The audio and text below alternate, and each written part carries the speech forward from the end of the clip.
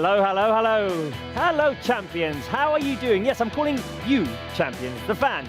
We're all champions this week. The players, the coaches, everyone, the supporters, everyone who's been through this La Liga season, the ups, the downs, the good results, the not so good results, the victory in El Clásico, and last week's win against Espanyol that sealed the deal for Barça to win the 27th league title in club history. Today, we're going to celebrate it at the Spotify Camp Nou. There's going to be a whole celebration. We're going to be coming live to you with it at the Spotify Camp Nou. Before that, there is a game, though, match day 35 against Real Soociedad. We do have the lineup out, so let's go straight to the stadium. Bruno Ballester, let us know about the lineup. Yes, well, good afternoon, good evening. There is a game, and a really important game for Real Soociedad. They, of course, are fighting for that Champions League spots. Barça, already champion of the league. They're going to play, I think, calm today with no pressure at all. Let's see the lineup today. Yes, selected by Chavi Hernandez with several changes, with Marc-André ter Stegen in goal, with Alejandro Valde, Jules Koundé, Christensen and Jordi Alba forming the back four. In midfield, Sergio Busquets, Frenkie de Jong, Franck Kessié, and up front, Ousmane Dembélé, who's back in the starting lineup, Lewandowski and Rafinha. These are the 11 players starting for FC Barcelona in a cloudy evening here at the Spotify Camp Nou. We also hope to have a really good attendance today for those celebrations after the game with the league champions, with FC Barcelona.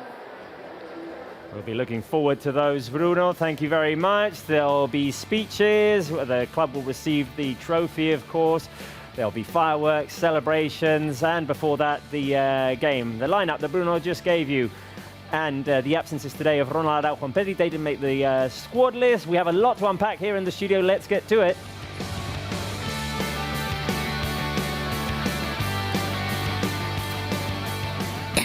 Joining me here in the studio, as always, is Irati Vidal. Irati, how's this week been? This week, now that we're champions? Yeah, it has been a happy week, like going around Barcelona, being proud of wearing a Barça shirt, and everything looked perfect. Thoughts on this lineup? Chavi, obviously, we were expecting today that he was going to shake things up a little bit. Maybe we were expecting that Dembélé would finally get the start after he came back a couple of games ago from the injury. I was hoping even more shake than this, because it looks like a really a starting 11 that he could put in an important game. I really love that Dembélé got the opportunity to start in the lineup, because we have to remember we faced Real Sociedad. It's a really difficult team, so it's a top team in La Liga, and I think the players will want to end La Liga in the best way possible at home with a win today. And I also like seeing Jordi Alba there, because I think he has appeared in the crucial moments of the season. Well, he scored that key goal against Osasuna the other day, didn't he? Let us know your thoughts on tonight's lineup. As I said, no Araujo, no Pedri. They're out of the squad list. They are not going to be playing tonight. Minor injuries, nothing to worry about, but Chavi obviously is not going to take any risk. Rate the lineup on the live chat from 1 to 10. We'll be reading out your opinions. 1 is the lowest score, 10 is the highest score. I'm joined today by Irati, and usually we would be joined by Spencer Siegel, who is not with us tonight. He's off gallivanting in the United States. We looked for replacements. We tried to have Jamie, but he's sick, so unfortunately he couldn't join us. All we were left with was a headless mannequin. And I'm not sure if this headless mannequin can speak or not. Let's see how he does it in the games. Let's see. We'll see how he behaves throughout the game. I'll start by asking the question. Headless mannequin, thoughts on the lineup? The lineup? You're asking me about the lineup? Well, nah, man, who cares about the lineup? We're champions, baby. Let's do it. Let's just go out there and have some fun like we did when we were kids, you know? Well, I mean, that sounds quite like Spencer, but he's not here with us today, so we're not cheating or anything. Anyway, going to read out some comments on the lineup. Shaquille says it's a 10. Maya says it's a 4. Come on, Maya. Can't be a 4. I mean, we're league champions. Let's celebrate. We're in a good mood here. Mohammed says a 9. Giselle Velado says it's a 10. Tunte Maton says hello. Hello. What else? We've got Giselle saying a 10. Who else? Anu Pam says a 10. We've got, well, several positive answers. Miska also says a 10. Ariel says an 8. Bruno Ballester, what is your rate the lineup from 1 to 10? And also, let us know who we're facing today. What is Real Soociedad putting out there today? First of all, rating in the lineup, I'm going to give 8 out of 10 because we have important absences like Pedri, like Araujo. But I like that Chavi has introduced some changes, trying again playing with Balde in the right. Of course, with Ousmane Dembele back as one of the forwards. So yeah, 8 out of 10 I think is a kind of a good qualification. And Real Sociedad today, yes, they're fighting to end in 4th spot in La Liga. They want to be back in the Champions League after many, many years. And the starting lineup today, selected by Imanol Alguacil, is Remiro in goal, back four with Aritz, Zubeldia, Lenormand and Rico, 4 midfielders with Zubimendi, Mikel Merino, Iyarramendi and Barrene, and up front Cho and Alexander Sorloth. Thank you very much, Bruno. Real Sociedad, obviously a dangerous team. This would be a big, big game in any other circumstance in La Liga. Of course, we've already won it, not so much at stake for us, a lot at stake for them in 4th position. Yeah, I think the last seasons of Real Sociedad has been outstanding, but when the crucial moment came, they were always not able to enter to the Champions League. Now they have the opportunity to end in those spots, and I'm pretty sure they are going to fight for it. They have big absences like David Silva and Bryce Mendes today, but the 11 they present here is a really attacking 11. Like they have like one of the best midfielders of La Liga as Mikel Merino, and those guys up front, Mohamed Alicho and Alexander Solo, that are really threatened. The surprise would be that Take Kubo is not in the lineup, taking into account his recent performances. Yeah, he has been, I think it's the best season I remember from Take Kubo since he left Barça and he started playing in La Liga and in professional football, but I guess he also wants to keep Takefusa Kubo as a threat for the second half. Right, I want to ask the audience a question. I want to ask Bruno Ballester a question, which is the following. What is the most important thing left in La Liga for Barça? Is it 1, the Ter Stegen record in terms of clean sheets and goals conceded? Is it 2, the Lewandowski-Pichichi race? He's in the lineup today as well. Or is it 3, scoring a free kick, which we haven't done in 2 years, Bruno? What's your option? I'm quite confident that Ter Stegen is going to achieve the record, that Lewandowski is going to be also top scorer, so I probably go for option number 3. I want to see Barca scoring from a direct free kick many times since we scored the last one, that was Leo Messi. So yeah, we want to enjoy a direct free kick, and let's hope if it can be today. Yeah, confident on Ter Stegen, confident on Lewandowski. I don't know on the studio and also at home what people thinks that is the best option. Well, Miska says it's option number 1, Ter Stegen record. I'm not a Smurf, interesting name. Says the Lewandowski-Pichichi race. Patrick says 1 for Ter Stegen. Pramith says 3, the free kick. Who else have we got? Amir says 3 as well. Erica says 1 for Ter Stegen. Bergwijn says 2 Lewandowski.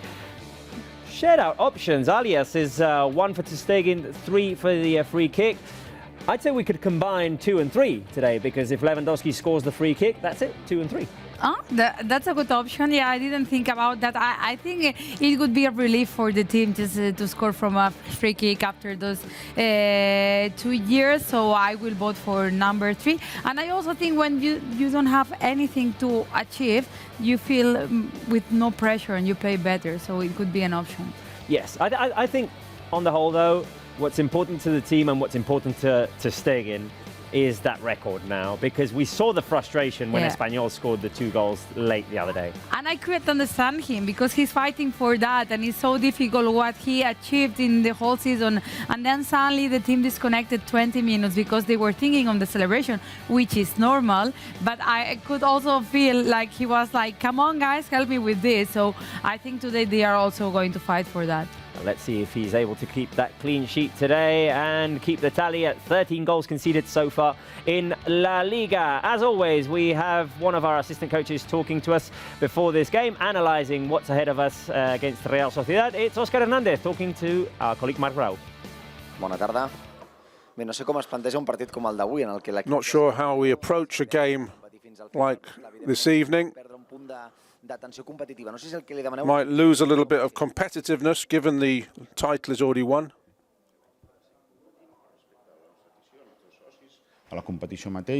Well, we need to respect the competition and need to respect our rivals and go out there and win this game. Teniu baixes importants, Gavi sancionat. There's some players missing, important players missing. Pedri, Gavi, and Araujo. Does that mean there's going to be some experimenting in the last few games? Well, we've got 4 games left to experiment a little bit, try some things out. And we're hoping that the players that come in will take their chance. Real Soociedad looking a bit more defensive than we expected, the lineup. Well, maybe. I mean, they've got a game every few days, and that's part of the problem, I think. So maybe that affects their lineup. Well, but we know it's a very good team, and then they're playing away from home, so it's up to us to take the game to them. And now it's time to celebrate after winning the league last week. Yeah, it's been a great week for us. And the fans are here to enjoy themselves tonight, and we're going to help them do that. So it's about winning and celebrating tonight. Celebrate the trophy that we've won, which is very difficult to win. Thank you.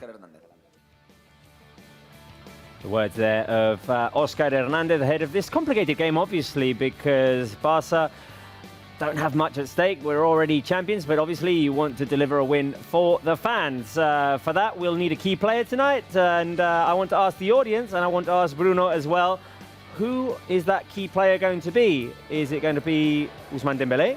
Is it going to be De Jong? Is it going to be Lewandowski? Is it going to be someone else, Bruno? I'm going to go for Dembélé, Robert, yes, because he's back in the starting lineup, because we have seen really good performances from Dembélé facing Real Sociedad. It's a rival that he likes to face again. So I'm going to go for Dembélé, option number 1, but of course De Jong and Lewandowski can also be good options. Let's see at home what people think. Alia also goes for Dembélé, option 1. Berwin going for option 2 with Frenkie De Jong. Lindron and Chris Jaraid also saying option number 1.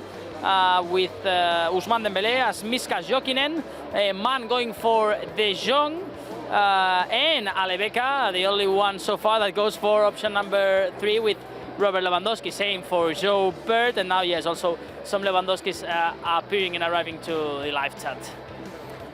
Yeah, there's a division of opinions there between Dembélé and De Jong. I think it's a game that Barça are going to have to dominate in midfield against a very strong side in that sense. They like to have the ball. They've got Mikel Merino, they've got Illarramendi as well. Taki Kubo isn't in there, but he might come on in the second half. So it's going to be an interesting battle in midfield. I have to agree with Bruno though. Let's see what harm Ousmane Dembélé can do there, and the two wingers approach. Yeah, we see that Barça doesn't have 4 midfielders, but Real Sociedad is coming up with 4 midfielders today in Spotify Camp Nou. I think De Jong will be the key player, but I want Dembélé to be the key player, so I will stick with what I want. Dembélé, of course, knows what it is to score against Real Sociedad this season, because in the Copa del Rey, that 1-0 win that put us through to the semi-finals, he was the lone scorer in that game. I've asked Irati, let's ask the mannequin. Who do you think is going to be the key player tonight, mannequin? Tonight, the key player is going to be the player that celebrated the least during the parade, because he's the only one that's going to be fresh and ready, and his muscles aren't going to be hurting to get out on the pitch and go make something happen. It's a good point. It's a good point. This is not Lewandowski. That would not be Lewandowski. No, he had a whale of a time on the bus there, celebrating in the parade. We saw Ronald Araujo having a nice time as well. Chavi Hernandez was one of the ones who was the king. Exactly. He was the king. He was the one who was like letting it all sink in, saying hello to all the fans. What wonderful giving turnout beers as to the fans and everything. And it was a wonderful turnout in the streets of Barcelona, wasn't it? It was amazing seeing the city again, smiling like that. Like the full city was blue and red, which was so nice. Well, I don't know if going with what the mannequin said with Spencer's voice. I don't know who the player who celebrated the least. We saw a very quiet Gavi, but he's not in the lineup today. I'm not sure. I mean, they all seem to have... Maybe Christensen? Christensen, Christensen, yeah. De Jong's always... yeah, but we saw him celebrating quite much. Like, when you see Frenkie shouting that much, it has to be a good party. Bruno Ballester, you know that things are different, that Barca are champions, because Ter Stegen's not out yet, right? Right now. Oh, okay. He's now receiving the vision from the Spotify Camp Nou, Marc-André ter Stegen. Yeah, with a little bit of delay, probably more relaxed today, but he has to fight for that record, of course. Well, it's going to be one of the motivations of this match, these records that Barça can achieve, and now, yes, ter Stegen and Iñaki Peña, both goalkeepers, here on the Spotify Camp Nou, starting their warm-up. Right, and as always, we ask you, how many saves is ter Stegen going to make tonight? We want to ask you to answer in emojis, please, airplane emojis, because we like the live chat, as I say, always to be colourful. We like it to be full of emojis. I think it's going to be a busy night for ter Stegen. I'm going to go with a total of 4, Irati, today. I was going to put 4 also, Yeah. then I switched to 3. Okay, wait a minute. we'll put the Oh, same. my live chat has gone wonky here. Oh dear, 1, oh 2, dear. 3. Anyway, well, I'll do this as soon as possible. Obviously, ter Stegen, I'm sure that Iñaki Peña will get a chance in the remaining, in one of the remaining 3 games at least, but ter Stegen definitely wants to seal that Zamora trophy, the clean sheet record if he can, and the record for fewest goals conceded. Yeah, we saw the hunger of the goalkeeper in that match against Espanyol. You mentioned it before, like the league was settled, everything was going perfect, and it was just scoring 2 goals, which to another person would not matter, but you saw in his face the frustration of just conceding 2 goals after the amazing season he has had. So we are going to see a motivated ter Stegen, I think, today. And as we said before, in any other scenarios, this would be a big game. So it is going to be a big game because Real Soociedad are fighting to be in the Champions League. I'm loving what the live chat is showing us in terms of airplanes. Bergwijn says 4 airplanes. B-Man also 4 airplanes. Irati Vidal, I know that person. 3 airplanes. Amy, 3 airplanes as well. Andy Maloku says 6 airplanes. That's a busy night for ter Stegen there. There was one comment here, sorry. It says complete anxiety, says 0 saves. He is so, wait a minute, I didn't want to read that comment. Anyway, keep the comments coming, guys. Let's go to Bruno Ballester with guess the player, right, Bruno? It's just Irati and me today. Guess the player, yes, just you and Irati. So I'm going to allow you to play together at least to guess the player. And we want to check players in that parade, okay? So images from the celebrations last Monday of Barcelona. Let's see if you know about which players we are talking about. Yeah, this is the first player that we want to find, also on the live chat. Let's see if you know who is this player that we want to find, who was on the celebrations on Monday, of course. I know this one, Robert. Do you know? I know this one.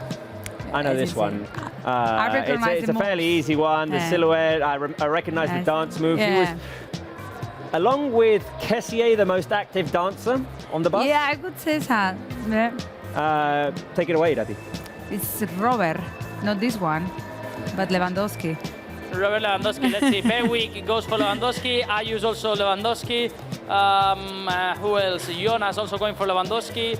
Mishka going for Lewandowski. Yes, you're right. The studio at home was an easy one. And yeah, Robert Lewandowski, our first guest player. Yeah, he enjoyed a lot dancing on the bus the other day on the city of Barcelona. First celebrations for, of course, all the new signings in that first league that they won. Okay, let's move on now. Let's see if this second one is tougher or it's also easy. Oh. Let's move on. And the flag says it all. Ah! Yep, the flag is a good clue. And I was going to guess this player as well because there was wonderful content on Barca's social media in which this particular player was recording everyone. Recording everything and going to each and every player for a reaction, for a comment. He went to the coaching staff. He became journalist, the whole celebration, yeah. I'd say he was in the race for MVP of the parade. Yeah. And let's the answer, Bruno, is Ronald Araujo for us. Ronald Araujo, could be a good signing, for social media department, with Saira Mai there, working with Ronald Araujo.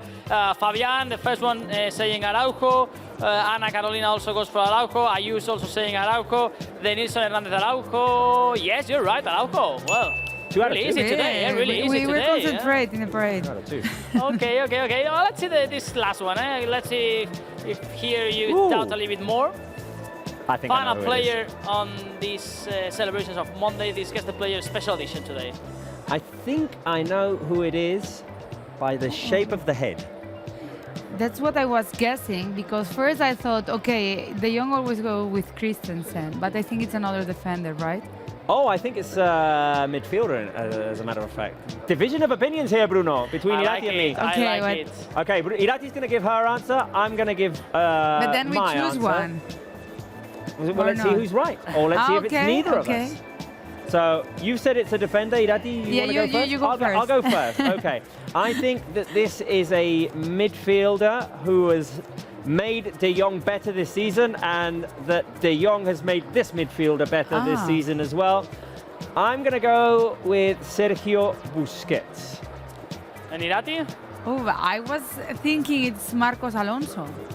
Okay, let's see, because on the live chat also many divided opinions. Erika going for Busi, Berwin for Dembele, Andy for Ansu Fati. Pikachu Games goes for Messi. Messi was not in that celebration, unfortunately. SYD going for Rafinha. Really divided also the live chat, divided on the studio, and the correct answer is Sergio Busquets. Yes. Yes, the shape of the face, it's true, it's quite particular there, Yeah. Sergio, with kind of a long head, and Sergio Busquets on that celebrations also. Unfortunately for Barça, it's going to be the last celebration of Sergio Busquets on the city of Barcelona, but today is going to be special for him, as he's going to receive the league trophy from the president of the Spanish Federation, Luis Rubiales, at the end of the match. The second trophy that Sergio Busquets will get to lift as a Barca captain. The first was the Super Cup, of course, back in January, and now this La Liga trophy. The previous ones were lifted by Leo Messi, by Andres Iniesta, by Chavi, by Carlos Puyol, and we go further and further back. Erika Vidal in Wembley. That's true. Before we go to what we have going on today, just quick mention to the parade now that we were seeing pictures of it. It was fantastic. It was an amazing parade, like so entertaining, with both women and men participating there. The vibe of the city, like even when I came back home, there were still people going around there with the Barca shirt and everything, and I felt like the Barca fans deserve that. And I want to ask the live chat, was anyone at the parade? Raise your hand if you were in it. Was anyone following the parade with us, with our live commentary, our live show? I've asked raised hands, so raise your finger only with emojis if you were following the parade with us. I'll be checking the live chat to see who was at the parade in the city and who was following with us. In the meantime, we've got a new playlist on Spotify. It's not a current player, because we've already got Pedri, we've got Lewandowski, we've got Dembele, we've also got from the women's team Oshoala, Alexia, Fridolina Rolfo. Now we have a Barca legend has picked his own playlist on Spotify, and you can access it by typing FC Barcelona, by typing Ronaldinho, or by typing R10. It's a playlist which has a lot of samba. It's a different one to the ones we'd seen before. A lot less reggaeton. Dembele obviously had a bit more French music. And now Ronaldinho bringing some samba to the Barca playlist. So be sure to go and check it out. It's definitely going to be good, because I remember Ronaldinho was really into music back in the day. He liked a good party, didn't he? Right, who was at the parade and who was watching us? Let's see. RN Batare says, I was there, raised hand. Jonas and Amy were following us, so was Alia. Who else? Hirik Malakar was following us, Paulina, Sid. We've got more raised fingers in Arbest and Miska. Alebeka says raised hand was there. Did you have a nice time? Let us know. Ramona, Zenji, fantastic. Everyone was either following us or at the parade itself in Barcelona. I wish we could have been there. I wish we could have been up top of the bus, delivering the live show, but that would have been perfect. Unfortunately, it wasn't to be for us. But we had a nice time anyway, just broadcasting it and commenting and reflecting on La Liga in that 3-hour show. Right, we have the Ronaldinho playlist. We would also encourage you today to send us your selfies, your pictures of how you celebrated the La Liga title, how you're celebrating it today, what jersey you're wearing today. Remember that in post-game, we're going to be showing you all of the celebration at the Spotify Camp Nou with the speeches, the fireworks, the lifting of the trophy. Stick with us. We'll be showing your pictures as well throughout the game and during that celebration. So we want you to be a part of the show. Send us your selfies wearing the Barça jersey, waving your flags, wearing your scarves with all the Barça memorabilia, supporting Barça. It does have to be only yourself, I remind you. Can't be group photographs. Maybe you can include your pet in there, but if you have one. But yeah, be sure to send us your photographs and we'll show them throughout the show. We like to see the faces of the people who are watching us, who are supporting us throughout the season, who follow the Barça games with our commentary, with this show in which we try to combine commentary and a little bit of entertainment and interaction with you guys. That's what we want. The number, can I get it back, please? Just wanted to say the number out loud. There it is, plus 34, 650, 54, 27, 75. That's plus 34, sorry, 650, 54, 27, 75. Terms and conditions must be accepted. You'll get an automated message. All you have to do is type in OK, and bam, we will be able to show your picture of how you're supporting Barça today. Right, after that, after talking about Ronaldinho, after reminding you about WhatsApp, we're about half an hour away, guys. So what do you say we take another look at the lineup? Because we are La Liga champions, but there are 4 games left, and we want to give the season a positive send-off, positive results, positive vibes, guys. Real Sociedad have a lot at stake. On the other hand, they haven't won at Camp Nou since 1991. They want to break that curse, but mostly they want to stay in 4th position. So tonight is a tough game at the Spotify Camp Nou, as it has been throughout the last seasons against Real Soociedad. Our lineup for today, with Chavi making a few rotations, a few substitutions compared to the last one. We've got ter Stegen in goal, looking to keep that record going of fewest conceded goals. Also the clean sheets.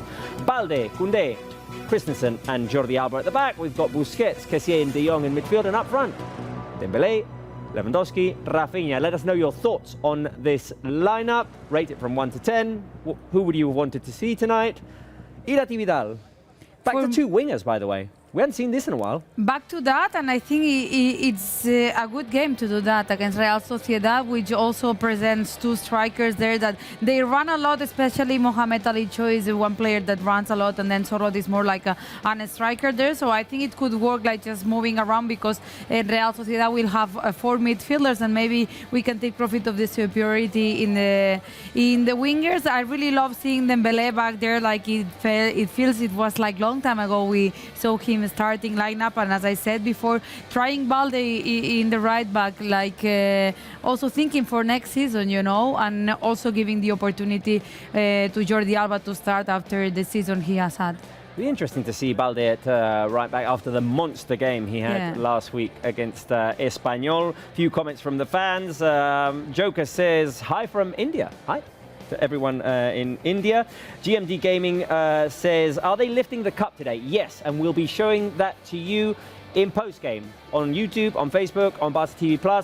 Stay with the show. You will be able to see how Sergio Busquets lifts the La Liga trophy today at the Spotify Camp Nou. Who else? Where are we? I was looking for some lineup commentary. Yip van Westerop says, I think they should give Pablo Torre more time.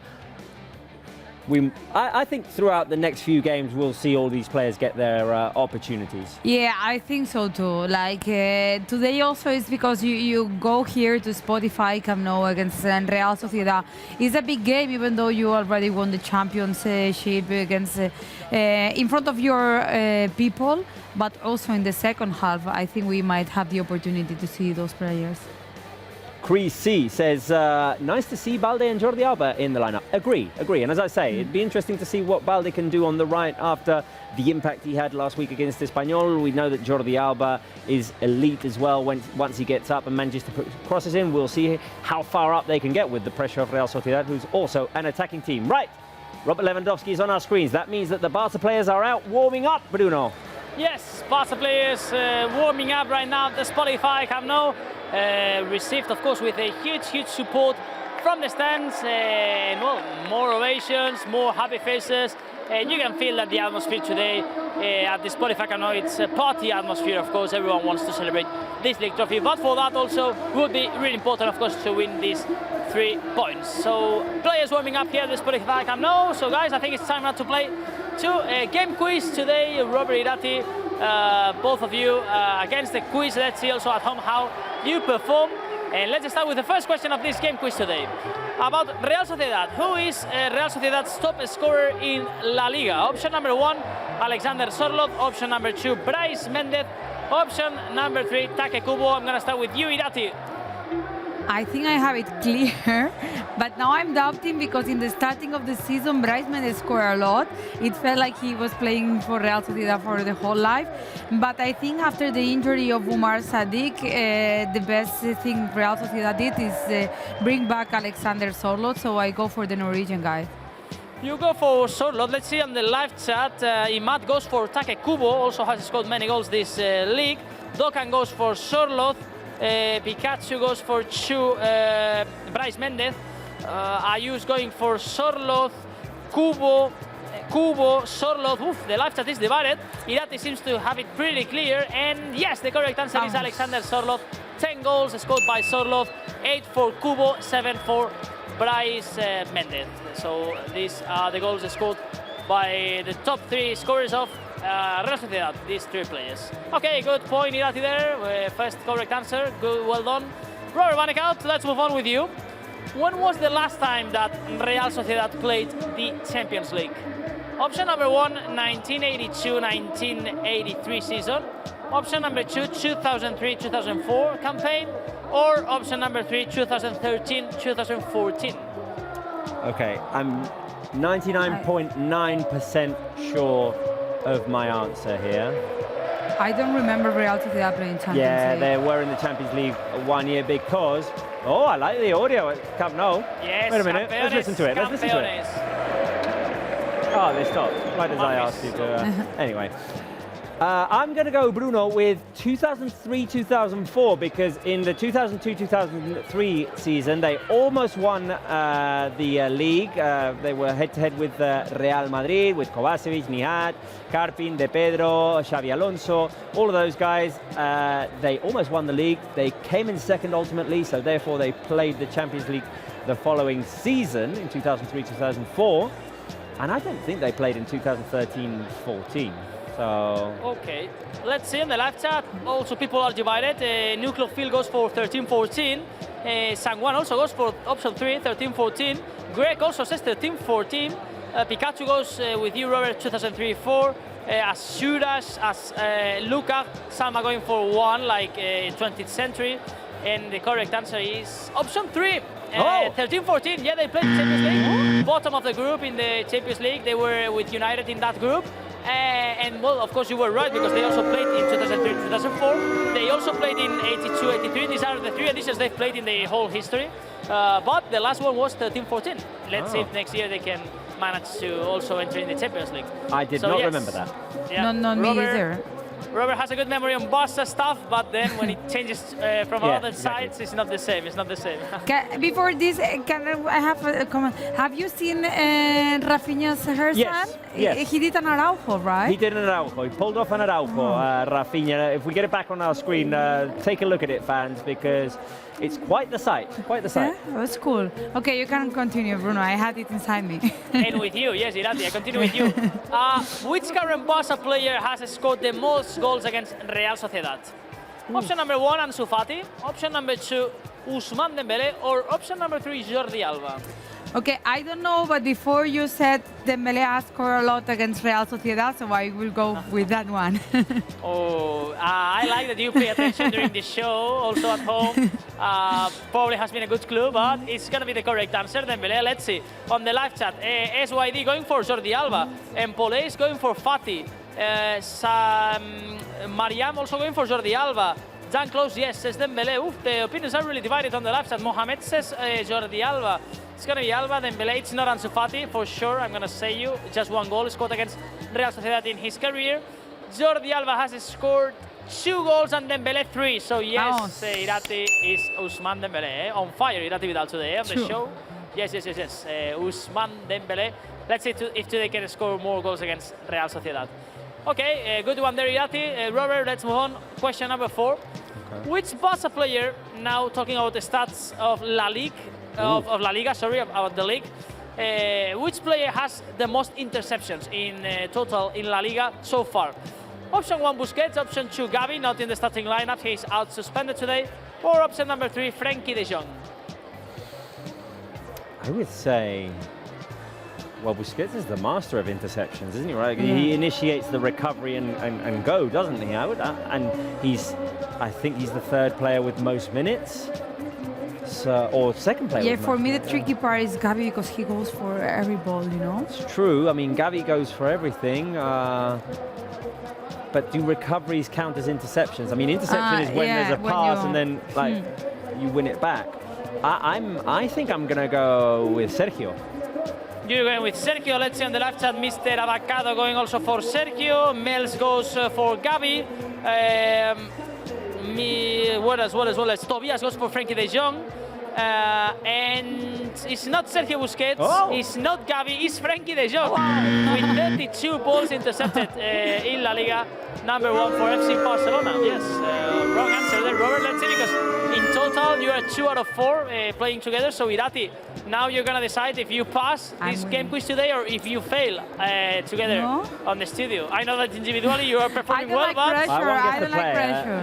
Let's say I won't guess the player.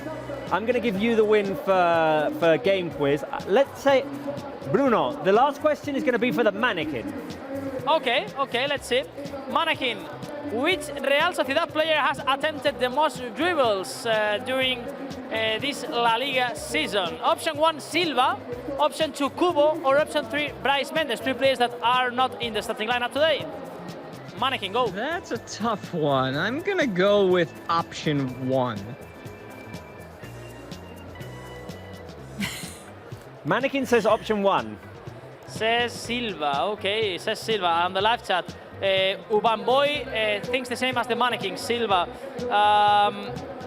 Tobias says, let me sit in the studio. Tobias wants to go to take a flight to Barcelona quickly. You have a place today, yes. There is a place today, so if you run and you come to Barca Studios on You can Barcelona. come replace the Mannequin.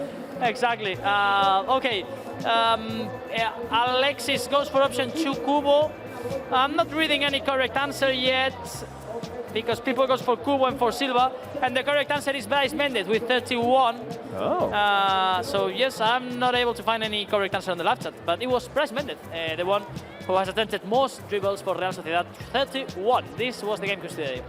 Thank you very much, Bruno. Don't go too far because we're coming back for another game in just a minute, but I do want to raise a question for our fans, for Irati Vidal. I'll ask Bruno as well. It is about this league, if we can get it on our screens right now. That question that I want to ask the fans is, what will you remember this La Liga title most for? What will be the thing that stands out when you think of this La Liga title in 5 years? Is it the defensive security of the team? The fact that we didn't concede very many chances, we didn't concede very many goals. Is it the league of the 1-0 wins? Because there've been a lot of them. I mean, out of 34 games, we've won 11 of them by 1-0. Or the fact that it's the first league for our young players, for Pedri, for Gavi, for Balde, for Ansu Fati, for Araujo, for all of this young generation of players who we hope will give us a future full of titles. It is hard to choose, because I think if we, in 5 years, we look back, we will remember all of those things. But for me, not the youngsters, because even if it's the first of them, we have been seeing them playing since last season and the other season.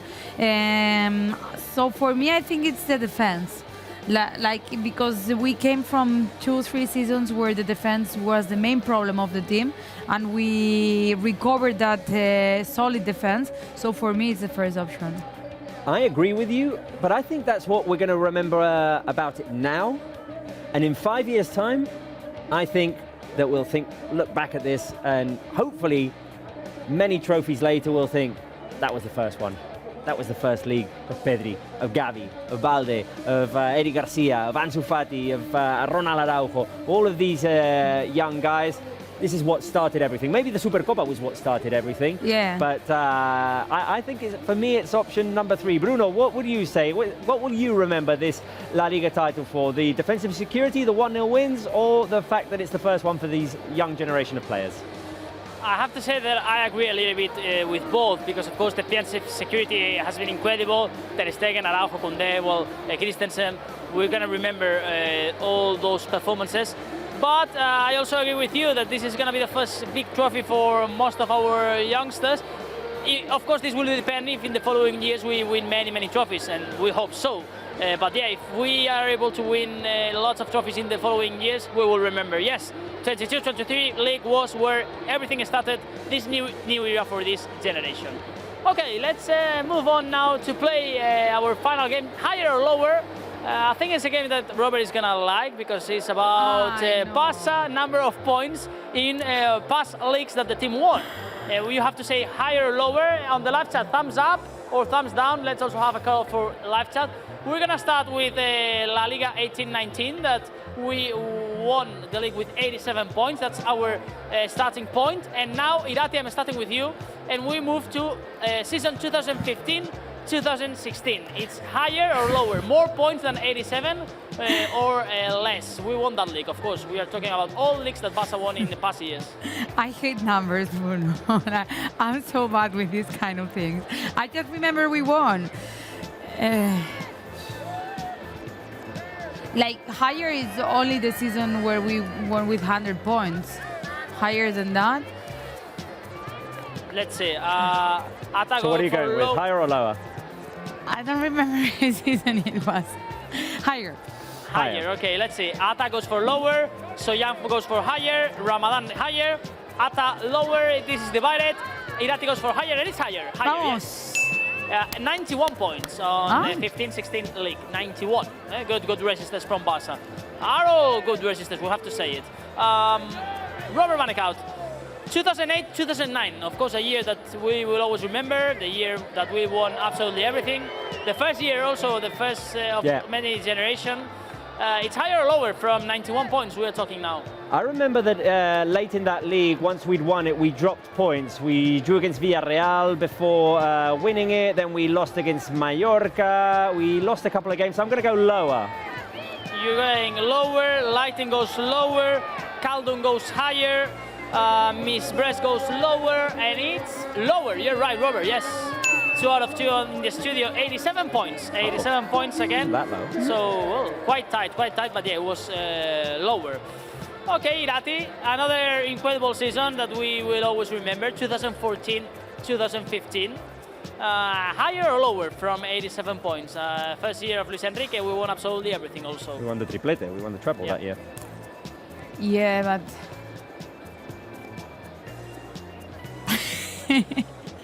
I go lower. You're going lower. Let's see. Ayla Cameron goes lower on the live chat. Burrito says higher. Tobias also says higher. People is optimistic. This triplete, this year of Luis Enrique, this league higher. Yes, it's higher. 94 points. Yeah, I said higher. No, you didn't. No, you didn't. 94 points. Good races there also from that year, Luis Enrique. Robert, back to you. 2017-2018. First league of Ernesto Valverde.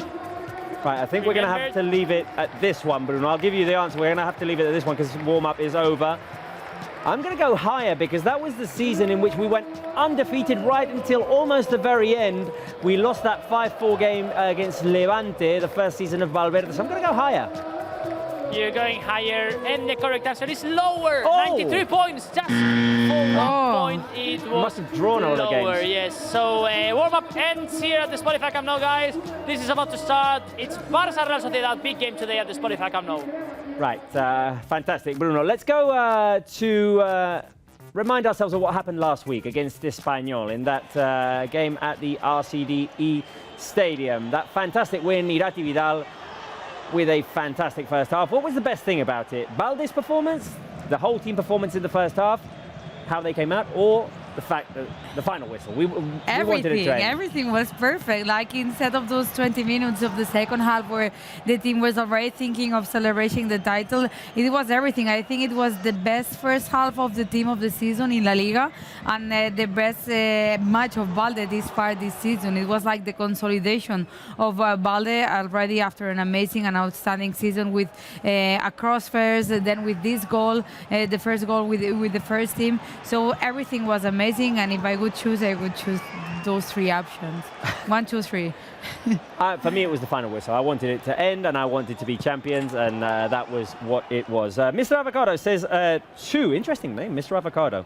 D1PU says 1. Lightning Blade says Balde. Sid says the final whistle, like I did. Alia goes for the team performance in the first half. Division of opinions, a lot of 2s, there's some 3s there as well. It was a shame, of course, as we've said before, that Espanyol got to score those 2 late goals. A shame especially for Ter Stegen. The outcome, though, was that we were La Liga champions, and today we'll be showing you the celebration after this game at the Spotify Camp Nou, the lifting of the trophy, the fireworks, the speeches, all of the celebrations at Spotify Camp Nou, so be sure to stick with us after the game. We'll be showing you on YouTube, on Facebook, and on Barça TV+. Right, we are just under 12 minutes away from the game, so, I mean, tense music, but there's no reason to be tense today. Well, there's records to achieve. There's records to achieve. Ter Stegen wants to keep the clean sheet record and the fewest goals conceded in a league season. There's also Lewandowski going for that Pichichi title. 21 goals for him, 17 for Benzema, so he's almost there. He's almost there, but he'll want to score tonight. They're both in the lineup. Let's take a look at it. It's Marc-Andre Ter Stegen in goal with Balde, Koundé, Christensen and Jordi Alba at the back. Sergio Busquets, Kessié and Frenkie de Jong in midfield. We've got Rafinha, Lewandowski, and for the first time since returning from injury, Ousmane Dembélé starting. Let us know your thoughts on the lineup. What would you have done different? Who did you want to see? Who do you want to see in the second half? Do you like it? Do you not? Write it on the live chat. We'll be following it. Irati, you said before we were expecting changes, maybe even a little bit more. Yeah, I was expecting more changes. Maybe it's also because it's Real Soociedad and it's a big game, and even though you already won the league, if there's celebrations after and you want to get the title, it's better if you have it after a win and after a good game. So that's probably why Chavi doesn't introduce that much changes. I think Kessié and Jordi Alba deserves to be there. And I said it before, I'm really happy to see Dembélé starting a game again. Right, let's go to Bruno. Obviously not a lot at stake for us in this match day 35. There is for Real Soociedad, and there's a lot going on down at the bottom part of the table. Exactly, especially back down there in the relegation battle with Cádiz in an important win 2-0 against Valladolid, a direct rival. Valladolid they're suffering a lot, and next Tuesday, of course, is going to be our rival playing away in the José Zorrilla Stadium. Villarreal 2-1 win against Girona, unfortunately for Girona, who are still fighting for that 7th spot that gives access to the Conference League. Athletic Club has won 2-1 against Celta de Vigo. Celta de Vigo hasn't done yet the job. They have it quite good to stay up one more year, but they still need some more points to confirm their objective. And this afternoon, 6:30, 2 key games. Almeria has won 3-0 against Mallorca. So now Almeria is making a step forward to continue one more year in the top flight. But Getafe are in a difficult situation. They've dropped points at home against Elche, 1-1 draw. Not a good result for Getafe, that have started winning the match with a goal scored by Munir, but Elche has equalized. Barça, Real Soociedad closing this Saturday's action football. And tomorrow Sunday, well, we can highlight, of course, the derby of Sevilla, Sevilla Betis, and Valencia, Real Madrid. That also can be a cracking one, with Valencia still in a difficult situation. The outfit there of Jules Koundé on now. We miss Spence right now. Yeah, exactly. Now we would have needed Spence. Anyway, curious choice of outfit. And Rafinha, when he arrived at the stadium, didn't want to reveal what he'd done to his hair. You'll get to see it during the game if you haven't seen it in warm-up yet. Right, let's do guess the score now, because there's obviously going to be the pasillo, the guard of honor for the champions, and we're going to be showing you that. So let's guess the score done right now. Bruno, what is your score prediction? I'm not really optimistic today, honestly, because it's kind of a celebration day.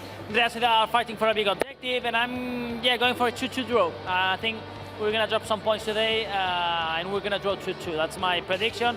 Our cameraman Jordi Sanglas going for 2-0 up, more optimistic than me. And I don't know, in the studio and on the control, your predictions. What we agree is that the four of us, we agree that we are going to celebrate 2 goals. Exactly. Yeah. Both Irati and I are going for a 2-0. Spencer from Vegas going for 2-1. Bruno is not as optimistic, going for a 2-all with Real Sociedad, obviously with a lot at stake.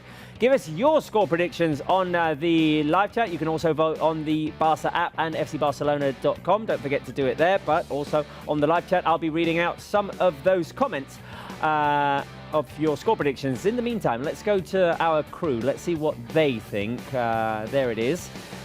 Sergio, our director today, going with 2-0, the same as Irati and I. Santi, our producer, going 4-0. Very optimistic, Santi. Mark, our mixer, going 2-1. From graphics, Jaume Torra going 2-0. Producer Laia going 3-1. Is it all victories, guys? All victories? Oh, there's a couple of 2-alls. Ranet and Gila here in the studio. 2-all. Ranet, never the optimist. Jordi Valero, our EVS player, going for 2-0. Jordi Constance from Sound, 1-0. Luis going for a very entertaining 3-2. That would be a good outcome. Jordi Sanglas is Bruno's cameraman, going 2-0. Our other 2 camera operators, Ferran and Carlos, here in the studio, going 3-1, 3-0. Tanya from Makeup going 2-0. And former director and legend of the show, Mauri, going for 3-0 as always. I think he mailed in his 3-0 prediction for the rest of the season, and he doesn't get asked game by game. I have that suspicion. But anyway, I don't care. Yeah, today is not about it. No, it's not. It's never about Mauri. Right.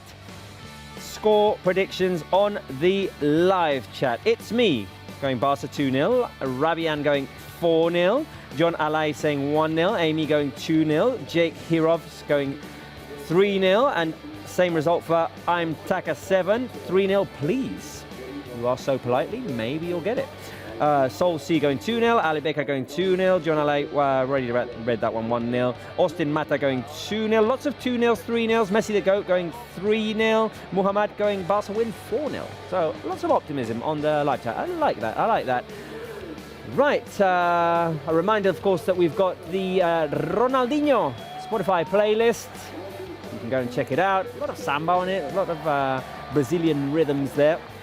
And it's on Spotify. You can type in FC Barcelona, type in Ronaldinho, type in R10, and you'll be able to find it. We launched it this week. It's a special one. Our first legend to have his own playlist on Spotify for us. Added, of course, to the current players, Ousmane Dembélé, Robert Lewandowski, Ousmane Dembélé, Pedri, and who was the third? Lewandowski. I completely went blank there. Also, Alexia Putellas, Asisato Shuala, and Fridolina Rolfo from the women's team. Also, we encourage you to send in your selfies, send in your pictures supporting Barca, wearing the Barca jersey proudly, because we are champions. You can send it through WhatsApp, +34 650 54 27 75 is the number. You'll have to accept terms and conditions only by typing a message saying OK. That's it.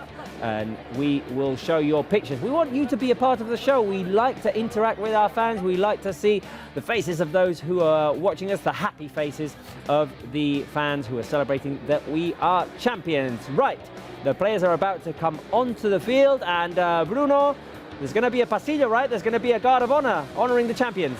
Yes, there's going to be a guard of honor. Now we start seeing the players on the tunnel, on the locker room. So we are expecting now Real Soociedad players to come out first of all to place their on that part of the field to make this guard of honor. So we don't see yet any players from Real Soociedad. The Barça players are on the tunnel. Also the Real Soociedad players are there chatting, having a conversation now. Yarramendi with Sergio Roberto, with Busquets. So the game seems that it's going to start with a little bit of delay. Bruno, this is going to be the second guard of honor for Barca this season, because we already received one after winning the Supercopa. Exactly. And now on, apparently, all the remaining teams are going to do this guard of honor. It's normally what the teams do in La Liga. When you win the Cup or the Super Cup, it's normally just one game, but if you win the league, normally you give this recognition from all the teams that you have to face in the following matches. So this means Valladolid, Mallorca and Celta de Vigo, that we have good relationship with all of these clubs, so we expect also that they're going to do this guard of honor. So we're still waiting to the players, guys. It's a big game, it's a day of celebrations, but we want to enjoy a good football match. Barça, Real Sociedad. And yeah, of course, we want to enjoy a good football game. And a reminder, of course, that after the final whistle, we'll be showing you the celebrations at Spotify Camp Nou live on YouTube, Facebook, Barça TV Plus. Stick with us because we're going to be showing you how Sergio Busquets lives the league title trophy. Also the fireworks, the speeches, how the players go round the stadium to thank the fans. We'll be showing you everything that happens on the pitch after that final whistle. Quick shout out, of course, to our cameraman at the stadium, Juan Carlos Vázquez, who made a brief appearance there on that on that camera shot that you've got on screen. And now the Real Sociedad players are going to come out and form that guard of honor to honor the 2022-2023 League champions. Football Club Barcelona winning it after 4 years. We hadn't won it since 2019. It's been a week of celebrations, and there it is. The Barça anthem goes off at Spotify Camp Nou. Applauses from Barça fans, from Real Sociedad fans. President Joan Laporta obviously very satisfied, and that special moment honouring the league champions. A lineup with Ter Stegen in goal, with Balde, with Koundé, Christensen, Jordi Alba, Kessie, Sergio Busquets and Frenkie de Jong, and Rafinha, Lewandowski and Ousmane Dembélé. That special moment at the Spotify Camp Nou.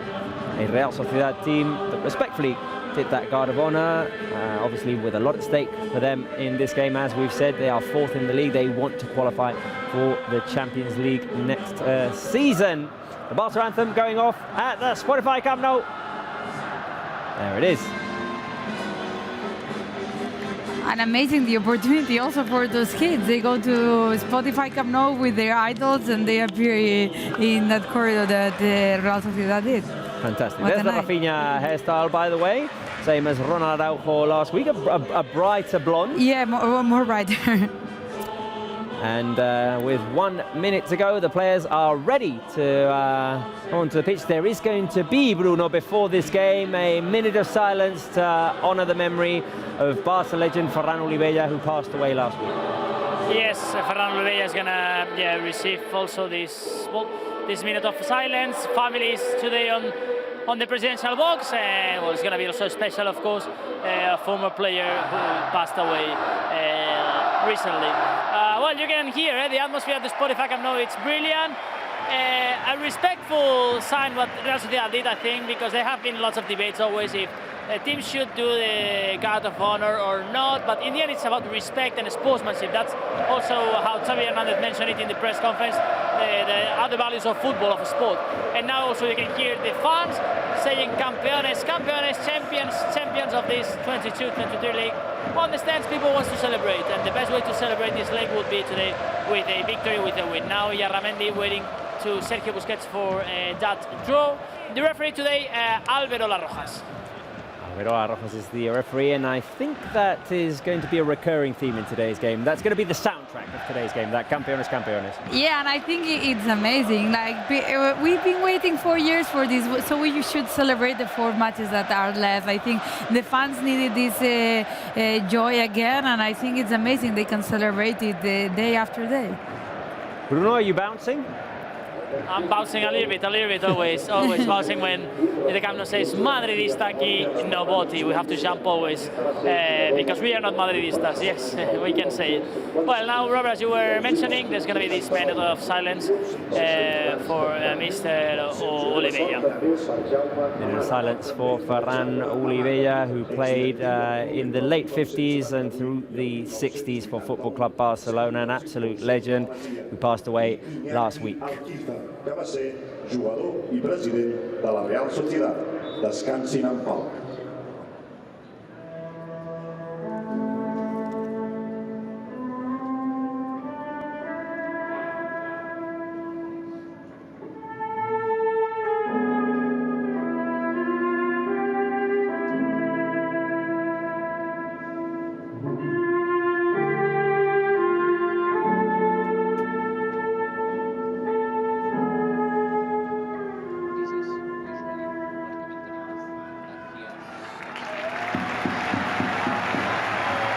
moment. Obviously, honouring Ferran Olivella. I had the honour to interview him a couple of times working here at Barça TV. Such a nice man, and he will be dearly missed. A Barça legend who played for the club for 13, 14 seasons in the 50s and the 60s, passed away last week. Also the minute of honour for former Real Soociedad player and president Iñaki Alquiza as well. So a nice gesture there. For the Real Sociedad team as well. The game is about to start. We just got a shot of Pedri and Gavi. Gavi's also missing today's game, as Bruno said before. He's out suspended, so none of our two young gems in midfield are going to be playing today. The match is underway. Real Sociedad have the first possession. They'll be attacking towards the left-hand side of our screens. Barça playing in Blaugrana for the first time as champions at the Spotify Camp Nou, playing from left to right as Frankie de Jong goes stumbling down. No foul called, and we have two wingers for the first time, as we said before, Rafinha and Dembélé. And Bruno, we can confirm Rafinha's on the right, Dembélé's on the left. Yes, exactly. Rafinha on the right, Dembélé on the left. Dembélé, I think, plays well in both right and left, and it's true that Rafinha feels more comfortable on the right, so that's why Chavi has decided to go with this lineup, starting with Dembélé on the left. Today there can be a good connection with Jordi Alba and Rafinha on the right. And for the first time now that the game has kicked off, this Campeones that, as you already mentioned, I think it's going to be the soundtrack today. We keep it going in the background. We're asking also, Bruno, who is going to be the first scorer today for Barça? Is it going to be Rafinha, Lewandowski or Dembélé? I'm going for Lewandowski. I think he's going to continue his good run of form in terms of scoring goals. 21 in La Liga. He needs some more goals to confirm the Pichichi, the top scorer of this championship. And the other day he scored a brilliant brace against Espanyol at the RCD Stadium. So let's see if this good run of form continues for Robert Lewandowski. I'm going to choose Rafinha. I don't know. I feel like in the last games he has been fresh. He hasn't scored, so I go for Rafinha. I am going to go for Ousmane Dembélé, who scored at the Real Arena in Game 2 of La Liga. He scored in the Copa del Rey game against them as well, in that 1-0. He has to close that. So, I mean, he has to go 3 out of 3, right? I'm going with Ousmane Dembélé. It's a 1-2-3 question. We saw that the mannequin before was able to answer 1, 2, 3 questions. So shall we ask the mannequin what he thinks? Mannequin, is it going to be 1, 2 or 3? Is it going to be Rafinha, Lewandowski or Dembélé? Mannequin? Hola? Mannequin? No? The mannequin isn't... Oh, it's lost his voice. The mannequin's lost his voice. He before he was able to answer 1, 2 or 3, but turns out that now he's... No, well, he's lost his voice. Anyway, no. Right, Bruno. I think the key challenge, or the main challenge for Barca today is to stay engaged for the full 90 minutes, knowing, of course, that they're champions. Let's see if we get a good start, at least. Absolutely. Ter Stegen today motivated to continue with these records, and now Barca are attacking. Oh, we're attacking. Here is Jordi Alba trying to combine with Dembélé. Real Soociedad win it back. Barrenechea running forward. I think even if you say like you already know you're champions and Real Sociedad has to go for everything, I think when you play without pressure, you play better because you try to enjoy the game. I was running a women's match this morning and there was one team that had nothing to fight for and the other team was fighting for relegation. It was the last match of the season. And the one that was not fighting for anything played better because you play without pressure and you can enjoy. And seeing the Spotify Camp Nou full, singing Campeones, Campeones, I think that can be a good sign that motivated and pushed the players to do that pressure De Jong was doing, for example. I mean, the Camp Nou fans are singing Campeones, Campeones. I think that our live chat, their way of singing Campeones, Campeones could be to fill the live chat with trophy emojis, right? With the cup emojis. So I'm going to start the trend here. I see that Barbara had already done it. So congrats to Barbara there for going with what I was thinking. And yeah, just fill the live chat with trophies, guys, because we are La Liga champions, Campeones, Campeones, guys. Come on. And a point on what Irati was mentioning, in this moment of the league, yeah, it's true that it's never easy to make predictions because for example, this afternoon, Getafe-Elche already relegated, Getafe playing at home, fighting for an incredible objective to stay up one more year in the top flight. You may think, okay, this is going to be a win for Getafe because they are fighting for everything, the other team doesn't fight for anything, but well, they ended 1-1 in the end, and yeah, Elche without the pressure are taking good results now in this final part of the season, so it's kind of difficult to predict. Same today, you may think, well, Real Soociedad today a bit favourites as they want to end in the Champions League. Barça will be relaxed after a week of celebrations, but yeah, you never know. It's difficult to make predictions. Indeed, Elche has done more points now that they are regulated than before, so... Careful, the opportunity inside the box there, and Real Sociedad take the lead. Mikel Merino in the 5th minute. Real Sociedad catch Barça on the break, and Mikel Merino to a second touch it. He did touch it. But I thought he saved it. It was obviously a tough ask for Ter Stegen to keep that one from going in. Mikel Merino scores his 2nd goal in La Liga. Let's see if we get a replay there to see exactly what happened. As Real Sociedad take the lead, it was Koundé who was dispossessed by Sorloth. I mean, well, there's foul there. There's a foul there.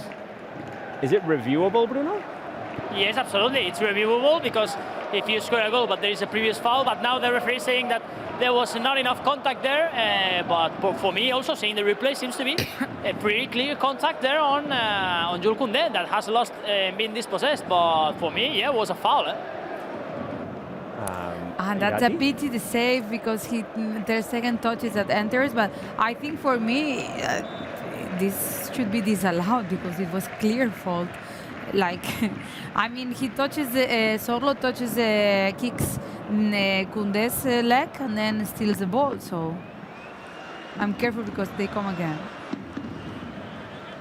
Here they come again. I want to ask the live chat a question because I don't think that goal should have counted. I think it was a clear foul. Not me either, because it's not like a foul that happened hours ago. It's like the immediate foul. It's Sorloth that starts the action. Exactly. Sorloth, he tries to go and pickpocket the ball away from Koundé, but he catches Koundé's legs. Yeah. And then Koundé stumbles and Sorloth runs away with the ball. I mean, let's ask the fans, should that goal have counted?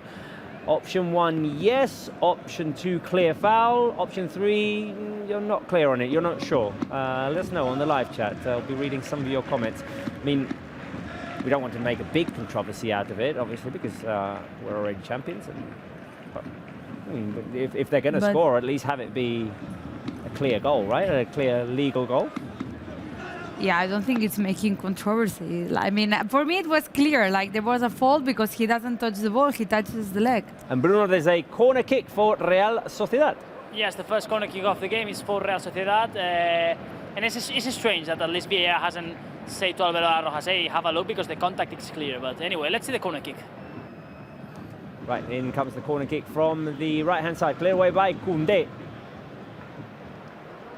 Now Barça want to run on the counter-attack, and Rafinha finds Dembélé. He can speed up down that left flank. Here comes the Mosquito.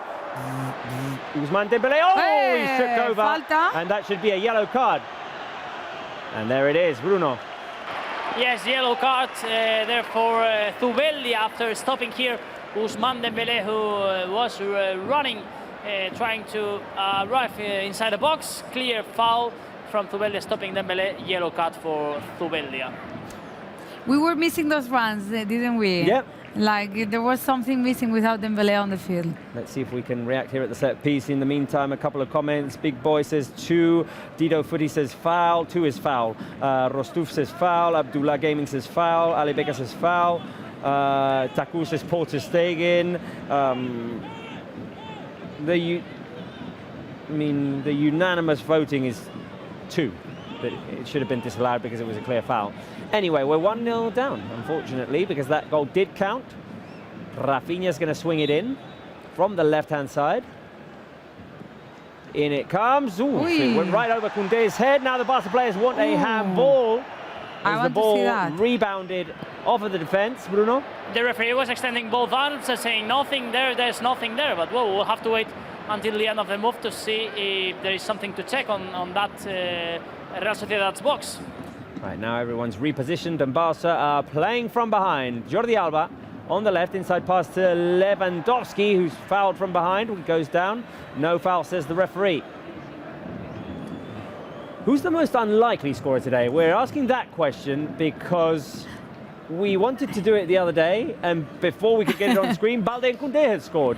So they scored the other day, so there are going to be options as well. Balde, Koundé, also Sergio Busquets, one of the only players who hasn't scored this season in La Liga for Barça. I want Sergio Busquets to score. We saw Balde and Koundé the other day against Espanyol, and it's the last season of Sergio Busquets. Okay, Bruno. Okay, I go for Busquets also. I like the idea, yeah.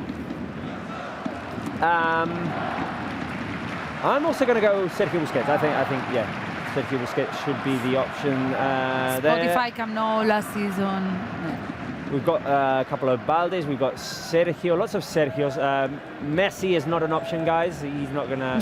It's unlikely that he's going to score. It's impossible that he's going to score because he's not at the Camp Nou today. Let's ask the mannequin. Who's the most unlikely scorer? Mannequin, Spencer. You're not making it easy on me, are you? All right, I'll take number 2. Oh, number 2 is Balde. Well, yeah, he always embraces the Balde, doesn't he? That's true. True. So the mannequin, as Spence, also embraces the Balde. Okay, 10th minute. Did he? Do you have a picture of Spence embracing the Balde after Balde's goal? No, because he said it needed to be the decisive goal. He was making excuses. Yeah. Spence at the beginning of the season said that if Balde scored the winning goal, he would shave off his head. He would embrace the Balde. Without the assist and the goal from Balde, there's no win. True. We have to convince him. True facts. True facts. But Spence didn't deliver. I don't think in Vegas he's going to have possibility to eat croquetas this evening, but he still has a challenge. So I'm quite excited to see that he's going to be in match day 38. I think he told Celta Barça he's going to eat on the studio 44 croquetas. Yep, that's one promise that he made. He's also promised to play the banjo. He's going to be a busy boy when he comes back from his trip to the USA. Spencer show. It's going to be the Spencer show. Yeah, he's abandoned us today. We might abandon him for the final games. Yeah, we just leave him here. Just leave him here with his banjo, with his croquetas, and you can watch him play the banjo while he's eating croquetas. That works for me. Right, we have asked you guys to send in your selfies supporting Barca, wearing the Barca jersey, so let's take a look at what you have sent us. I can't read out the name, unfortunately. Oh, this is a fan that was at the RCDE Stadium.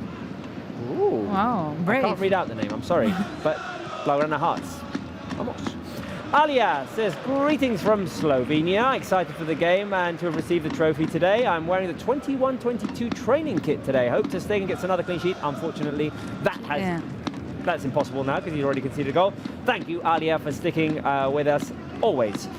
I made a Barca celebration cake. Ooh, says Barca. It says Barca. I was not reading that. It says chocolate. I bet it's chocolate. I would have a slice of that chocolate cake. Looks tasty. Jeep. Barca flag, Barca training kit, and Barca scarf. And vamos, equipo, saludos de Chiapas, Mexico, says Lou, wearing that big Barca crest on that t-shirt. Saludos a la gente de Mexico. Saludos. Saludos. Right, Bruno, Real Soociedad attacking but offside. Not much going on, right? We need a Barca reaction. Yeah, not much going on, but the atmosphere here is still incredible at the Spotify Camp Nou, now singing Un Dia de Partit. Facts are Real Sociedad. First of all, Mikel Merino scored 3rd goal this season, 2nd one in the league, 1 in the Copa del Rey. And another pressing aspect, I think, during this season, we have to remember that, well, Real Sociedad are close to find their big objective, that is, of course, to play next season's Champions League. They started the season losing Alexander Isak, who signed for Newcastle. They signed in the last week of the transfer market Umar Sadiq. Then he broke his ligaments and has been out for all season. And then they decided to get Sorloth on loan to replace, well, Isak and Umar Sadiq. And Sorloth, well, came on loan, has been important, scoring, well, 10 goals. Today also crucial, recovering that goal from our point of view after a foul, but it's impressive how football can change and how a season that seemed to be really complicated for Real Sociedad can end in an incredible way. Yeah, of course. Indeed, striving to play the when Champions Umar Sadiq signed from Real Sociedad, the agent put some like conditions there, like he has to get, I don't remember the amount of money if he entered the Champions League, and everyone was like, this guy is crazy and everything, and now there they are. There they are. There they are, fighting for the Champions League in that 4th spot, and obviously this win is going to be important for them if they manage to get it. Let's see if Barca can react, though. Right, the control room has a question for the fans.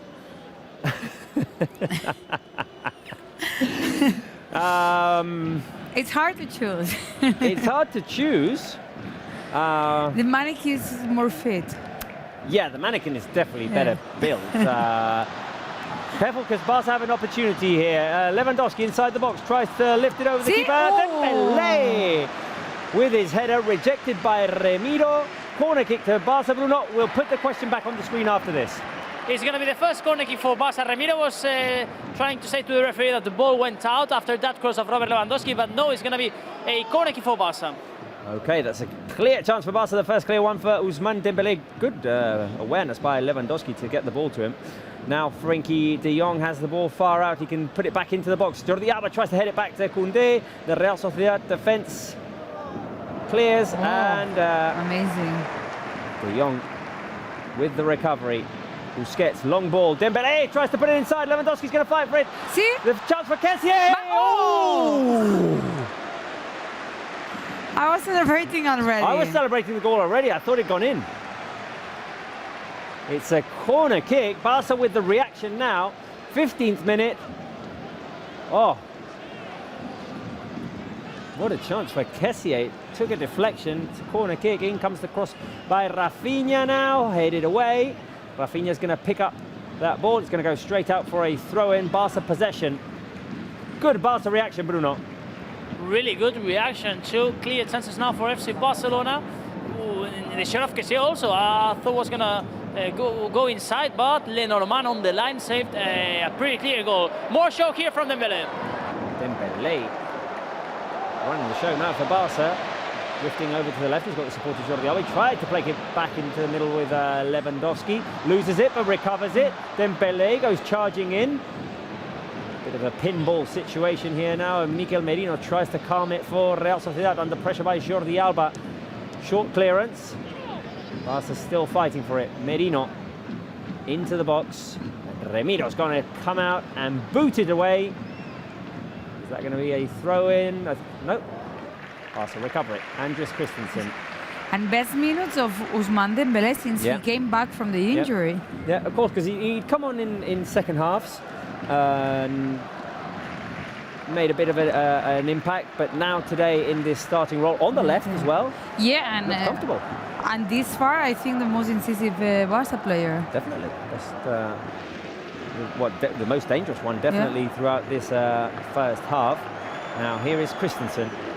Christensen, long ball inside for the runner, Frenkie de Jong. Go Frenkie, go Frenkie, go Frenkie. Frenkie sets it up for Kessié. And it's a corner kick, but Zubimendi clears it. I thought Frenkie could have taken the shot, but it was on his left. Too, yeah. What a great ball by Christensen. De Jong sees the space, gets inside the box, goes he would have for the assist to it. Kessié, and Zubimendi clears. Third corner kick for Barca, and even who was to his left, I agree with you on the studio. I think De Jong should have been tried to find a shot from there, because Kessié was really marked with 3 players. Corner kick. Corner kick, right. Rafinha has got De Jong next to him. Decides to go straight to the edge of the box for Dembélé. Dembélé, too long of a touch. And Real Sociedad managed to clear the danger away, but Balde is there to recover for Barca and pass back to Ter Stegen. Now Barca have reacted. Long ball by Jordi Alba. De Jong inside the box. It's headed away by Lenormand. In comes Busquets. The ball up in the air like a tennis match right now. Real Sociedad want to counter. Balde slows down that counter. Real Sociedad, a team that's always comfortable on the ball. We're seeing a replay of Lewandowski going down inside the box. One of those many situations that happen during corner kicks. Yeah, I don't think there was nothing there. Like he felt the contact and fell down, but there was not enough for a penalty. And I think we are going to see many of those long crosses because Real Sociedad is almost defending in Barca's side. Like they are pressing so high. So those runs of Frenkie, of Dembélé, and those long crosses are going to be a real option of danger. We've seen them a couple of times already. We've seen Christensen put one perfect one in for Frenkie de Jong. Also Jordi Alba attempting to connect with de Jong as well. So let's see. There's Frenkie. Kessié. Back to Frenkie. Barça, good build up here. Kessié. Back to Frenkie. Campeones. Keeps going at the Spotify Camp Nou as Lewandowski is fouled and he goes down. Lewandowski wants to take it quickly. Getting frustrated with Mikel Merino there. He's also hungry from Worlds. He wants goals. He wants to be the Pichichi. Here he is on the edge of the box. Now Leonardo Roman takes the ball away from him. A foul called against Sergio Busquets. Right, let's get the question back on the screen because I felt like we didn't give it enough importance. Who do you prefer? Option number 1, the real Spencer. Option number 2, the alternative that we have found today in his absence, which is a headless mannequin. Shall we ask the mannequin what he prefers? Mannequin, what do you prefer? That's a tough one. I'm gonna go with option 1. Oh! The mannequin doesn't really want to be here. He prefers the real Spencer. Then we have it solved. Well, he's not with us. He's in another continent. He's in another time zone. Guys, what do you prefer? Do you prefer the real Spencer or the mannequin? Let's see. Oh, I'd say it's 50-50 here on the live chat. Jack Cam goes 1, Spencer, Anna. Oh, wait a minute. Dembélé inside the box. Dembélé coming from the left. The cross by Dembélé goes into the hands of Remiro. Anna Kuprianiuk goes 2, the mannequin. Pascal goes 1, Spencer. Ali Baker goes 2, the mannequin. Maricela also 2. Lots of 2s here. Spence. Philippe Vulk going 2 as well. Esben Dubois going 2. Shahid going 1. Barca Kaus going 2. Lots of, the mannequin receiving lots of love. Ooh, Lewandowski fouled on the edge of the box. We did ask you before the game, what was the most important thing from now until the end of the season? It was the Ter Stegen record, the Levi Pichichi race, or that Barca could finally score a free kick goal after 2 years. That's a really good spot. Now it's a really good spot. It's a perfect position for a right-footed player like Robert Lewandowski that it's placing the ball. This is a huge opportunity for Barca. It's difficult to find a better position than this one. Okay. Yes or no? Is it now? Is it happening now? Is Lewandowski scoring Barca's first free kick goal in 2 years? The last one was at Mestalla in May of 2021. What's the most important thing still left in La Liga? 3 now, if you believe that it's going to happen now. Lewandowski and Rafinha are next to the ball. Referee blows the whistle. Here goes Levy over the crossbar. It was really particular the way Real Sociedad defended this free kick with just 2 players in the wall and then 1 player in the near post and another one in the far post. But I've never seen a way to defend the fouls like this. No, there was only like a 2-man wall and lots of players inside the box. Yeah, it's a weird strategy there, but it obviously worked for them. Lewandowski, wanted to slice it a little bit more. Like we're Roberts, that's what we do. What we have in common, the name and the gestures.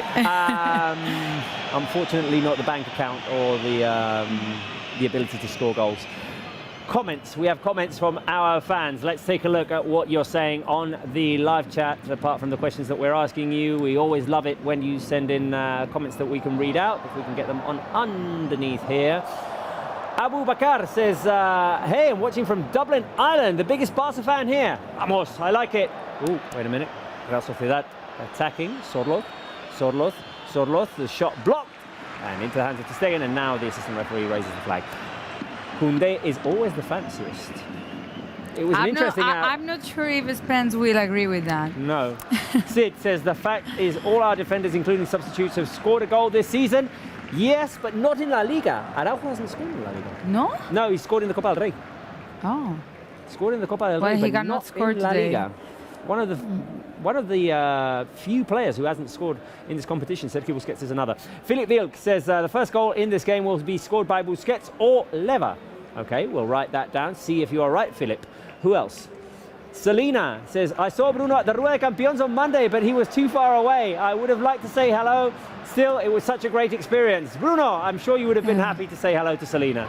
Absolutely, absolutely. It was difficult for us because we were down the bus, but with all the police officers that were pushing everyone that was getting closer to the buses, it was kind of difficult to pay attention to the faces that were there on Monday on the celebrations. It was packed with people, and obviously Bruno was a very busy boy that day, as Kissy was now cornered on the right-hand side and lost the ball. Went out for a Real Sociedad goal kick. Bruno, I feel that after the goal, it took about 5 minutes, but the team has reacted positively. Absolutely, the reaction from Barça has been a fantastic one. Now the Blaugranas are the ones having the chances, really clear chances that Barcelona has enjoyed. Not clinical at all, the team so far, but well, let's see if in the following minutes the team can try to equalize the match. The good news also is that Real Soociedad are not creating anything. They are not having the ball, apart from that goal, after that loss from Koundé. Real Soociedad hasn't created anything, so that's also a positive point for Barça. Okay, throw in to Real Sociedad. Rafinha recovers and clears long. Too long for Lewandowski, too far from Dembélé. Now another long ball played by Busquets. This one a bit more complicated for Zubimendi. Real Sociedad clear it out for a throw in on the right-hand side. Rafinha takes it quickly.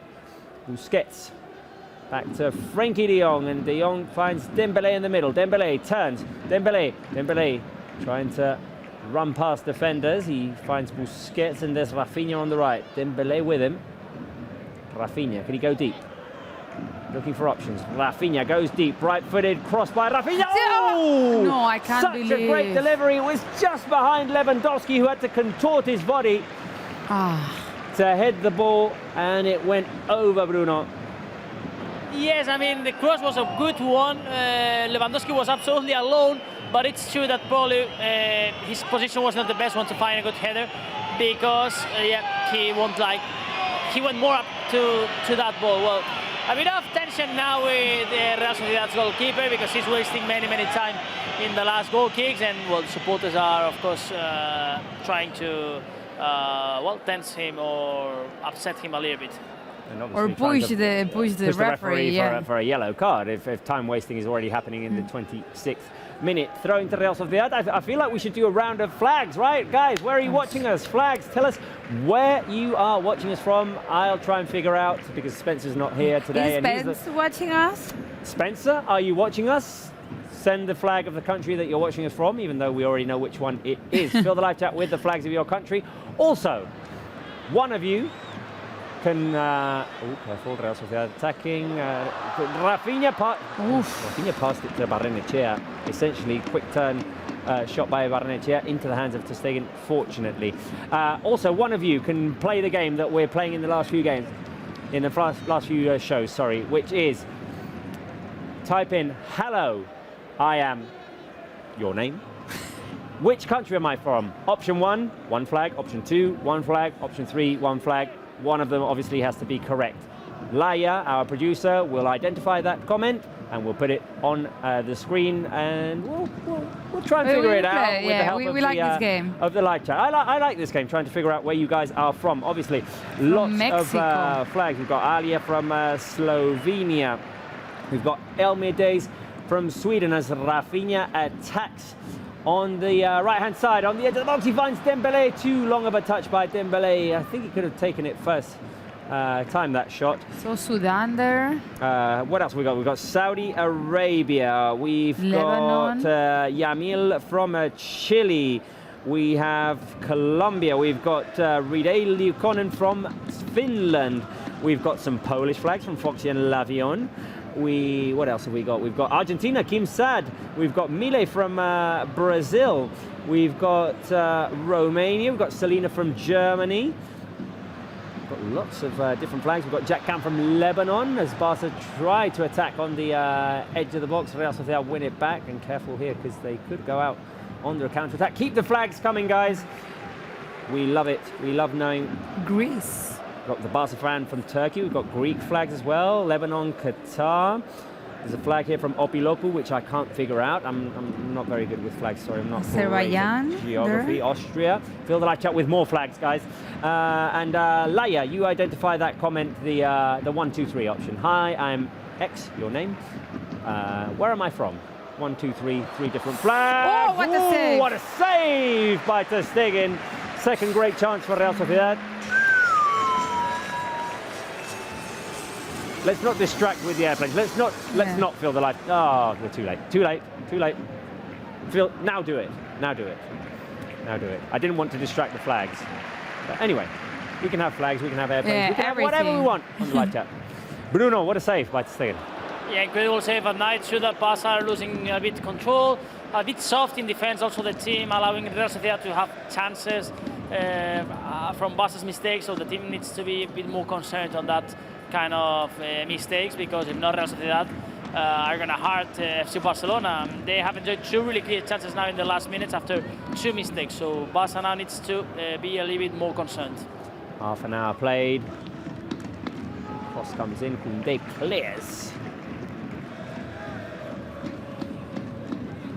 Okay.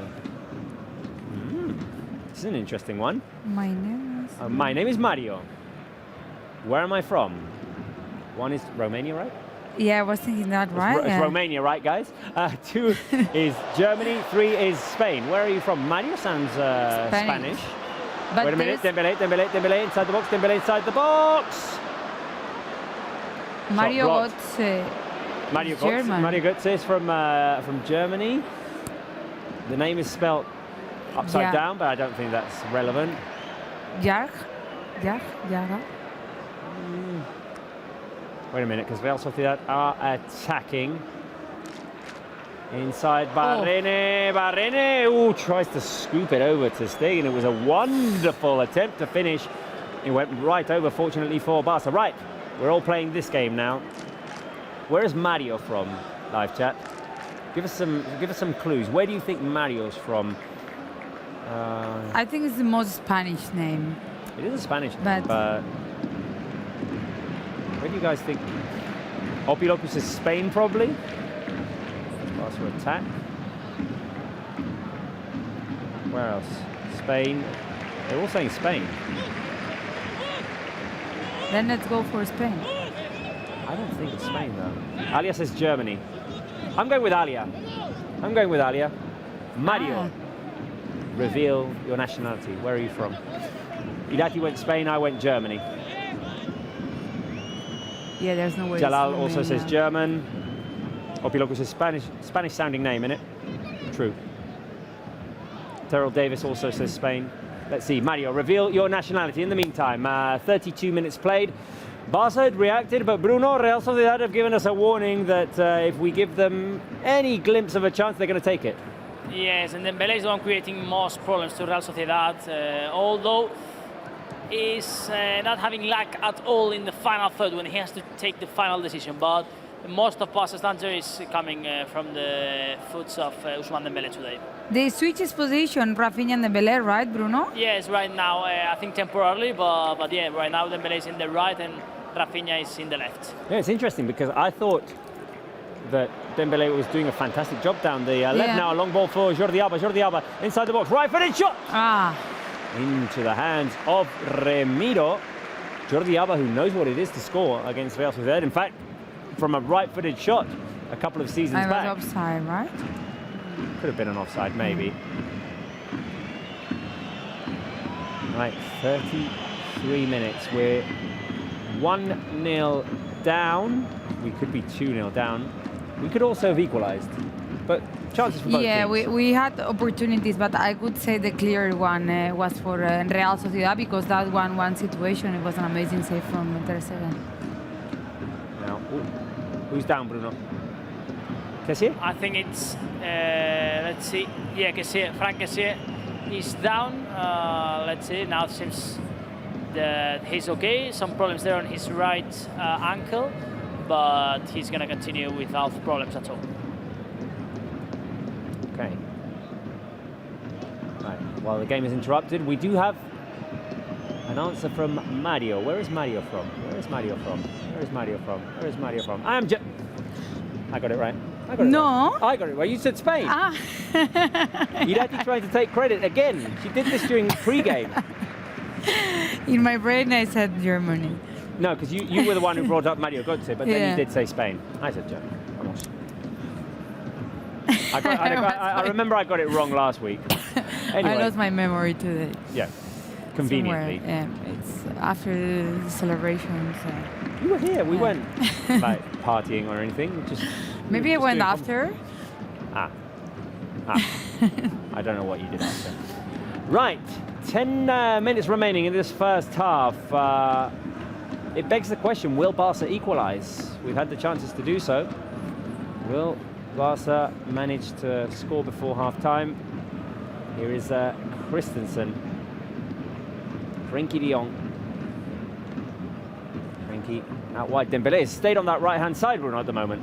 Yes, he stays in the right. Probably he's going to stay there, I think, until the end of this first half. But yeah, he was doing it quite well from the other side. Probably he wants to surprise Xavi Hernandez now with Dembélé on the left fighting against Diego Rico. So let's see how it works. Now Lewandowski also supporting the team, coming down there to midfield, and ball is for Ter Stegen now. Could be cool to equalize before halftime, because I feel the team deserves more than this result. Because I mean, it's true that in Real Sociedad had 2-3 good opportunities, but I feel Barça also. Dembélé through to Rafinha. Get to it, Rafinha. Remiro was quicker. Just a bit too much mustard on that pass by Ousmane Dembélé. I think if it would have been the other way around, Rafinha passing and Dembélé running, maybe. Dembélé is the speediest, but that little bit of dribbling by Dembélé in a tight space. Yeah. Bit too much power on that pass. Barca quickly recover with Frenkie de Jong, who's playing an outstanding first half. Here is Busquets through to de Jong. De Jong's free. Interception by Zubeldia. Barca recover his Balde. Balde down the middle, he's fouled. And yellow. Yellow card for Iyarra. Iyarramendi sees now the yellow card. This free kick is not placed as good position as the other one, but let's see, Barca can try to find a good cross or a direct shot from Rafinha, that is the one who's placing the ball. Bruno, we're asking our fans, will Barca equalise before half-time? Yes, no, or 2-1 is another option? I'm gonna say no, but I really think we're gonna equalise at the beginning of the second half. I'm gonna go yes. I'm gonna go yes, like 2-1. It seems difficult before halftime. Here comes the cross by Rafinha. Goes out to Dembélé on the right. See Dembélé. Left, right, cross, deflected. Corner kick, Bruno. Corner kick for Barca, and now Rico is suffering a lot there with Dembélé. He doesn't really know where to go and defend him, as you never know if Dembélé is gonna play with his left, with his right, but yeah, suffering a lot Diego Rico. Corner kick for Barca now. Rafinha is gonna take it. Lots of 1s and 3s on the live chat, flooding the live chat right now. Optimism, the cross by Rafinha. Oh, almost the Olympic goal there. Remiro managed to clear it away on the line. Look, we're 1-0 down, but I'm not disliking this first half. No, but the team reacted well. It is true, like there has been like a couple of situations where they lost control in the midfield, and then Real Sociedad managed to create danger to Ter Stegen and also that goal. But I feel if you analyze these 41st minutes, Barca has been dominating 30 of them, or 35. And you look at the stats there right underneath us. 7 shots for Barca, 6 for Real Sociedad, 3 for each on target. Possession is Blaugrana. I think a draw would definitely be the fairest result. Yeah. Maybe the clearest opportunities have been for Real Sociedad? I could say so. Like the goal, it was clear because it was a goal, and then that one that Ter Stegen saves with an amazing save, it was a 1-to-1 situation, you know. We're seeing a bit of pull and tug inside the box in a replay of that last corner kick between Lewandowski and Lenormand. I'm having an eye now to the atmosphere here at the Camp Nou. It's going to be almost sold out today, Camp Nou. There's a fantastic attendance.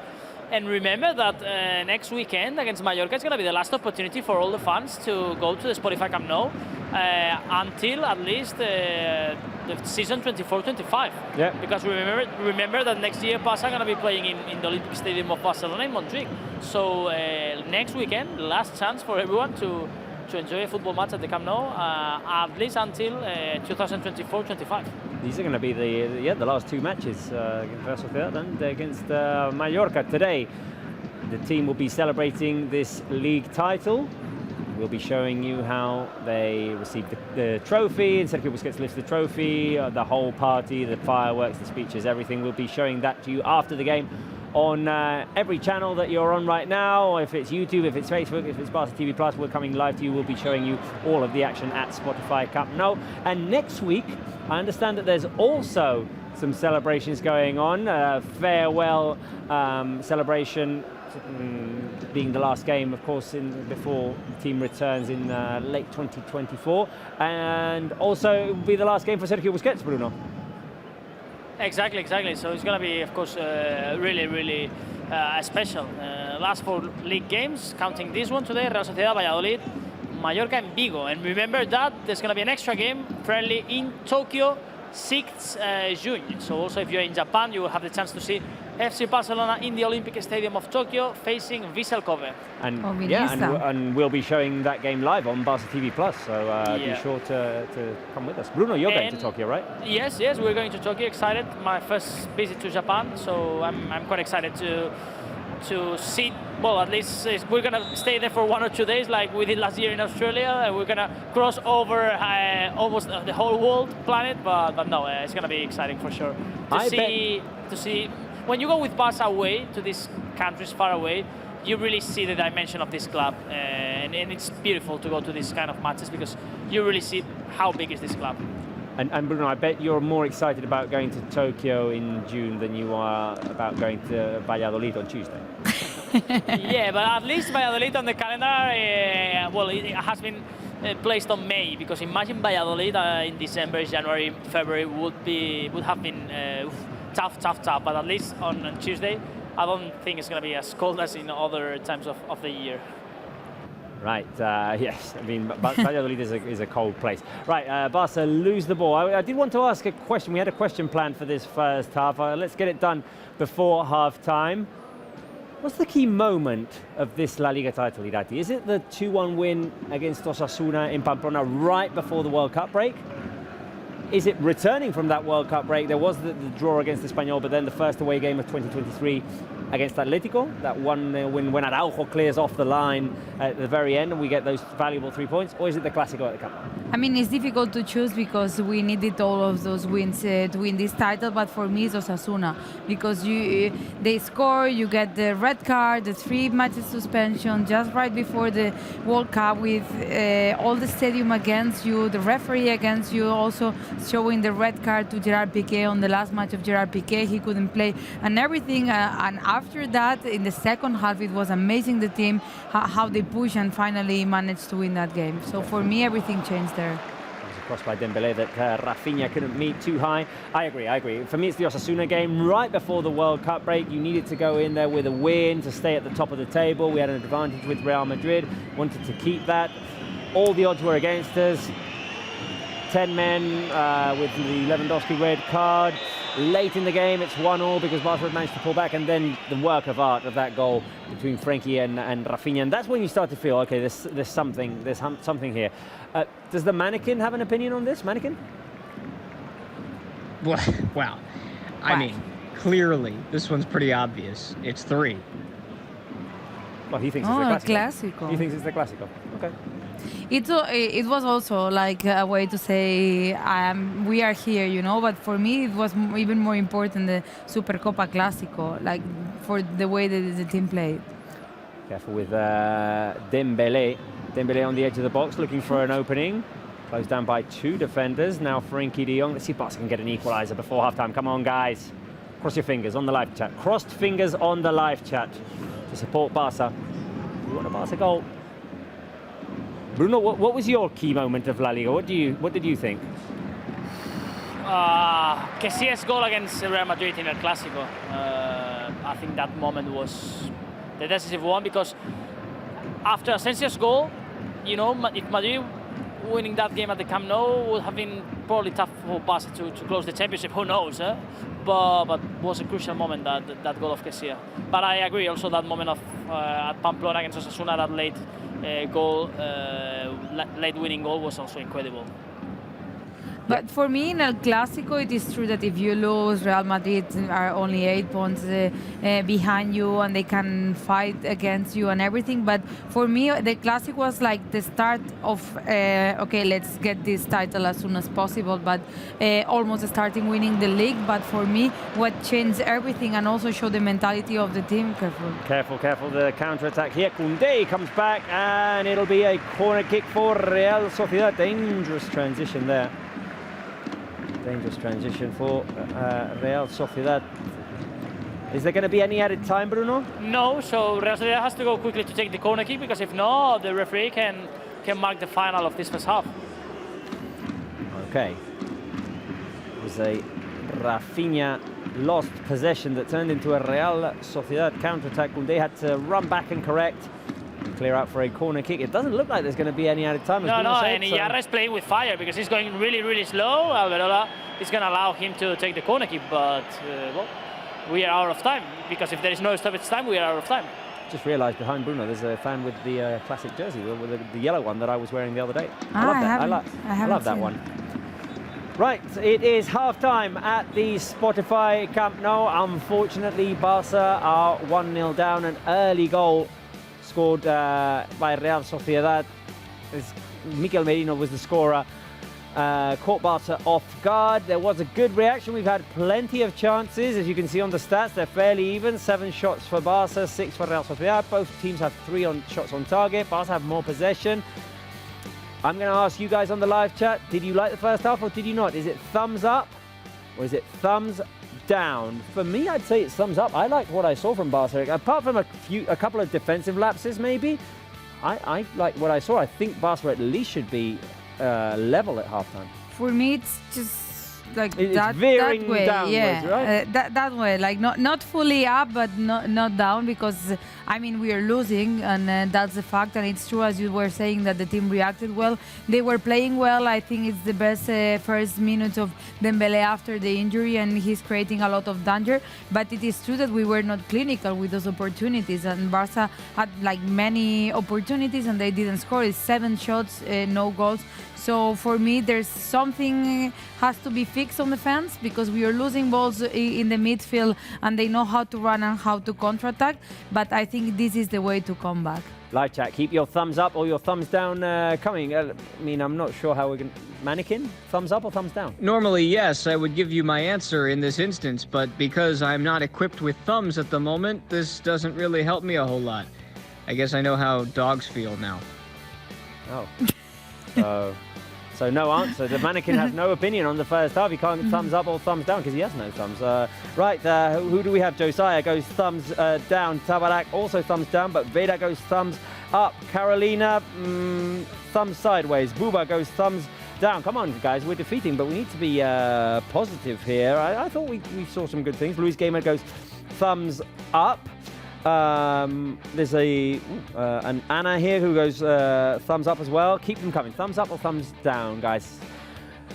Irati, you and I are going to take a break here. Okay, the mannequin takes. I reckon the mannequin should take over, because Spencer is usually who does the halftime quiz. What are we doing here, mannequin? Robert, I apologize, but I am not capable of pulling off a halftime quiz right now. I wish I could, but I think you're just going to have to figure something out for yourself. Oh. So no vote for thumbs up and thumbs down. No halftime quiz. This mannequin soon for Spence. Well, you and I are going to take a break. We're going to kick it over to Spencer's halftime quiz, and we'll see what happens. Did he once eat 44 croquetas? 44 croquetas.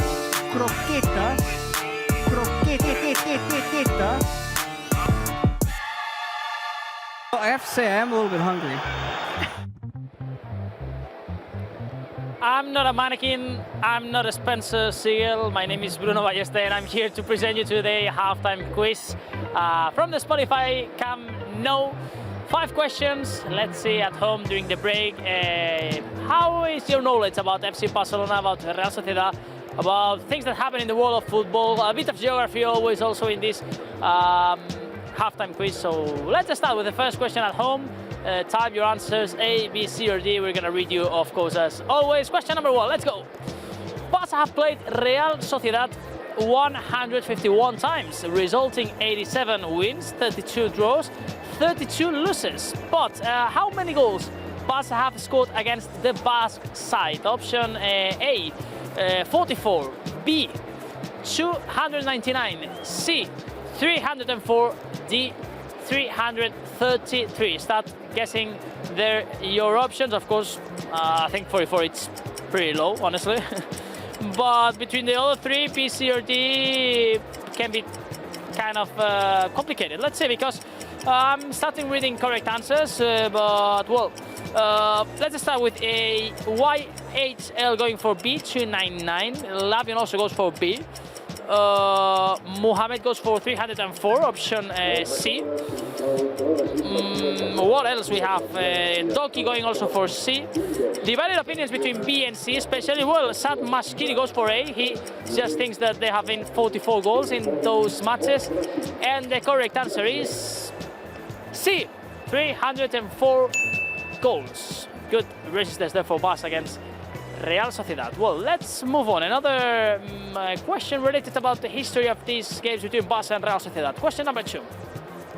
Barça played Real Sociedad in the 1913 Copa del Rey final. The match had to be replayed 3 times. Do you know why this game was replayed 3 times? A, the first 2 matches were rained off. B, the first 2 matches ended in a fight. C, the first 2 matches ended in draws. Or D, Real Sociedad turned up on the wrong day twice. Always this humor game quiz that Spencer Seal presents, copyright to him. He has been working on the questions. I'm here presenting that game quiz.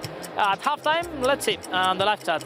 Lavian goes for D. He likes the fact that Real Sociedad turned up on the wrong day twice. Neo goes for B, ended in a fight.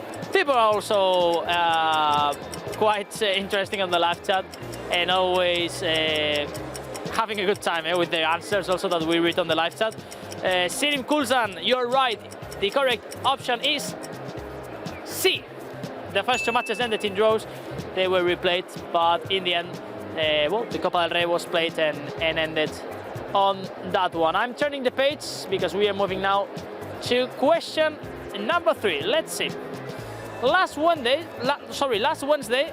marked 17 years since Barca's second Champions League title. Giuliano Belletti scored the winner. How many goals did he score in the 71 matches that he played for the club? Giuliano Belletti, an absolute legend of this club, the Brazilian, after scoring that goal in the Champions League of Paris 2006. It was the second Champions League title for Barca. A, 1, B, 9, C, 12, or D, 37. Start guessing your answers. 71 matches played. He was fullback. I don't think 37 can be too much. 12, 9, or 1. 1 is too little, probably. Let's see at home. What are your opinions? Mohamed going for 37, optimistic there. Orge BCN going for C, 12. Mirza goes for B, 9. Does anyone think that Belletti just scored that goal in all his time at FC Barcelona? Kedoki NH Day says yes, 1. And it's the only one that says 1. Now Steven Loban also goes for 1. Which is the correct answer? It's 1! 1 goal, yes, you're right. Belletti just scored that goal. What a goal. What a goal. Absolutely incredible that night in the rain of Paris. A rainy night in Paris. Let's move on. Question number 4 of our halftime quiz. Some famous La Liga players have passed through Real Sociedad, but which of these hasn't played for the club? A, Xabi Alonso. B, Antoine Griezmann. C, Aritz Aduriz. D, Mikel Oyarzabal. Time goes there to find your answers. An easy one, Spencer, that one, I think. That's kind of an easy one. We are talking about 3 absolute legends from Real Sociedad, and one that, of course, never played at Real Sociedad. He played most of his career on the big rival of Real Sociedad in Athletic Club. Do you know who is this player? Let's see. A, B, D going for C, Aduriz. Kuzkan going for B, and Griezmann. Dalus going for C, Aduriz. Osh going for A, Chavi Alonso. Gruby going for C, Aritz Aduriz. And the correct answer is, of course, Aritz Aduriz, a legend of Athletic Club. He also played for RCD Mallorca and was an important player there in Mallorca. It was Aduriz. We have to end our game quiz at halftime with some curiosities in geography about the city of San Sebastian. Let's see. San Sebastian, Donosti, has one of the highest numbers of watts per square meter in the world. I like this kind of questions that the Spencer Siegel prepares. This one, yes, I like it. A, football pitches. B, TVs, televisions. C, Michelin stars. Or D, sports cars. Let's see if you know why the region of San Sebastian Donosti is famous for. Let's see. ABD goes for A, football pitches. Tabarat goes for B, televisions. Lavion goes for D, sport cards. No one likes to eat, no one likes food. Now it's halftime, it's time to eat a little bit. Have a good sandwich. No one likes restaurants. Alia says Michelin stars. Valentis also says Michelin stars. I like it, but I'm reading many B's and A's. Which is the correct answer? Of course it's C, Michelin stars. Really famous, Donosti, San Sebastian.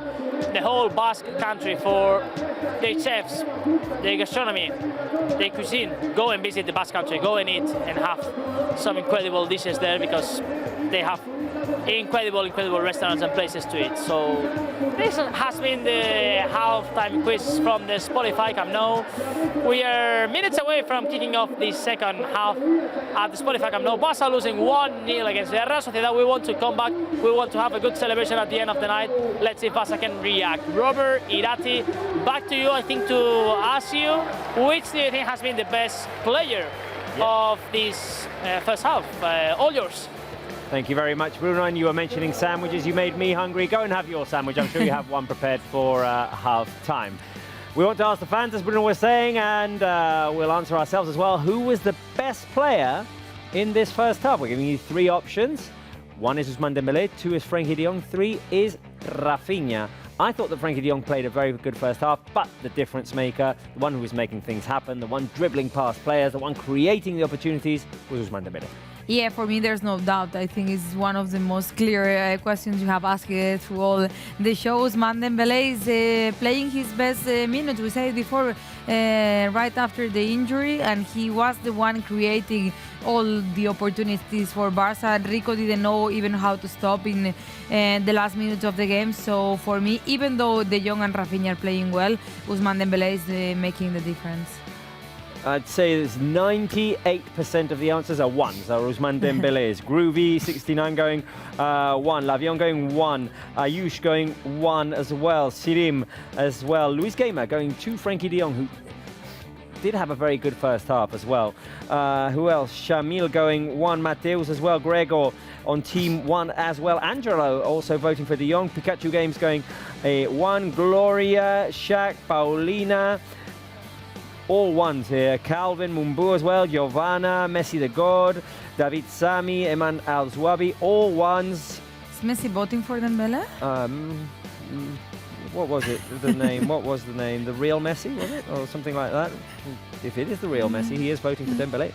I saw a vote in there for Rafinha, but mostly Ousmane Dembélé in his first start after coming back from injury. He's been impressive in this first half. Yeah, I think like the last matches when he was entering in the second half, he only had like 20 minutes, half hour, and he was not making an impact on the game. He was just taking some minutes, and today has been the day where we are seeing the actual Dembélé just right before the injury. He still has a lot because he has been injured for 3 months, but as we said before, he was creating danger, and you saw in the faces of the defenders that they didn't know what was coming on, and that's Dembélé. we want to remind you that you can send in your selfies, your Barca pics, yourself wearing a Barca jersey, a Barca scarf, a Barca flag, whatever it is that you've got to support the team, to support the fact that we are league champions. Be a part of our show. Send us your selfie. You can add your pet into it. It can't be group photos, unfortunately, but let us know how you're watching the show, for example, as well. That's the number right underneath me here, +34 650 54 27 75. You have to accept terms and conditions, and you can do that by just typing OK. It's very simple. And if you want to be a part of our show, take part in the live chat and also send in that selfie. We'll be showing it on the show. A reminder, of course, as well, that after the final whistle, we're staying with you on YouTube and Facebook, also Barca TV Plus, to show you the celebration that's going to happen at Camp Nou, with Sergio Busquets lifting the trophy, with the fireworks, with the speeches, with everything. Stick with us, because it's going to be a special, special night at the Spotify Camp Nou. One of those in which I wish I was there, Irati Vidal. Yeah, the same way we were saying about the parade and Canaletas the other day. I think it's an amazing day to be at the Spotify Camp Nou, because we were waiting for this for years, and also to be able to listen to the players. You will have noticed. I was impressed by the Gavi face we saw. Oh, yeah. There was a banner with a Gavi face. The players are about to come onto the pitch for the second half. You will have noticed throughout this show that Spencer Siegel is not with us as usual. Bruno had to take over at halftime quiz, and this is the replacement we have found for him. A mannequin, a headless mannequin is what we found fit to replace. He is very fit. I mean, like, I think he works out. Strong abs. But anyway, but the no reason arms. is that Spence is off in the United States. Let's take a look at his activities. There he is, Spencer Siegel, abandoning us to go to Las Vegas. And it does beg the question, Irati Vidal, how is this Vegas trip for Spencer going to end? Is he, option one, going to be lying on a pile of money at the end of it? Well, if he shares, I vote for that one. If he shares, I'll vote for one as well. Two, is he gonna have to be one of those Elvis imitators and going on stage at Vegas? Or three, is he gonna have to beg someone to bring him home because he's gonna end up broke, losing all of his money? What do you think, guys? How is Spencer's trip to Las Vegas going to end? 3 would be funny. 3 would be funny, but I see Spencer doing Elvis, to be honest, like with all these... Playing his banjo? music, yeah. I don't know if he took his banjo with him. Let's see. Alibeka says 1, lying on a pile of money. Lavion says 3, broke. Alia says 2, Spencer doing the Elvis. Sirim says 2, the Elvis as well. Who else have we got? Franzicos Valantis goes 3, broke. More answers. Gloria goes 2. No one, not very many ones, guys. No one thinks that Spencer's going to end up lying on a pile of money. I don't think he's going to end up lying on a pile of money either. Well, I hope so. So if he comes here, maybe he doesn't come back if he gets all that. Let's ask the mannequin. Mannequin, now how do you think Spencer's trip to Vegas is going to end? Is it option 1, 2, or 3? I'm going to go with option 1. Oh! The mannequin believes that Spencer's going to make himself rich, win all the bets. What games is Spencer playing? Is he playing poker? Is he playing blackjack? Is he playing the slot machines? Yeah, We don't know. We haven't really heard from him. I don't know. Anyway, can we go back to Spotify Camp Nou with Bruno? Let's go to Bruno then. Bruno, the players are back on the pitch. Players are back on the pitch. Officials are checking both goals, and yeah, this is now about to start. Let's see, because Marcos Alonso is ready on the sideline, so Barça are going to introduce one change at halftime. The one that we don't see is Jules Koundé, so Marcos Alonso coming on for, yes, Jules Koundé. Okay, so Jules Koundé taken off, Marcos Alonso comes on. That means that our defensive line is now Balde, Christensen, Marcos Alonso, and Jordi Alba. First substitution made. No substitutions for Real Soociedad, Bruno? No, Real Soociedad continues with the same 11. Okay, we did see Take Kubo warming up at halftime. Yeah, he was. Former obviously Barça player. former Barça academy. Yeah, he didn't make the debut with the first team. No, never. No. He was too young before he turned professional. He'd already gone to Real Madrid and now at Real Soociedad. Right, the second half has started. Guys, Irati first. I'd say this halftime speech from Chavi must have been keep going. I obviously make the defensive adjustments not to allow easy opportunities, but in terms of how we're attacking, I'd say keep going the same way.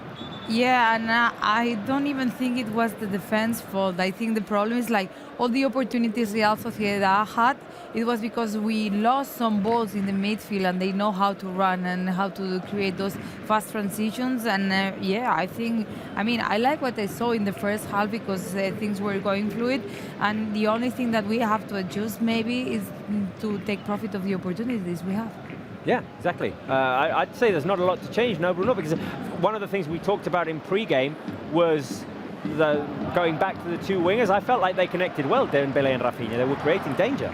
Yeah, absolutely. The only point I think was in the final decision, especially Dembele, because it has been really important with the dribblings, moving the ball from midfield to the final meters. But then this is the moment to take the good decision is where he's having more problems. But the main weapon of Barça during the first half has been Ousmane Dembele. Some players now warming up for Real Sociedad.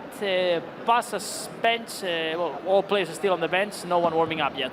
Also, Bruno, you said that you thought that this was going to be a full house today. Attendance. Wait a minute, Lewandowski inside the box. Tries to dribble past three defenders. They took the ball away from him ultimately. De Jong keeps the possession alive for Barça. The risk of interrupting, Bruno, you thought it was going to be a full house. What is the attendance? 88,049 fans. So yes, it's almost sold out, taking into account that now there's a part of the stands that are not anymore here in the stadium due to the renewal of the Spotify Camp Nou. So yeah, almost sold out today. 88,049 fans. No one wants to miss the big celebrations after the final whistle. I would say that they're more for the celebrations at the end of the game than the actual match, but still, I mean, well, it's also not for a the match, boring match that they're watching. Yeah, and it's a Barça Real Sociedad. It's one of the biggest matches in La Liga. Yeah, true. Both teams putting on a fairly good show, I would say. I mean, it's not been tedious in the least. I want to ask the fans, we've already had one substitution with Marcos replacing Koundé. Who would you like to see in the second half, guys? Is it 1, Ansu Fati, 2, Ferran, 3, Pablo Torre? Who would you like to see? I have a clue for you, and one of these three players has right now started warming up. Oh. Okay, don't give me the clue. I would say I want to see Ansu Fati.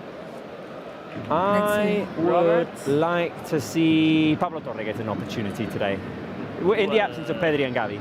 The one who is warming up is Ferran. No, it's your day today. You want to see Ansu Fati? Ansu Fati is warming up. Okay. Okay, good. Ansu Fati. Well, I want to see all three of them, honestly. Yeah, of course. I think I think felt it's a good day for Pablo Torre. in the last matches, Ansu Fati felt relieved and he was playing better. So I think he needs those minutes to start rolling for next season. Yep.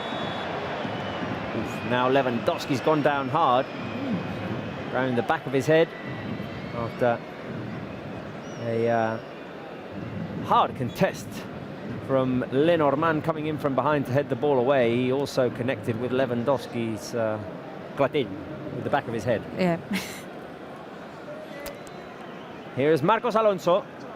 Marcos is going to try and play it long. Can Dembele keep it in? Yeah. Oh, that was a wonderful touch by Dembele. Unfortunately, the ball had crossed the line. What a great bit of skill by Dembele, though. I think it had gone out. I think even Dembele knew it. But yeah. Bruno, I don't like that Real Sociedad are wasting time.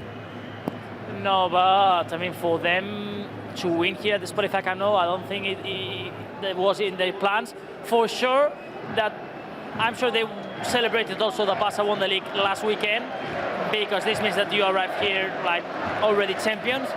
But it's a crucial game for Real Sociedad. We'll have to see how they face this second half, because it's completely different for them to take 3 points, 1 point, or of course 0. And of course now the fans remembering the eternal rivals with that Madridista Kinoboti.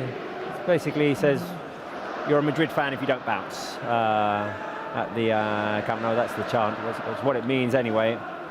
And the Partid going on as well. It's been a good week to be a Barca fan and to dislike Real Madrid in terms of football at least. Did you watch that? Is there any chance you watched that, Bruno, during the week? Bruno's. Yes, the atmosphere here, it's amazing. No, I was checking the weather forecast for Tuesday because we were laughing that, well, it's not going to be cold in Valladolid, but yes, it's going to be cold, and there's going to be a storm on Tuesday according to the weather forecast right now, and we were just checking here with our teammates. The conditions on there, but yes, the atmosphere here at the Camp Nou, it's brilliant. Un dia de partit, 5 minutes in the clock in this second half. We need equalizer. We need equalizer that it's basically what the game needs. Barça scoring goal and being back on track. Okay, but what I was asking you was, did you watch what happened on Wednesday? Oh yes, of course. A master class from Manchester City. I have to say, it reminded me those years of Guardiola and Barça. It's kind of the way of playing. The style was amazing, and normally in sport, it's true that football probably is one of the only sports that not always the best team wins, because there are many other factors that apply. I mean, in basketball, tennis, handball, the duel of handball, I would say that the best one always wins. It's goals, with many goals, points, games. But in football, sometimes it doesn't happen. Okay, once can happen. Twice in consecutive years is difficult. And City last year was better team than Real Madrid. Real Madrid won, and congratulations. This year was also a better team, and they show it on the field and in the result. And ultimately, I'm happy for the football style, and I'm happy I'm happy that Real Madrid lost, because we're Barca fans. We'll take any time that Real Madrid loses. But I'm happy for our former coach, Barca legend Pep Guardiola. He deserved to get to the Champions League final after what they went through last season. I agree with Bruno, they were better last season. There wasn't many differences apart from the fact that this time they didn't concede the goals. And they were even better this time. I could say it was amazing. That first half remembered me to the final in Wembley, like the Barca final in Wembley, like everything was rolling perfect and everything. And I've been listening through the media, you listen from Madrid, no, but he has spent many money and stuff. PSG also spent money, and other teams, and the way and the way they were playing, it's because of Guardiola, so I was happy for him. And also happy for Guardiola because, Bruno, did you see the way he answered when asked about Barca being league champions? Yes, basically, like most of the managers, they always say that the league is the most important competition, the one that marks at what point you are. And I also like the way Guardiola explained football and sport is about arriving to April, May with options to win all trophies. Then you can lose in the semi-finals, you can lose in the final rounds, but if you are there for 8-9 years, like Manchester City has been in recent years, that's what it really counts. More than winning or not winning, that especially football is just from details. I like that answer also from Guardiola. By the way, yellow card to Robert Lewandowski. Lenormand is down, receiving medical attention.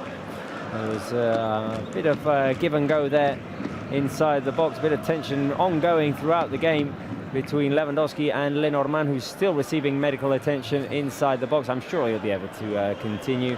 What I was referencing, though, obviously Guardiola talking about everything that Bruno just said, but just how his face expression changed, that little smile on his face when he was asked about Barca being champion. He was pleased. He was pleased. He's a Barca fan. he said he typed Chavi and Laporte, and he also knew the president was out partying, and that's why he didn't answer. And you can tell. I mean, he always said, like, my team is Barca and will always be Barca, even if I'm coaching others. So I think as all that he has brought to this team, we should be happy of his achievements. He's member of Barca, and he sits on ticket sold. Yeah. Exactly, he has 2 seats on the Spotify Camp Nou. So, yeah, the reality is that one. So, of course, Guardiola still is a Barca legend and fan.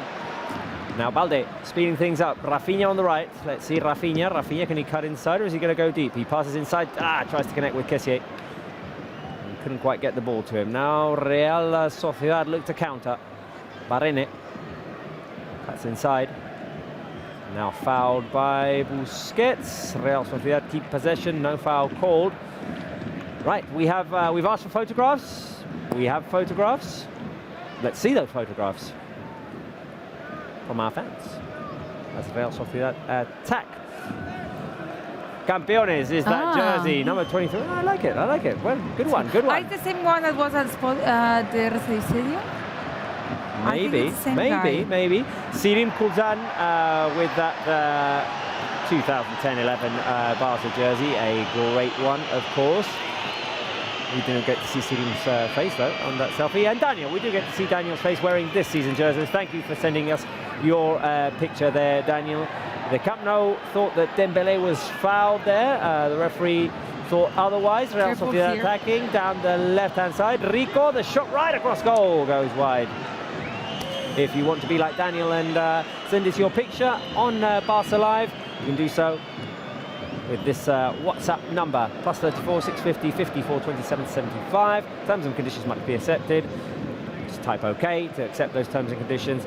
And yeah, send your selfie wearing a Barça jersey, wearing a Barça scarf, supporting Barça, supporting the champions of La Liga. We love to interact with you guys, and this is a way that we have of interacting with you. 56 minutes played. Bruno.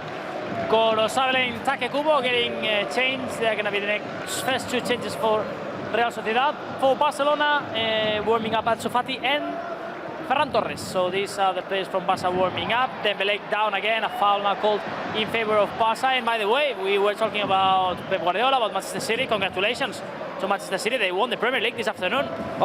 Arsenal lost against Nottingham Forest. This means they can have no more chance mathematically to reach the number of points of Manchester City. So without playing, City are again Premier League champions. So congratulations to citizens. If we also have here some City fans, and to Pep Guardiola, congratulations. It just goes to show that whatever the advantage is, careful with the cross by Rafinha, the ball falls to Dembélé. Godembus cuts to his left foot, and his shot goes wide. I think he should have taken it with his right, maybe. The first one, yeah. He allowed the defence to clamp in on him. The Manchester City League title today with the Arsenal loss just goes to show you that you cannot, you can predict, obviously, but you can't say for certain in the month of January or February or even March, this team is going to be the champion. Because a lot of stuff can happen. And if you'd have asked anyone in February who is going to be the Premier League champion, everyone would have said Arsenal, and there's no chance that Manchester City are going to win it because they were going through a run of bad results. Even Guardiola said, there's no way we win this Premier League, like Arsenal are so ahead of us, and look how they end. So we must value what we've achieved right now with 4 games to spare, because in February it seemed like Barca had a comfortable advantage and all that, but a lot of things could have gone wrong. We had injuries and we survived them. Like you lose those matches we were saying against Osasuna, against Atleti, the Clásico, you could have lost and everything changed. All those important 1-0 wins as well. I mean, it just goes to show that you can never give it for granted. Careful, because Real Soociedad are attacking. Kessie comes back to recover. Busquets with the outlet pass to Rafinha, is going to speed up and try and run away from Diego Rico. Throw into Barca as the ball ricochets off of the defender. Bruno, your thoughts on what we were saying about not being able to sentence that Barca could have won the league in February, or any team can win the league in February, and also Real Sociedad substitutions? Yes, let's start with substitutions for Real Sociedad. Gorosabel replacing Iarra, who was with a yellow card, so intelligent movement there from Alguacil, and Take Kubo has replaced Cho. So, well, important players now coming on. That's also one of the strengths of Real Sociedad. They have a really long squad, and well, Take today starting in the bench now on the field. About your point, of course, about the league, yes, we have to give all the credit of the world to FC Barcelona. Winning the league so early with so many games yet remaining. Staying at the top practically since the beginning and defending that position. Fighting against one of the best teams in the world like Real Madrid. So it's amazing what Barça has achieved. An incredible league with incredible records, incredible registers. Hat off to FC Barcelona, incredible season. I agree 100%. 100%. Let's see if Barca can get an equaliser. I would say things are slow in this second half. We haven't got the live chat going. Let's fill the live chat with hearts, guys. Blaugrana hearts. We need a bit of heart. We need a bit of support for our team right now to try and achieve the equaliser. Blue and red hearts, flood the live chat, guys. Flood it. As Barca play from behind. There it is. Barça in possession. It is a throw-in, though. No, to Real Sociedad. Yeah, not much has happened in this second half. We saw that approach of Dembélé, but things are slowing down. Not even Real Sociedad. Well, careful here, because they could speed things up through Take Kubo. Inside pass, the shot into the hands of Ter Stegen. Come on, guys. Barça Hearts, live chat. Bruno. And Barça are going to start making movements. Oscar Hernandez now calling both Ansu and Ferran Torres are going to be the first substitutions for Barça. Apparently, all the logical changes will be for Rafinha and Dembélé. Now here is Rafinha inside. Jordi Alba. Jordi Alba out to Dembélé. Dembélé. Kessié in the middle. Barça building up. Frenkie de Jong raises his head. He's going to try and put it inside the box. He had better options than that. Tried to switch to Jordi Alba. More Blaugrana Hearts, guys. More Blaugrana Hearts. With the changes, I guess, like Dembélé, after the injury, he had not taken 90 minutes. Yeah, I think Dembélé is definitely one option. Does he take off a midfielder? Bruno? Maybe Kessié? I don't think so, but I think he's going to change the two wingers. But of course, would be a more offensive option to take one midfielder out. But then I don't know how would fit the extra winger, like in midfield. Well, there would be too many people there. Well, I mean, we like at the Real Arena, we played the approach with Ferran playing as kind of the midfielder there. So the connection one. Yeah. Or maybe like a 4-2-3-1. Here is Dembélé back flick to Marcos Alonso. Marcos Alonso is going to switch to Kessié. The ball won't get there though because Diego Rico heads it away. Barrene clears. Bruno, is the substitutions now? No, let's see, because the fourth official now is checking the boots of these two players. But no, the action is on the field now. Here's Rafinha. The inside cross goes over. Lewandowski curls out. Goal kick to Real Sociedad, and I guess now is the time for those subs. Let's see. Yeah, because Ansu was not ready yet, but now yes. Moment of substitutions. Let's see if there are some experiments or logical things. Well, Rafinha makes his way for Ansu Fati, and Kessié, yes, it's Kessié making his way for Ferran Torres. So, repeating, I think, what happened in the Real Arena, and substitution. And this means then Dembélé is fit. Well, it means that Dembélé is fit, and it means also that Dembélé is returning to the right-hand side. Couple of subs: Rafinha off, Kessié off, Varane and Ansu on. Rafinha went out the other side, so he's going to circle around the stadium and receiving the applause of the fans. Yeah, Ansu is in the left, Dembélé is in the right, and it seems like Varane and Lewandowski are the two strikers right now. So it seems like Barça playing with a line of four up front, but we'll have to see the final way of playing here. Well, it's kind of like a 4-2-4. Well, Ferran's dropped back a little bit now, so maybe it's a 4-2-3-1, or Ferran's the interior midfielder. We'll figure it out as things go on, as Rafinha receives the applause of the fans, making his way towards the bench. Positive performance by Rafinha. Yeah, I would say, like, if both are fit, I would also introduce that change, because I think Dembélé has been outstanding and the best player on the field today. I was thinking that maybe Dembélé was the option because he comes back from an injury, but it's also a good news that he can continue. By the way, we didn't do round of applause for the players substituted. Round of applause, please, guys. Round of applause. Fill the live chat with applauses for the players who've come on and for the players who come off. Careful with that long ball for Ansu Fati, who tries to stretch out and reach it, but he couldn't ultimately get it. Round of applause, guys, for Ansu, for Ferran, and for Kessié and Rafinha, who came off. For our champions. 64 minutes played. Goal kick to Real Sociedad. The second half has definitely slowed down, Bruno. There's not as much happening as in the first half. Absolutely. I mean, Real Sociedad are happy with this speed. Time running out. They are winning. But Barcelona, I think, let's see if the players can make this extra point of effort now with the substitutions, because I think the fans also deserve to see the best version of FC Barcelona today in these celebrations. They're going to try it for sure. And Chavi still has 2 rounds of substitutions to make 2 substitutions, because Marcos came on at half-time. Exactly, and right now Eric Garcia is the one who starts warming up. Oh, we'll see if he comes on as a defender, if he comes on as a midfielder. Is Chavi going to try that out anymore, what we saw in Elche? Be interesting We only to see. saw it there. Yeah, be interesting to see. Take Kubo wins it back. He tries to run away from Jordi Alba. Alba comes back, defends. Oh, a foul called against Alba. I thought he got all ball. I thought that too. I thought he got all ball. Let's see. Replay is Take wins it back, runs away. Still looks to me as if it's all ball. Well, no, he touches from behind. Right, a set piece opportunity for Real Sociedad. 65th minute, they're 1-0 up. The goal came very early on. Mikel Merino, the scorer. They've also made 3 substitutions. Or is it 2? No, they've made 2. They've made 2. I was listening to Ter Stegen. Careful with the cross by Take Kubo at the far post. It was very close. Sorloth was the one with the header. Went bouncing just the other side of the post. Yeah, fortunately for Barça. He wins the position with the Balde. Yeah. He's way bigger. But luckily he didn't shot on target, because those ones with the header that goes down is super difficult for goalkeepers. 66th minute. Real Sociedad in possession. We have comments from our fans. Come on, keep the comments coming, guys. Let's keep it positive on the live chat, because we've got celebrations coming later after the final whistle.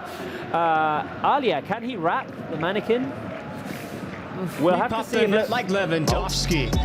Dovski, El Marcaria dentro un bosque.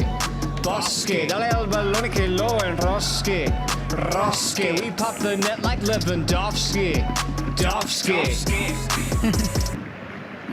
Okay. Seems like he can rap. He can? Seems like he can rap. Sax Priagit. Let's go, Frankie. Frankie's having a good game. Frankie is having a good game. Aloysius, congratulations to City and Pep Guardiola. It's a pity for Arsenal, but Pep's the greatest. Pep's greatness is something to behold. 100% agree. Plus, he's a Barca legend. We're happy for him. Bobby, being a fan from Barcelona from Chile. Ooh, nice. That's cool. Cool. And Joel, Visca Barça, Forza Barça. By the way, it wasn't Chile. It was Czech Republic, no, right? Czech Republic. It was the Chile? Yeah, I said Chile. It was the Czech Republic. Sorry. Same colors. Yeah, same colors. But yeah. All right. I'm not good with flags. Sorry. Cross inside by Dembélé, headed away. It's a corner kick, Bruno. Corner kick for Barça. Ousmane Dembélé, the one who's going to take it. Let's see if from a set piece, Barça can equalize the match. 68th minute. Dembélé's going to take it. He wants the distance. Wants Barrene to move further away. Now Dembélé connects with De Jong. Dembélé back to Balde. Balde with Jordi Alba. Alba could attempt the shot. The shot takes a ricochet. Careful, Ansu. Ansu. I think he hesitated. Does Ansu touch? Because otherwise it's a corner kick. Bruno, it should be a corner kick. Let's see the replay. Yeah, Jordi Alba was asking for a corner kick. The shot.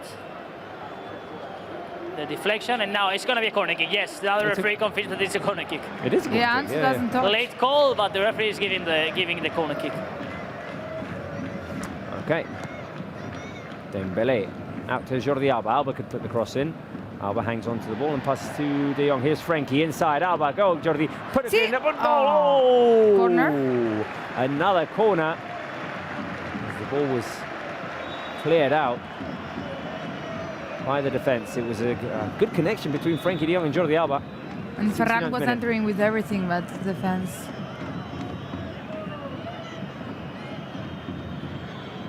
Ball was cleared by Aritz, and now Lenormand being told off by the referee. Pablo Torre also warming up now with Eric Garcia. Okay, the fans will be happy about that. Dembélé out to Jordi Alba. Alba with Dembélé. Here it is. Dembélé, the cross inside. Too short. Cleared away. Yeah, 1-0. it Come feels on, that guys. Barca is attacking more, but there's no clear chances at all in the second half. No. We need something else. We haven't had a clear one in the second. No, not really. Because we were at 7 shots, 3 on target at halftime. We've only added 2 shots there, none on target. The action has definitely died down in the second half. There's been a couple of opportunities for Real Sociedad as well. That header by Sorloth, which went wide. But yeah, this one now from a corner kick for Sorloth. yeah. Other than that, not a lot really. Long ball. Real Sociedad clear. Barça win it back through Frenkie de Jong. Dembélé back to Marcos Alonso. Now here is Busquets. Busquets has Balde on the right, and Balde has a whole runway to himself. Through to Dembélé. Dembélé on the right wing, Lenormand on him. Dembélé, there's 2 defending him. I thought Lenormand was pulling Dembélé from behind. Yeah, I thought it was a foul there. After recover well with Christensen. Here is Frenkie de Jong under pressure. Dembélé. De Jong skips away. Fans think he was fouled. I think he was fouled. Take Kubo runs away with the ball because no foul was called. And careful now with this transition. Sorloth in front of Ter Stegen, and Real Sociedad make it 2-0. Barça exposed themselves at the back. Real Sociedad doubled their lead. I think it comes from a foul on Frenkie de Jong, honestly. But yeah, but if they didn't check the one before. Yellow card for Busquets for complaining at the referee. Frenkie de Jong also complaining. 2-0 to Real Sociedad, Bruno. Yes, 2-0 for Real Sociedad. Barça players are really angry with the referee. Here we see the replay again. It's true, touches a little bit the ball, but also makes the shot going down. And adding what happened in the first goal plus what happens in the second goal, of course I understand the frustration from Barca's players, but the referee is not going to change his decision. And well, the reaction from the Camp Nou now is saying campeones, but of course the situation of the match right now getting in a complicated way. Okay, this of course would be an important win for Real Sociedad. I think there is even more fault in this one than in the Koundé I was going to disagree with that then. I think that Zubeldia gets the ball cleanly. A little bit of contact, but it's mostly the ball that he gets. I think there's more of a foul in the first goal. Yeah, for me, there was a replay that it felt like there was no other option to fall down for Frenkie. Well, let's see, substitution now for Real Sociedad. It's Barrenechea, the one who comes off, and Marin, the youngster, is gonna come on. Pablo Marin. Pablo Marin, always brave, Alguacil and Real Sociedad, believing in players from the academy. I have to say about the controversial actions that in this second action, Kubo, first of all, seems that makes a kind of a foul, and now here, let's see. There is 3 fouls. There are 2 fouls before that are probably fouls, and the last one is true that there is a bit of contact with the ball, and it's confusing, at least to overrule a decision from VAR that we say always that VAR has to be entering clear actions. But for me, I agree with Robert. The first one, there's no ball contact, and Koundé goes down. But, well, not the best. Well, at least Barca fans won't be happy at all, I think, with the referee today. No. I think the first one should have been disallowed. The second, I agree that De Jong is stumbling because there's little fouls on him in the process. But the final one to take it away from him, I think, is Zubeldia gets yeah, it but clean. you don't have advantage after the second one. That is a clear one because the one of Kubo is almost a foul. The second one is a clear one, and then he goes down the third one that probably also is not a foul, but there was no advantage. So the referee should have been called the second foul. But well, now Barca will try to react. Let's see. It is a shame because Real Sociedad hasn't been better than Barca. Careful, De Jong on the edge of the box. Left-footed shot by De Jong. Oh! Over the crossbar. A quick reaction from Barca. No, I agree. I think this is a level game. I think both teams have had opportunities. Barca has had more of the ball. I think a tie would, a draw would be the fair thing. The good thing for you, Bruno, is that you're still alive in score prediction. Yeah, I think it's going to be difficult to end with 2-2, but we have to believe we have 15 minutes remaining, and if Barca scores an early goal now, of course, there's going to be a possibility to try and equalize the match, and I think right now all the culés will be happy to end with a 2-2. We take into account that we just have 15 minutes remaining. What I do have to bring up is a bit of information that has been in my head all week long. So, Real Sociedad, careful because they're attacking. Let's finish this first, see that we don't concede. on the right-hand side. They have the ball, back to Take Kubo. Merino, Real Sociedad connecting in Barca's half. Barca defending. Busquets behind Merino. Marin, careful now, the risky back pass. Barca could win it back here and build a counter-attack. De Jong. There was a long ball for Dembélé there, but De Jong didn't quite see it clearly enough. Now Sorloth running, followed by Dembélé and Frenkie de Jong. Is he going to be dispossessed? No, he manages to hang on to the ball. Now the referee intercepts that pass. It'll be a return ball to Real Sociedad. I was going to say Real Sociedad have not won. We've said this many times over the past years when Real Sociedad have visited Camp Nou. Have not won in La Liga at Camp Nou since 1991. Wow. That is 28 games played, because Real Sociedad did go down to the second division. 27 wins for Barca, 1 draw. Careful with that through ball by De Jong to Lewandowski. No foul. I think Lewandowski runs into the defender more than the opposite. And now a offside called against Real Sociedad. So they haven't won at the Camp Nou since 1991. 28 games, 27 wins, 1 draw. What happened in 1991, the last time that Real Sociedad won at the Camp Nou? It was the first game after Barca had won the league, and it was the day that Barca received the league trophy. The first Johan Cruyff league. So Story repeated. Draw the parallels. It wasn't looking good for us coming into this game. So we are going to end up winning the Champions League next season, if you continue to draw the parallels. Okay. Yeah. That day it was 3-1. Curiously enough, Real Sociedad was the team that had given us the title, because Barca won it in the previous week, because Real Sociedad beat Atlético de Madrid, who were the team battling with Barca for the league that season. But yeah, they hadn't beat us at Camp Nou since 1991. And at the moment, it looks like they could break that negative run of If everything 28 is games. going to be repeated after that first season of Johan Cruyff, I sang now. We'll take it. We'll take it. We've also drawn several parallels with the first Laporta tenure, in which he comes in, has a first season like last one, in which the team doesn't start well, then ends second. Then in the first season, they win the league, bringing in some quality additions. And then in the third season, Magic happened in Paris. By the way, last Wednesday, Bruno, was 17 years since Paris. Yes. That much? 17 years. Yeah. I feel old. And actually, one of the questions that I was surprised, because the script was done by Spencer, is that Belletti's only goal for Barca was that one. Yeah. In all his years at the club. Yeah, it's just 1 goal, and what a goal, no? But yeah, I think everything started from this new generation, that Champions League in Paris, 2006, with Frank Rijkaard. Then all the years of success were amazing. Let's see now some tension on the field between the Real Sociedad and Barca players. Real Sociedad are preparing their final substitutions. Carlos Fernandez, the striker, is one of the players ready, and Barca are going to enjoy a free kick.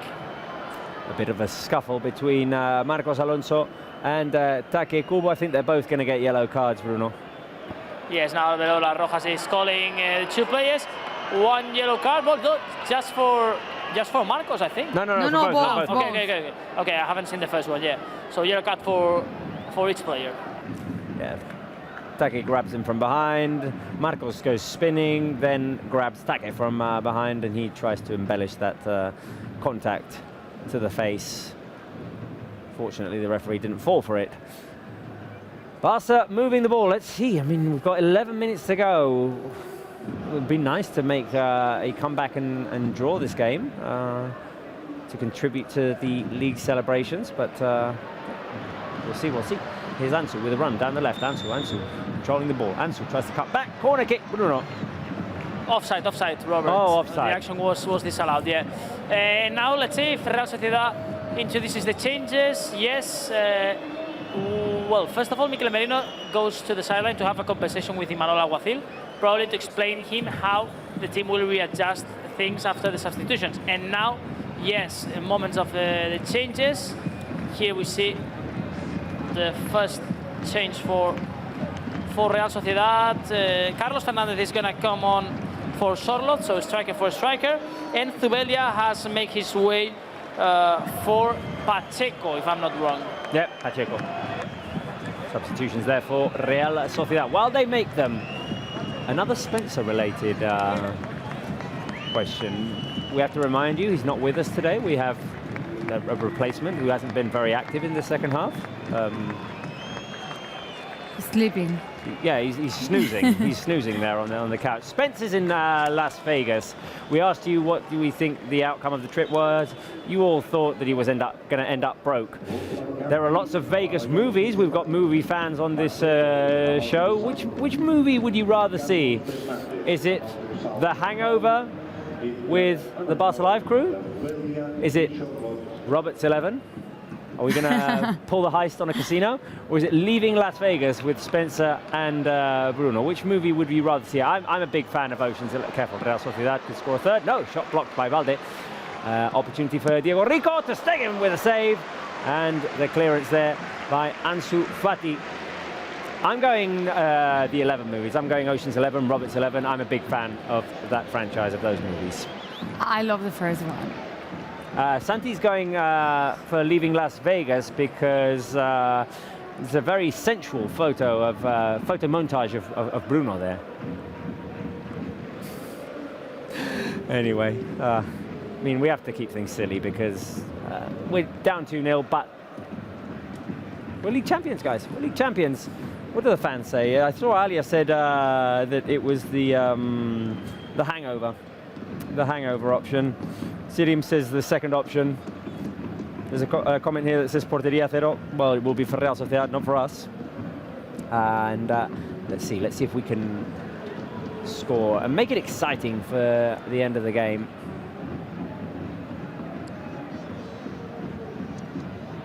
Here is Take Kubo, defended by 3, still keeping the ball. Take goes deep. Take hangs on to the ball. He is dispossessed in the end by Ansu Fati.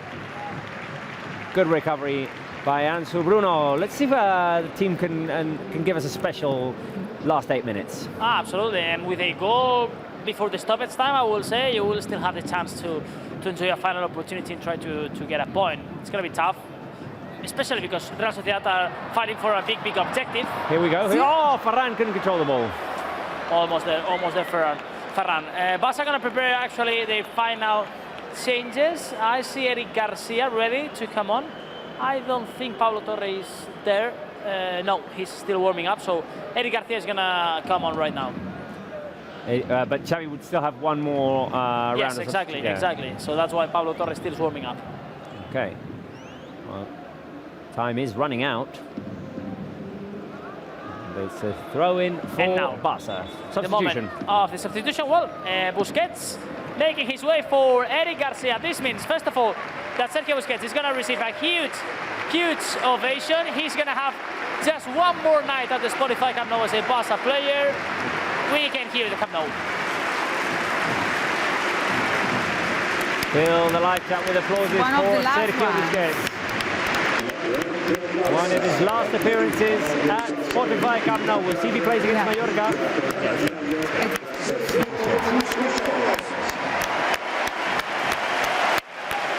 And on comes Eric Garcia. And this means that Eric Garcia is going to play midfield as we were expecting. So Eric Garcia in that role of defensive midfielder. He did it really well against Elche the first time he played there. Let's see how does it today. Fill the live chat with applauses for our captain, for Sergio Busquets, who later on is going to be raising the La Liga trophy because we're going to be here on YouTube, on Facebook, on Barça TV Plus, showing you those celebrations. Yellow card for Frenkie de Jong after complaining. Well, because basically has been robbed. Was a really clear yellow card for Carlos Fernandez. Clear yellow card for Carlos Fernandez that hasn't been showed. And then the frustration for Frenkie de Jong once again has been also protagonist on the controversial on the second goal of Real Sociedad, and now Alberola Rojas shows him a yellow card.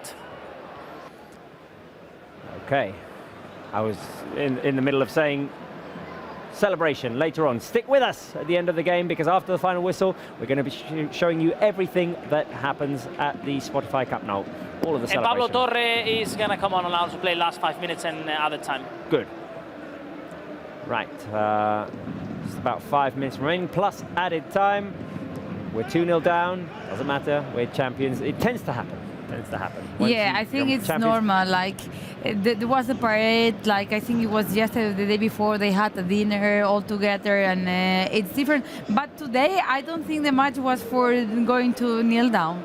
Like, it was like two isolated actions, because I think Barça has dominated mainly the game.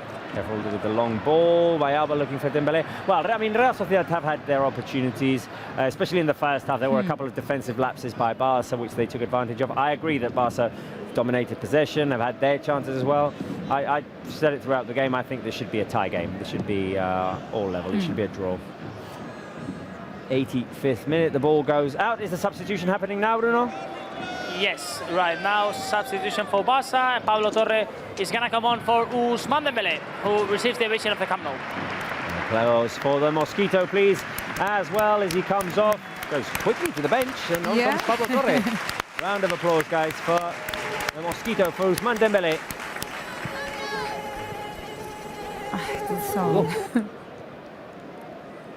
Damn that Mosquito. Yeah, he went super fast to the bench. Almost as fast as that Mosquito sound effect disappeared. Now, here is Eric Garcia. Frenkie, Jordi Alba, through to Ansu. Ansu on the left. Let's see, come on guys. Barca score now, at least at the end of the game, will be exciting. Here's Balde.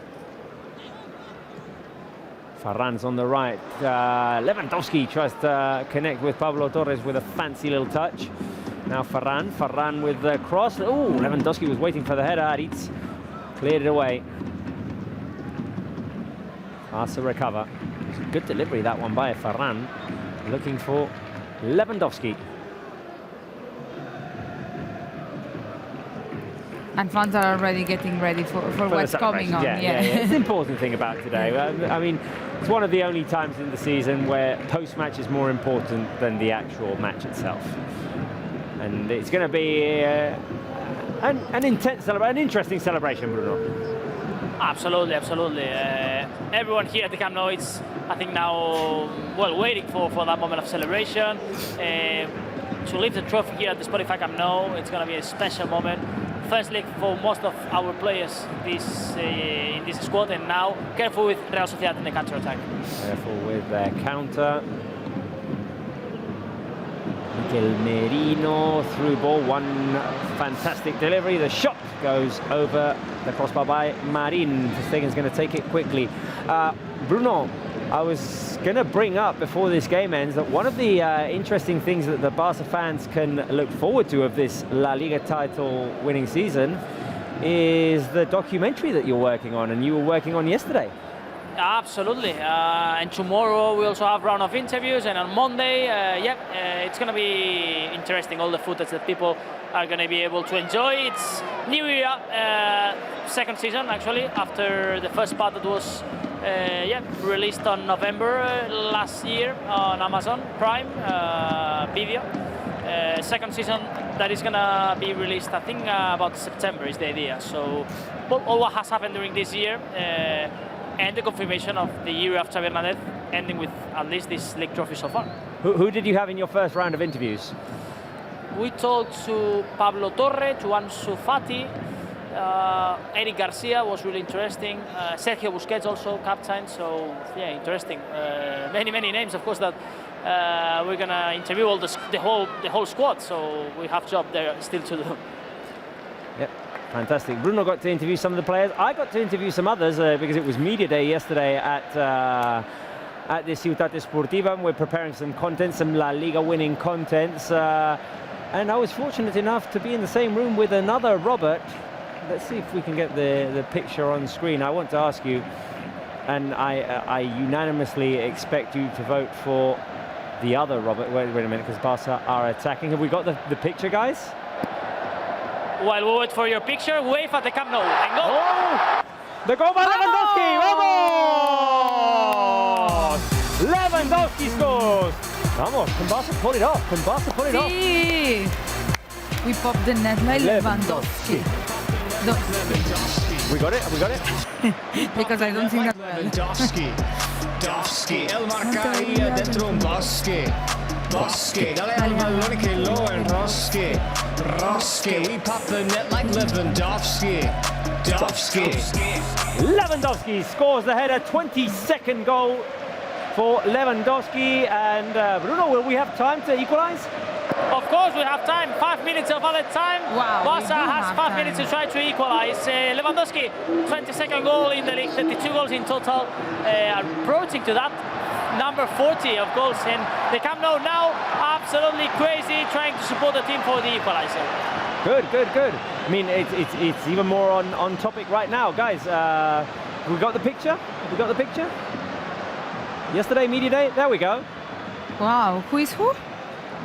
Which is your favourite, Robert? Option number 1, Lewandowski. Option number 2, me. I expect 100% of yeses on the of one. Sorry, on the live chat, guys. It was an honour. It was an honour to be in the same room as Lewandowski. I got to say congratulations to him for the league title. He was very kind to us. The rest of the players were also in a great mood. So when they're in a good mood, it's wonderful to do content and interviews with them. So, Mannequin, which one do you prefer? I'm gonna go with option 1.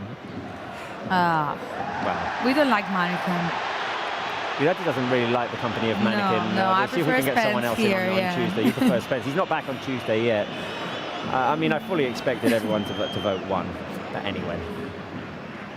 Oh, I've got a 2 there's there. many twos. There's 2s. Lifestyle loves you. Oh, thank you. Thank you, Live Chat. I love you too. I mean, I'm going to miss you if we're not coming back for next season. Definitely. We'll have to see. We'll have to see. Here is Pablo Torre inside. Lewandowski. Ansu. Lewandowski. Shot blocked. Oh, Leonard's man got in front of him. Imagine if we draw this. I mean, it's not relevant at all for us. Yeah, but now that we are there, right? In terms of the standings, but now that we're there. Another Come goal on, of let's fill the live Lewandowski chat with to Barça just... Hearts. Let's see if we can encourage Barça in these 3 remaining minutes. Fill the live chat with Barça Hearts. Come on, we want the draw. Vamos, vamos. Lewandowski will want another goal.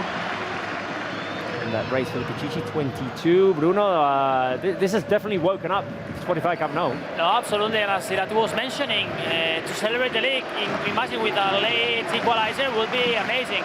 You can hear the Camp Nou, people want this equaliser, this second goal for Barça. Just 2 minutes and a half remaining. Let's see, can we do it? Can we do it? Can we go for the draw? Offside. Forward against Real Soociedad. There could be one final chance, maybe this time for 2, to Stegen driving the ball forward. Over to Christensen. More hearts, guys. Vamos, vamos. Oh, bad delivery there. Which allows Takekubo to recover the ball, but he loses it immediately. And the players won the equalizer. Look, they took 2 balls. They want the equalizer. Start playing. Those 2 young girls that we're seeing right now, they're having a whale of a time. Vamos, come on, Barça. Balde. On the right, Ferran Torres.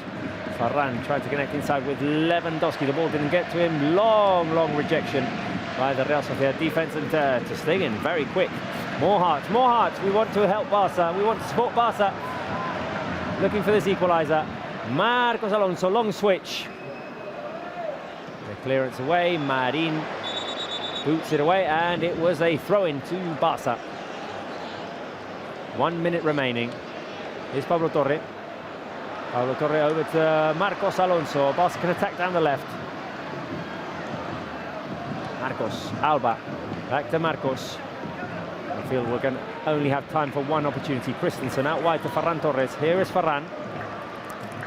Ferran, can he drive inside? He's dispossessed. Is he fouled? Oof, good that Balde came in to recover. Now the long switch over to Jordi Alba. Alba brings it down inside. Lewandowski, a foul called against Lewandowski. Frustration there for Robert Lewandowski, and I think Bruno... he had to control Lewandowski is very frustrated by that. Jordi Alba, Lewandowski, frustration from all Barça players. Now Real Sociedad player goes down. We're going to reach 95th minute, and we'll have to see well, if we have time for more or the game ends here. I think it's a foul. I think it's a Lewandowski foul, to be honest. I understand the frustration because he thought he won the position, but no. You saw how he controls the anger. The frustration there of Lewandowski. Unfortunately, Barca won't be able to pull this off because I think the game is going to end here. But anyway, we're champions, guys. We're champions. We all like chat with trophies, emoji trophies. Don't switch off because we're going to stick with the celebrations that are going to be happening at Spotify Camp Nou. The referee blows the final whistle. An important win for Real Soociedad. 2-1. They will continue fourth in the table in their quest to qualify for the Champions League next season. And Barca weren't able to equalise in spite of the late Lewandowski goal. Didn't really manage to create the opportunity. I thought that the expectations were low for this game, being already champions. It was an entertaining one, Irati. It was entertaining, and there was like moments of the game that Barca was controlling. I think what we have missed is more clear opportunities for the team, but it's also normal. There were changes that experiment with Balde in the right back and Jordi Alba and everything, and then Real Sociedad needed the points more than us, but also the goals for Real Soociedad comes with that fault on Koundé, that maybe fault on Frenkie de Jong. So for me, the fair thing would have been a draw. But, well, credit to Real Soociedad that they are probably going to be in Champions League next season. I want to encourage everyone to stay on YouTube, on Facebook, on Barça TV Plus, because we'll be showing you the full celebration, the full La Liga celebration from Spotify Camp Nou, what's going to happen on the pitch with Sergio Busquets receiving the trophy, with the speeches, with the celebration with the fans, everything we're going to be showing you in just a few seconds. I encourage you on the live chat as well to keep filling it with Barca hearts and with Barca trophies, because we are La Liga champions. We'll be coming to you in a sec with the celebration.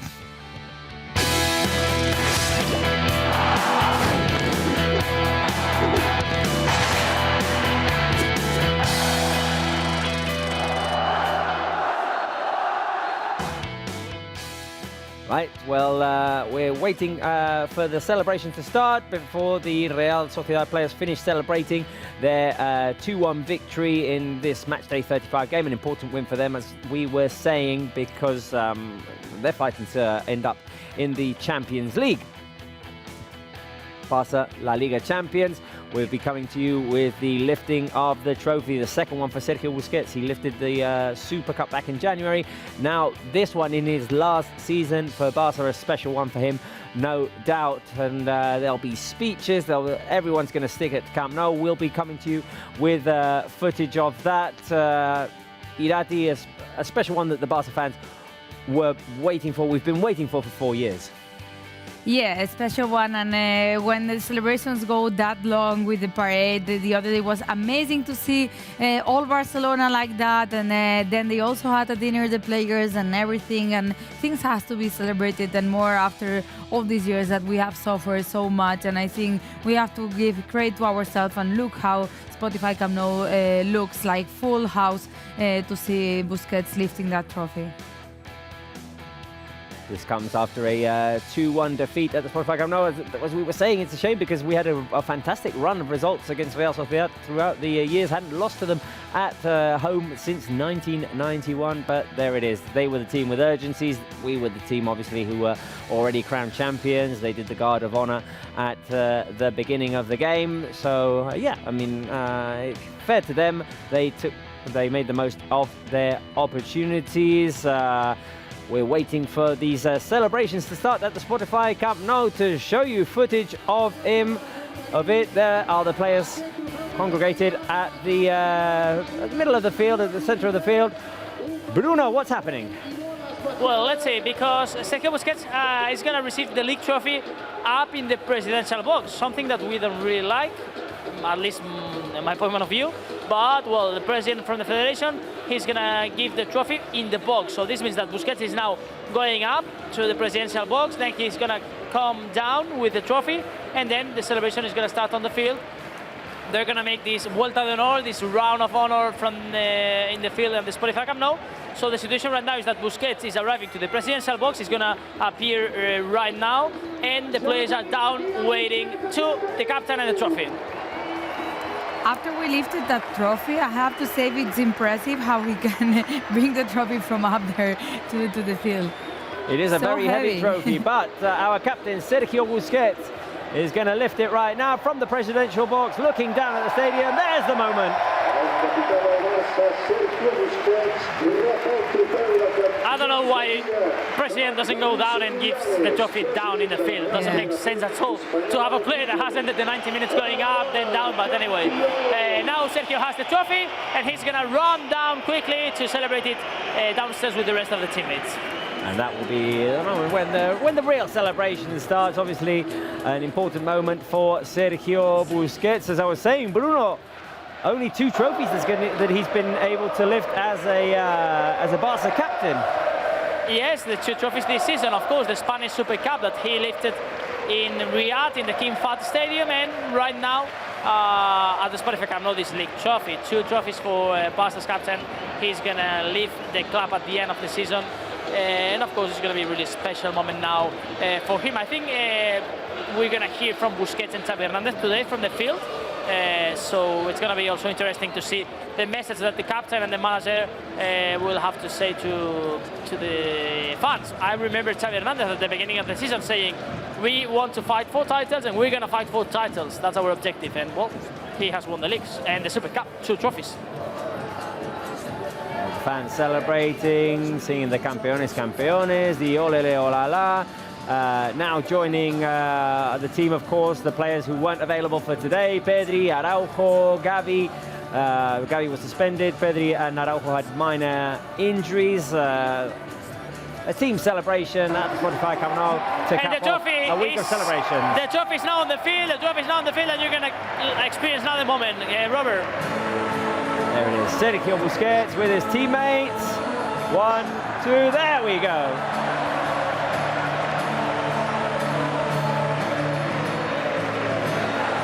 Amazing image.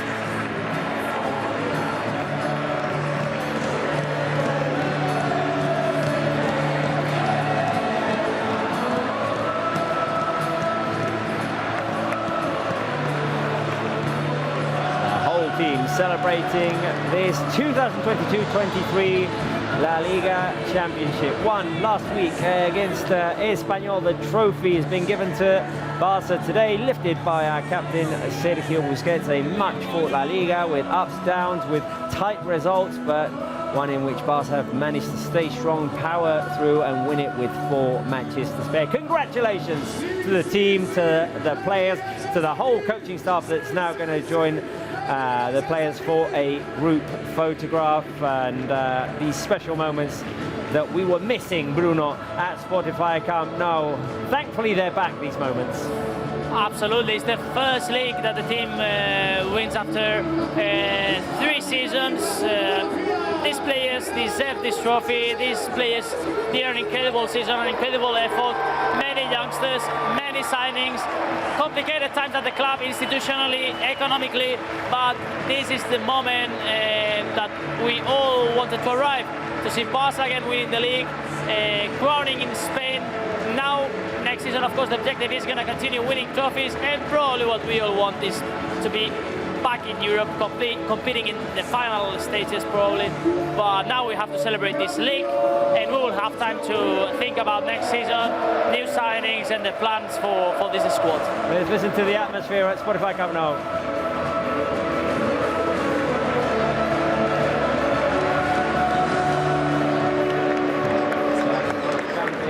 Campeones.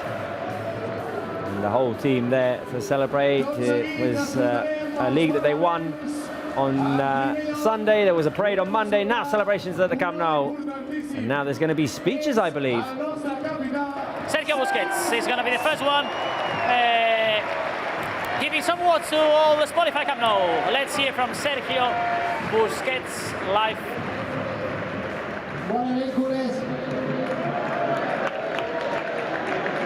Primer, vull agrair a l'Héctor, l'Auba, al Memphis, al Geri i a tots els companys del filial que ens han ajudat a aconseguir aquest títol.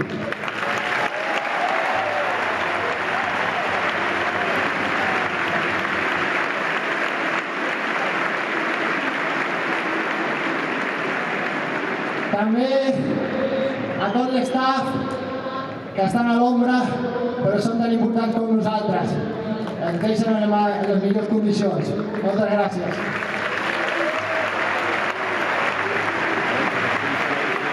For the players who started the season and for the coaching staff.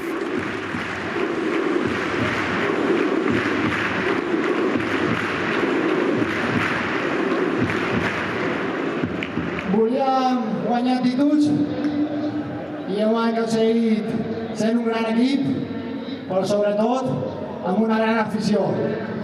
Moltes gràcies pel suport, perquè sense vosaltres no hauria sigut possible. Gratitude towards the fans as well. Great attendances this season at the Spotify Camp Nou to support the team. I per últim, no dubteu que això només ha fet que començar. Visca el Barça i visca Catalunya! Busquets is leaving, but he's sure, as he says, that this is only the beginning. I és moment ara sí d'escoltar l'entrenador que ens ha guiat fins aquí. Òbviament estem parlant del Chavi.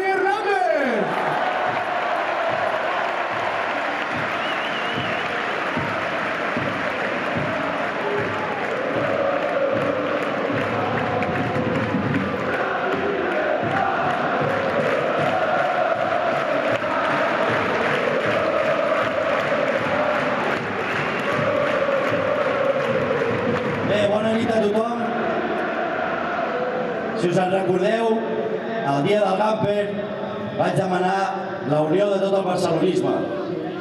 Bé, doncs crec que és moment de donar les gràcies. En primer lloc, al president, Presi. No estamos tan mal. I a la seva junta directiva, pel suport sempre incondicional a aquest staff. Estem molt agraïts. Moltes gràcies.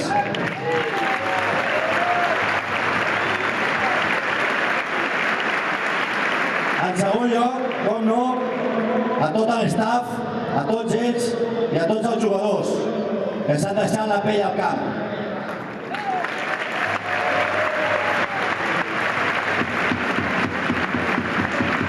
I per últim, dir-vos que sense vosaltres això no seria el mateix.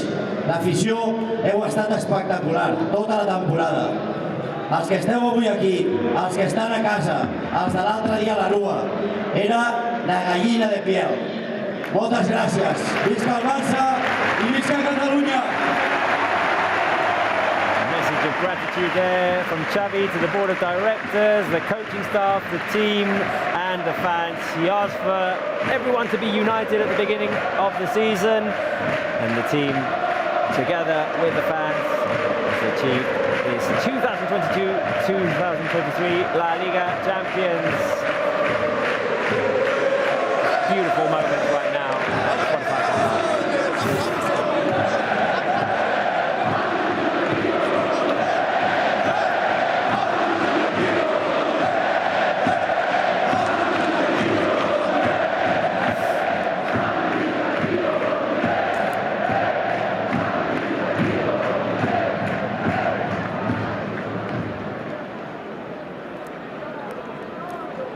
Are there going to be any more speeches? We'll see the players, because the players are discussing something.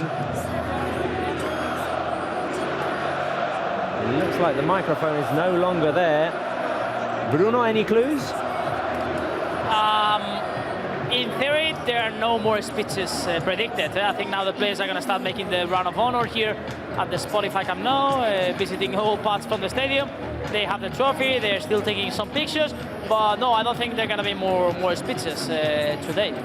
Okay, well, the players are making their way towards the middle of the field. Maybe they'll form... La Sardana now, I think, the traditional Sardana. They'll form the Sardana, the ring, like they did the other day at the RCD Stadium before they had to quickly exit. That special moment, that tradition since the Guardiola days, right, Bruno? Exactly. This was a big tradition.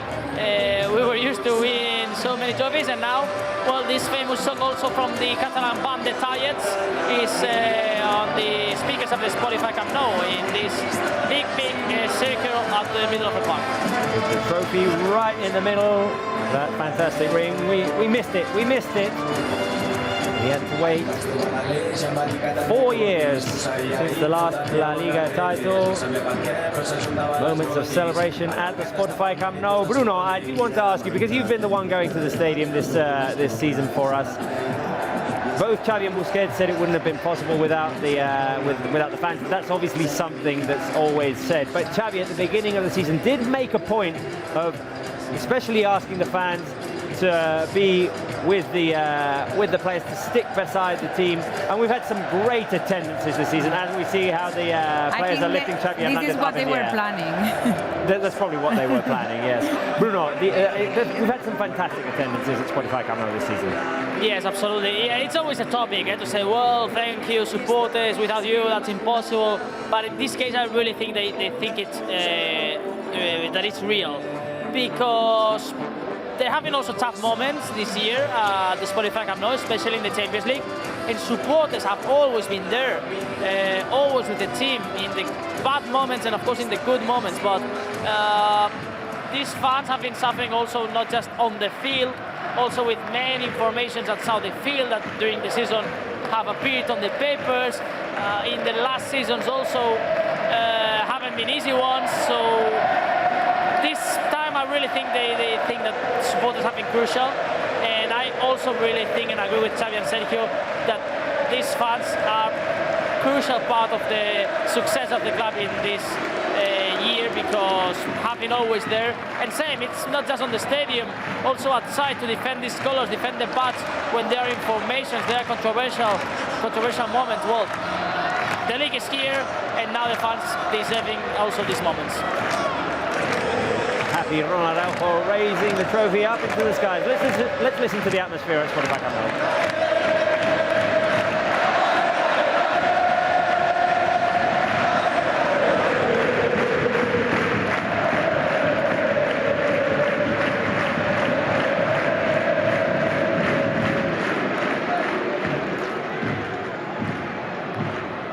Players making their way around the Spotify Camp Nou, thanking the fans for their support during this season, as we've said, of ups, of downs, of some tough games, some games with fewer chances, games with more chances. It's in terms of how the team has played, there's sometimes been some question marks, but ultimately the team delivered the result, and there we are with 85 points, 3 games to spare now. We won it last week, and as you can read on the tweet that's right underneath the screen, we have the La Liga trophy with us. Finally, it's what the team set out for this season. Chavi, as we saw, Bruno, for example, in this the documentary we were referencing before, The New Era, we saw the speech of Chavi right before the game against Rayo Vallecano, and he made it a point of emphasis that La Liga was the priority this season.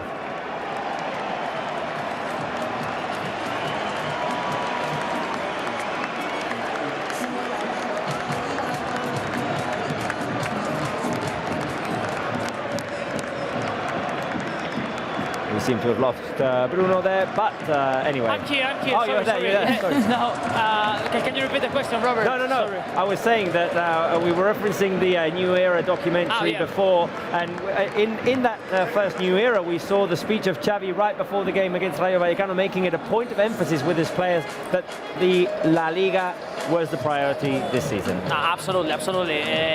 It was the priority before being knocked out of the Champions League, and of course after was much more priority. But the way to start this era is winning the league, and we also have been said during the game, comparing with Manchester City, Guardiola, all the awards. I mean, the league is the real point where it says every single week at which moment you are. Then in Europe, especially in knockout stages, well, everything can happen, right? But La Liga is always the point that measures you at which moment are you. And Barça has been at an incredible level during the whole season. leading and top of the league practically all the months except the first 1 or 2. And now, of course, I think that looking on the future, the objective has to be continue being a reference in La Liga in Spain and make this step forward in Europe. That I think is what now the fans will demand to these players. The players now and the staff are arriving to the north goal of the stadium where the supporting groups are located. So, of course, stop there from the players and the celebrations with them. Let's see what happens there.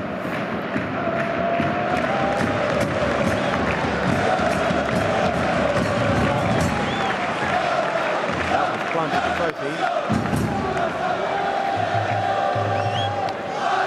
Yeah, but they're going to prepare, I think.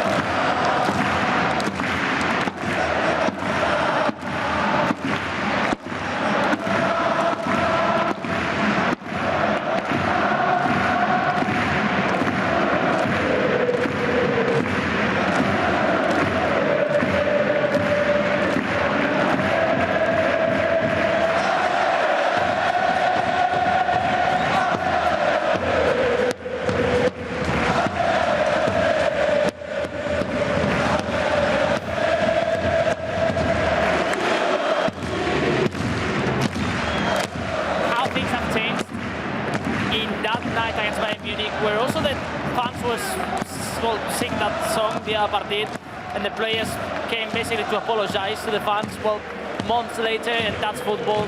Now the players are singing, but of course celebrating this league trophy. The looks on their faces are totally different. How quickly in the party. Well, he was on the bus on Monday. He was one of the most It's impressive players. how fast he's there in Catalan also. He was singing there and the other day talking.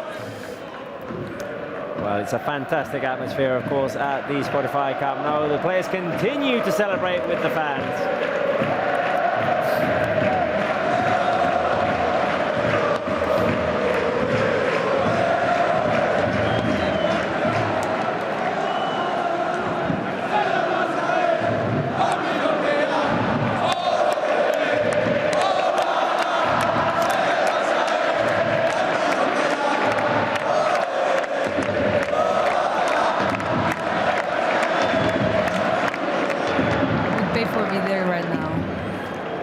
It's one of those special days, isn't it, that the Spotify Camp Nou, and you think back to the times you've been there. I remember 2009 when we won the treble. That was a fantastic night of celebrations there as well. It looks like Sergio Busquets is going straight into the bombo. Oh, he's going to get the drum, is he? Yeah. Let's see. He's now with the fans, shaking hands with the supporters, and let's see. Yeah, he thinks that they're gonna give him the drums and the microphone also from that part of the stands.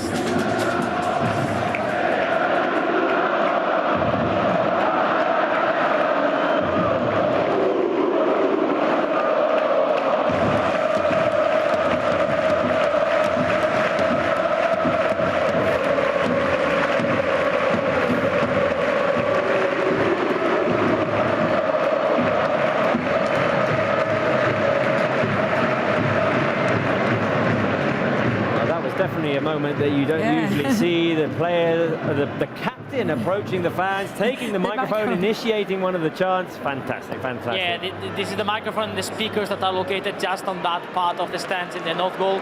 Basically, the head of the supporting group, where always he starts the songs. And Busquets has take this microphone and has started the song, 1899, des el club que porta el cor, blaugrana són els colors Futbol Club Barcelona. There'll be many chants that we hear throughout games at the Spotify Camp Nou. I was just looking at Busquets and Jordi Alba's face, and Busquets is the last one. We don't know how many Alba is going to celebrate, and you feel that they say, like, I have to celebrate this because this is ending, you know? Definitely. Well, he's the last player standing from that Wembley team from 2011, for example. And we know for sure that Sergio Busquets is not going to continue at Barca next season, so I'm sure that these are moments that he's going to cherish. He's going to want to live at full, experience 100%, feeling feeling the feeling of being a champion at Spotify Camp Nou and celebrating with the fans as the players complete the round of honour. Bruno, you can see Busquets there with his children. Yes, and Alejandro Valde now that was lifting the trophy, and every single time he lifted, well, the fans were saying this, "Oe, oe, oe." So beautiful moments now for these players that now are ending this round of honor. They're gonna go to the locker rooms, they're gonna attend the media, of course all the right holders with the post-match interviews, because we have to remember, yes, it's the celebration, but also it's the post-game analysis after the league game against Real Soociedad, and also, well, of course Chavi will go to the press room. So the players now going with their families, also some of them in the first rows, and yeah, special moments, the ones that we are experiencing at the Spotify Camp Nou. That was the moment when Sergio Busquets lifted the trophy up into the sky to celebrate Barca's 27th La Liga title, and the players lifting Chavi up into the air as well in appreciation of their coach. 2022-23 La Liga champions, Barça, with that trophy. And Bruno, I believe you're going to have to leave us in a second, right? Yes, well, we still have some minutes in here. Marcos Alonso is now really close to our position. He has been here in the south goal now of the stadium, signing shirts and giving also presents to some of the fans here in the first row. Oh, so nice. also we like, these connections that you haven't seen on the international signal. The players are now with the families, the children, wives are now down on the field. They're gonna take some more pictures, and yeah, we're gonna stay here some more minutes before leaving our position to make a final connection. Okay, well, let us know when you have to leave, Bruno, because I think you have important content to film. Family time now on the pitch. Sergio Busquets, of course, has got all of his family there as well. This his last trophy that he's going to win as a Barca player. You see Gavi there, who was out for this game tonight, suspended. He saw his 5th yellow card against Espanyol. And these last few moments with the players who are going to make the most of it and take pictures with their families. Joining us here in the studio, Pau Casasa, we haven't talked to you yet. Your thoughts overall of this La Liga win for Barca, this La Liga season for Barca? Well, it's been a tough La Liga, I would say. We have seen different Barças playing it. Of course, we have had a few injuries during important games of this league. Not having Pedri, not having Frankie, not having Dembele for like most part of the season, or at least an important part of it, has forced Chavi to look for new solutions and the team itself. And so we have seen like different phases of this Barça adapting to whatever challenge they were facing. Indeed, it's been a season of challenges. It's been a season of challenges. Obviously, a team in growth, a team with a lot of youth, a team that had to go through injuries as well in key moments of the season. I think in all the Clásicos we've had injuries, for example, in the key moments in Europe, but they've managed to stay consistent and deliver in the end. Yeah, I think consistent might be the word that defined this season for Barca, because there has been many ups and downs. It was a roller coaster of emotions. Now, for a moment, it felt like the team was the best team of Spain, which indeed it was, because we won La Liga. But then with all those injuries you said in crucial moments, especially in Europe, in the big games in Europe, there was no defense in one game, then there was other key injuries. But then in the crucial moment of La Liga, with no Dembele, with no Pedri, the team managed to continue that row of victories, and that's why we are celebrating here today. So I could define that this season as like consistent. And we're reliving those moments in which Sergio Busquets received the trophy of La Liga and raised it as team captain. Pau, Busquets, his last trophy as a Blaugrana. Well, we cannot say much of a legend. Well, we can say a lot of things. And in the end, he's that player that helps us play the way we want to play. Having the ball, dominating, close to everyone, recovering quickly. And so it's going to be an important loss. And I guess that what he has been doing during this last season because probably he knew that it would be. Was preparing the ones who are coming, and I think we can be calm regarding the players that we have in the middle. And so this was his final duty, and well, it has been a pleasure to enjoy Busi all these years, and hopefully we won't miss him much. It most definitely has been a pleasure. Bruno, family time continues at the Spotify Cup. Now the players making the most of the moment to take pictures with the trophy with their families. Yes, and now it's Ter Stegen with his young son here also on the south goal, celebrating with the fans. It seems that Ter Stegen is trying to explain him how he has to connect with the fans to applaud, and yeah, it's amazing also to see this young kid with so many people and all that eyes on him, wearing that shirt. That's number one, the young son of Ter Stegen. All families are down now taking the pictures with the league trophy. The league is placed there on, in the middle of the field, and all the players are now there taking official pictures with that league trophy. Viva la Vida from Coldplay, it's now the song, the soundtrack here at the Spotify Camp Nou. Of course, another song that was related to that era of Pep Guardiola in 2008, 2009, where Barça won absolutely everything. Sergio Busquets also taking pictures with the relatives, family, friends, and well, special moments. Most part of the stadium has left, but especially the first rows from the stands, and people stay there to try and find some pictures, some autographs. But well, special moments, the ones that we are experiencing now. Also seeing Andres, one of the physical trainers of the staff, Pedri, and well, beautiful images also with most of these players that are celebrating for the first time this league trophy. Also, there was the brother of Pedri, that it really looks like the same Pedri, Fernando, the old brother of Pedri, and it's a chef. So, well, interesting to see now also Lewandowski with the daughter. That I think it's a little bit tired at these times with these timetables of La Liga, but yeah, beautiful moments. Yeah, it's a late night for some of the kids. Fortunately, they don't have to go to school tomorrow. There, the connection between Pedri and Gavi, they're like glued together, these two guys. Yeah, they look like brothers, don't they? Like for the first moment, like on and off the pitch, and I think that's really cool. It's wonderful that they have this connection, Paul, both on the field and off the pitch. Yeah, it normally comes together. Of course, there are exceptions where it doesn't really happen, but the more you know each other, the better, the easier it is to like have a better communication, and communication doesn't only exist with words, but with actions as well. And so this empathy that they both have between each other helps playing together, having fun together, and willing to have more experiences or nice experiences together. So that's very positive for Barça. Bruno, we've also seen Robert Lewandowski enjoying the moment. He left a big project like Bayern Munich to come to a team in growth. He's brought in veteranship, he's brought in goals, and he's delivered a title.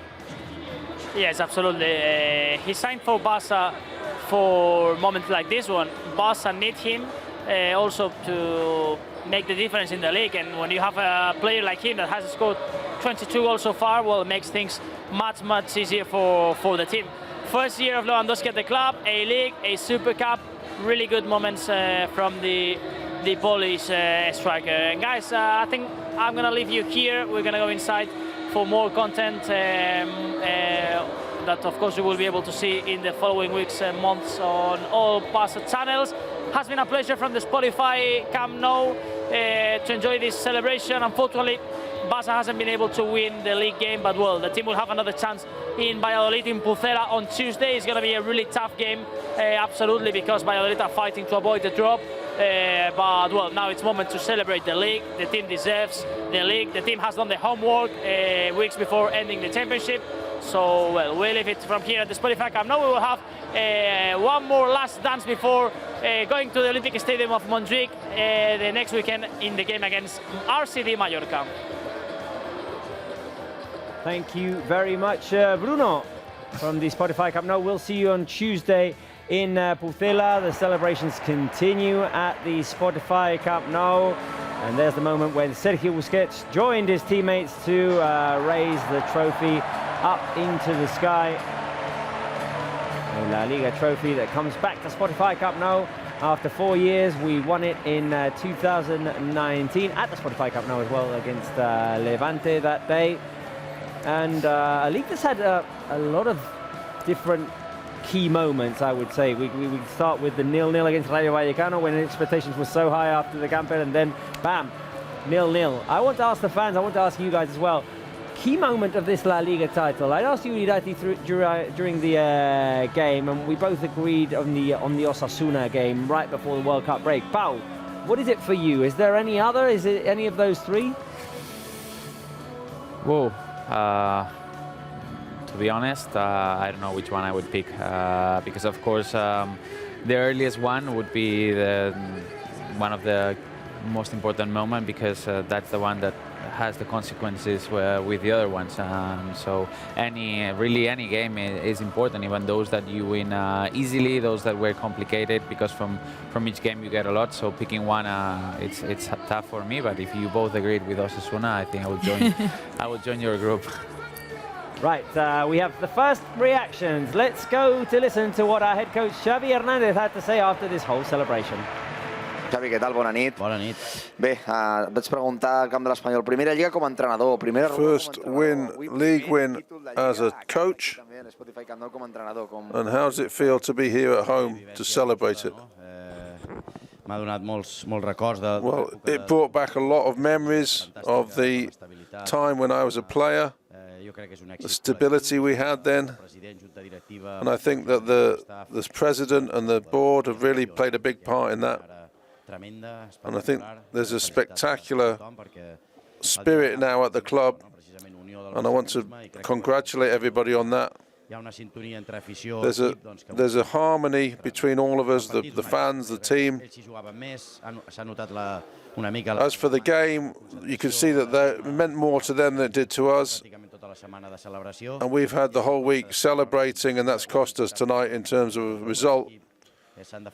But they're a very good team, they defended very well, and we didn't play badly, but we couldn't get through them tonight. Dit algunes expressions clàssiques com gallina de piel, no estamos tan mal. No sé si ho portaves preparat o t'ha sortit així una miqueta natural. No, m'he preparat una miqueta. When you gave your talk, was that prepared or was that all natural, coming out spontaneously? No, I prepared it a little bit. Soc una persona de valors. I'm a person with values, I think. I soc molt agraït. And I'm very, very grateful for this opportunity, for the way things have come out for us. L'himne del Barça. And I was great to hear the Barça hymn going around the ground. So I'm just very happy with everything we've achieved.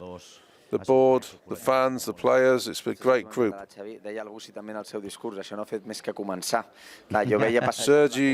Sergio Busquets said this is just the beginning in his speech with all these young players.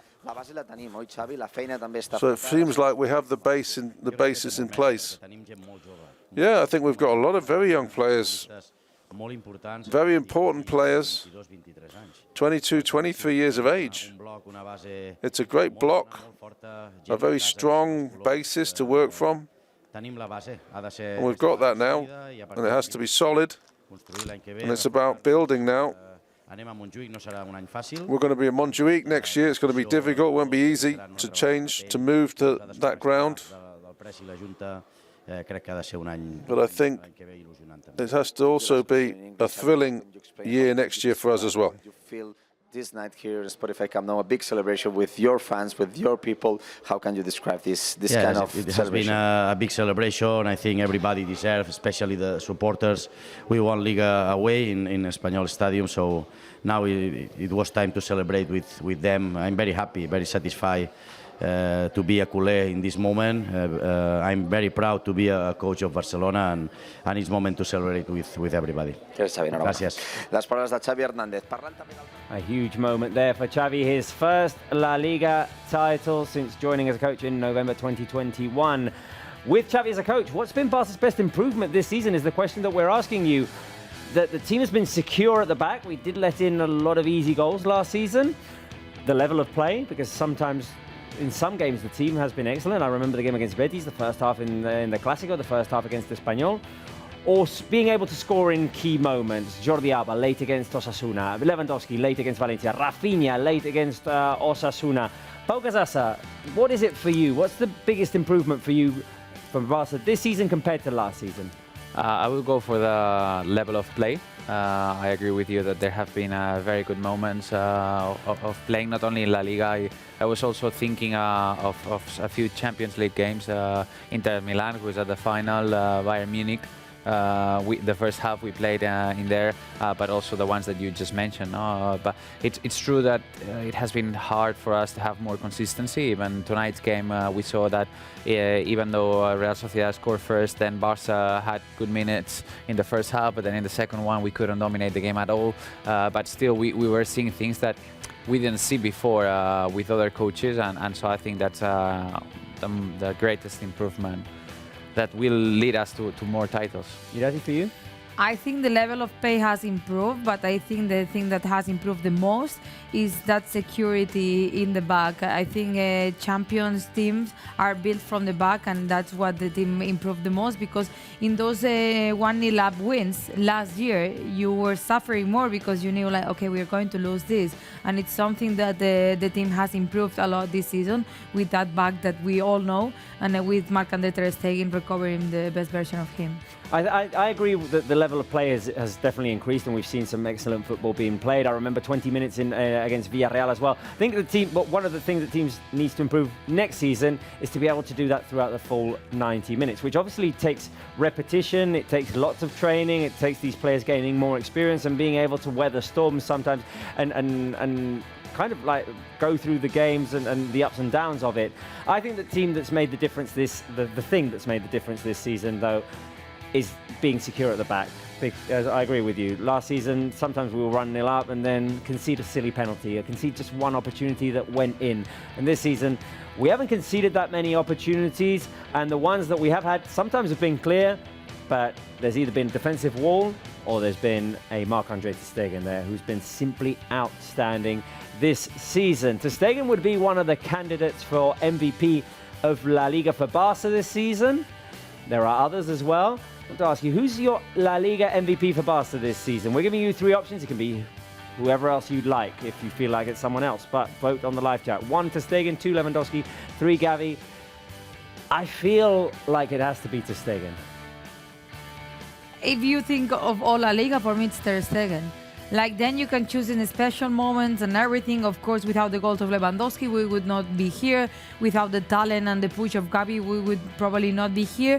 But I think that consistent through all the season, it's ter Stegen, because, I mean, it was 11 1-0 ups. He always appeared with one crucial save in all of those games. So for me, it's clear it's the German goalkeeper.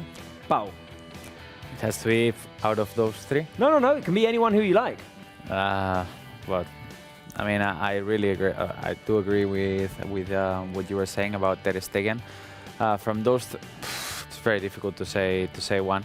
Football doesn't go individually, and I think that in different games, different players have showed a very good performance. I'll probably go with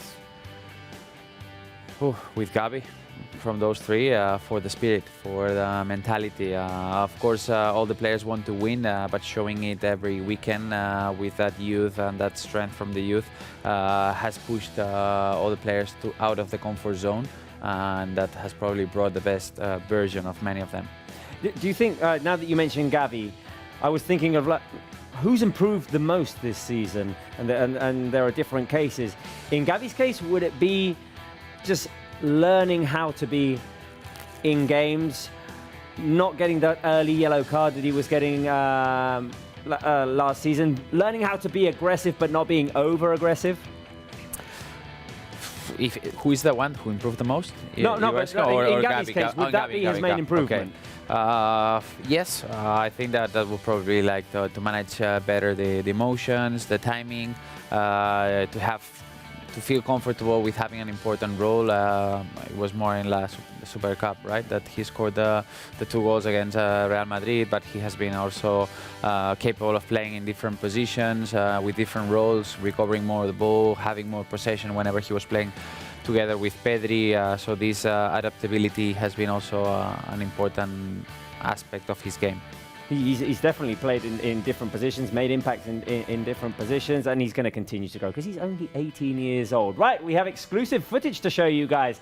This is when Busquets went to get the La Liga trophy, our own cameras recording this moment, and there he is, Sergio Busquets, arriving at the presidential area, greeting everyone in his ways, receiving the applause there of the Barca employees, the Barca directors. And here he is, the captain, Sergio Busquets, with Mateu Alemany, President Laporta, Vice President Rafael Yuste, and the moment in which our captain received the trophy and raised it up in the air. There it is, Sergio Busquets, 27th La Liga title for him. Not for him, for the club, sorry. It would be amazing if he'd won 27. But Sergio Busquets, a player who we're definitely going to miss, Paul. Yes, a lot. He's a player that has proved you don't need to have amazing physical qualities to play a lovely football, who has shown a different way of playing when you are a holding mid, as he has been called for a while, and so somebody that has changed totally how the game works, and we just need to assure that another youngster from La Masia comes up and follows his legacy, which for sure there are many that have gone away as well because of him, because he was already in the team, and well, we are in depth with him. Another question that we're asking here, who is the revelation of the season? For me, it's clear. It's Alejandro Valde. Like, it is a hard position to cover in Barça. We have struggled a lot to find both right and left backs. It felt like, as he was saying now, we hope someone comes from La Masia to replace Busquets. It felt there was no replacement for Jordi Alba. It was season after season. No one knew how to reach Jordi Alba's level, and so shy in the beginning of the season. He came there and he has improved a lot during the whole season, because in the beginning defensively he was not that strong as he ended up, and you see the confidence and how he has grown, and I think he still has a lot to grow. So for me the revelation, it's clear, is Alejandro Valde. The other two options we included were Christensen and Kessié, because they came in as free transfers, probably the quietest signings. I thought Christensen had a monster season, completely exceeded expectations, and but I think we all agree that the revelation of the season is Alejandro Valde. We knew there was potential there, but he raised his level of play to a whole other dimension. Yes, definitely, and both in possession, in recovery, on the left side, on the right side, demanding games, easier games. He was capable of overcoming one-on-ones, as we have only seen with Dembélé. So he's a very he's got many possibilities in the game, and he also has this I don't know how to call it, but growth mindset. I was seeing how he was expressing himself tonight when a teammate was missing the ball, and I was like, wow, remember that you're very young, no? And he was like mad because he wasn't receiving it back. He was like showing that feeling that maybe he's at a higher level almost, no, than some of the players, and that's true that he has been growing a lot. And the other thing that we saw today, and we've seen throughout the season as well, is that he can. Obviously, he's at his best when he's on the left flank, because he's better positioned to put in crosses, to make drives. But he looked very comfortable today on that right-hand side. Yeah, he did. He has played there like 3-4 times in the whole season, and that's also a good part of this defense that Barca got, because you have many good players that you also can switch positions in depending on the game. And he also has been able to play with Jordi Alba in the same left flank, which is also that Chavi has come with. We're waiting for more reactions from the players in the media zone. We'll see if we get to hear from any of them after this celebration that we've seen at the Spotify Cup. No, we did get to hear from Sergio Busquets and Chavi with their speeches, thanking the fans for their support, thanking the team. And the interesting thing that Busquets said, of course, is, and it's even more special taking into account that he's leaving at the end of this. He said, this is just the beginning of something. There's so much young potential here. You think of Pedri, you think of Gavi, you think of Balde, you think of Eric's there as well. You've got Ansu Fati, you've got Ronald Araujo. Koundé. Koundé is also young. 23, I think. And what we're asking right now, what's coming behind? Which debutant have you liked the most? Alarcón, Aleix Garrido, Lamine Yamal. I think we're all going to vote on number 3 because it was special. Oh, you're going to vote Aleix Garrido? Yeah. Okay. I mean, I to be honest, I didn't watch him play. I've watched him play at Barça B and the youth, so I'll go for number 2. Okay, Paul going for the number 2, a midfielder, Aleix Garrido. Lamine Yamal was the one who made the most impact when he came on in that 4-0 win against Real Betis. He just showed that he was special. You're just going to remember that debut. Yeah, he showed he was special, and he also showed he's made for this pressure that Barça brings, you know, because he was 15 years old and it felt those 20 minutes that he had been playing in the first team for a long time. And I think that is something that special player has. But going back to what Busquets said, this is the beginning of something. You get the sense of that. With this being the beginning of something, where does the team have to improve now, Paul, in order to get more success in the next few seasons? Well, I think it has to do with the way of playing, like having consistency in dominating the game, which for me comes from having a better possession, which at the same time allows you to recover faster when you lose it, which means that you doesn't need to depend on your goalkeeper to save and win the games, but instead on your players, not only the players at the back, to recover the ball. So that needs more players playing close to each other, players playing with less touches, as we have been seeing some players like improving this a lot throughout the year, not hesitating to cross the ball and having more continuity on those final spaces, once again with short passes, with playing the way we face. So I think it comes from all these small details that will allow us to have a greater control on the game, create more chances than the opponents, and in the end don't give them oxygen, like we saw maybe with a few actions whenever they recover, they were able to create chances. Of course, they will create chances, and we will still need Ter Stegen, no doubt about that, but to have the least possible. I was going with one thing that you mentioned now towards the end. It's chance creating, opportunity creating, because we have seen some good stretches of football. We've been, as we said, we've highlighted the positives. We've scored in clutch moments. We've defended well. We've kept clean sheets. We've had good periods of playing games. But sometimes the team has struggled to create opportunities there. Maybe there's not been enough one-on-one or enough ability to make that final pass that Chavi talks about sometimes. He says the best player who makes the final pass is Jordi Alba on this team. We've heard him say that in press conferences. So I think the team needs to get better at that. Being able to find those moments or situations in which you can break in, make that final pass, make that play that's going to make the difference. Yeah, I think this year we were missing that. Like sometimes it was too much crosses. It felt like they were missing mobility. Like the players were not moving, and there was not that creativity in the 1-versus-1. I think probably what we have missed the most of Ansu was that he had that, and also when Dembélé was injured. I think those are the spots where the team can improve, and there's players in the actual squad that can improve in that way and can bring you that.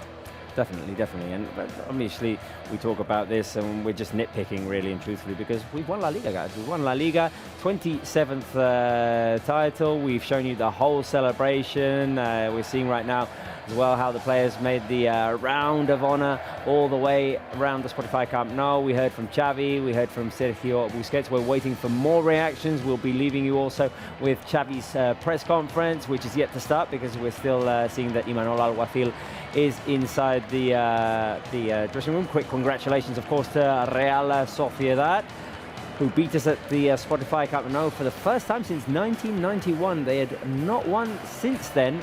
And today, of course, they were the team with urgencies, power. They were the team that needed the win to stay in that 4th position that we see that they're in the table, because Villarreal had beaten Girona earlier on. Yeah, they had this extra pressure, which sometimes it is good, like Chavi mentioned, no? That you could feel the rhythm, but it's also hard for you because you know that if you cannot miss.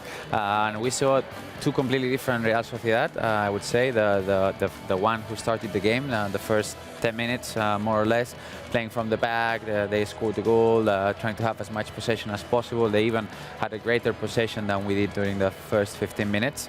And afterwards, whenever they scored and they saw that Barça were dominating and going forward, they decided to just have 5 players at the back whenever they didn't have the ball and focus on making it very hard for Barça to create chances and wait for a recovery that would allow them to counter-attack, to go forward quickly like they did and have the second one. Because we talked about this before. Sometimes you think, okay, we're league champions, and we don't expect much from games because the other team has more to play for, and it's natural that the players come out a little bit more relaxed. But I thought Barca, 1, competed until the end. They did look for the draw. They were frustrated that they lost. 2, had the opportunities. It was a game in which we were just talking about before. Sometimes we've struggled to create opportunities. No, today Barca did have them, just didn't go in. Yeah, they didn't go in, and it felt like, okay, Real Sociedad had the opportunities, and Barça had little disadjustments sometimes in the midfield that allow Real Sociedad to run, but I felt like the team wanted to celebrate this title with at least a draw in the last minute. We saw there the frustration, the anger of Lewandowski, also Frenkie de Jong getting upset with the referee because he wanted more, and he also was frustrated because the second goal also started with a fault on him. So we saw that anger on the team. Just reliving that special moment when the fans and players chanted in unison that Un Día de Partit song that always goes on at the Spotify camera. Let's actually relive it for a second.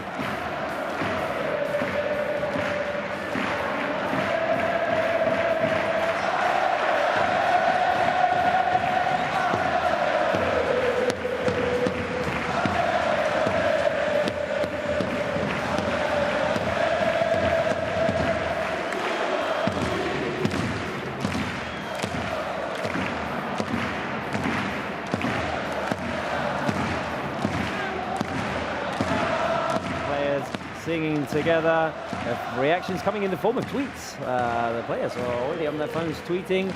There is the first league of Lewandowski. It's the Barca official account with Lewandowski having a nice time there with the trophy. And Balde also. Look at him. That's not easy. A strong Balde. It's not easy. We lifted that cup last week, and it's a heavy one. It's a heavy one. We see Lewandowski. And we've talked about it at length during the season, last week during the celebration as well. But, Paul, what do you think is more important of what Lewandowski brought to the team this season? Is it the goals, the ability to finish opportunities that the team maybe lacked last season? Or is it the veteran leadership, the player who's already won everything and comes into a dressing room with players like Pedri, Gavi, and connects with them and shows them the way to do things? Well, obviously it's both. It's both. I'll probably stick to the goals in this case. I think because of what I said before about Gavi, that he was also bringing this leadership, Ivan Balde, this mindset that they bring from La Masia, from the fact that they are always required to win all the competitions they play at. And with Lewandowski, we are having or adding value to any action that is happening inside of the box, because your probabilities, your percentage of probabilities of scoring have gone up, and that always helps because then any assist, any pass, it's more dangerous, and so this is an added value, and we don't have to forget that Lewandowski still needs people facilitating him those balls to actually finish. We'll continue to talk about Lewandowski, but let's just listen to this moment of Sergio Busquets.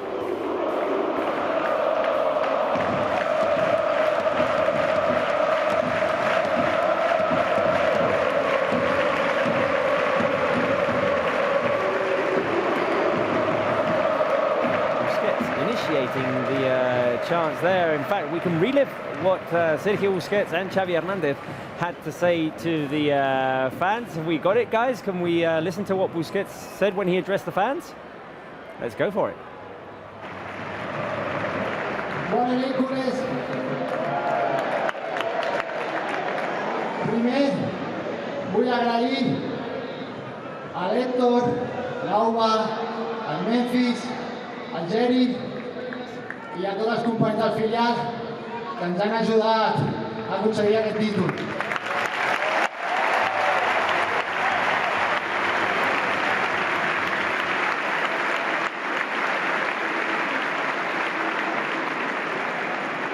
També a tot l'estaf que estan a l'ombra però són tan importants com nosaltres. Ens deixen en les millors condicions. Moltes gràcies.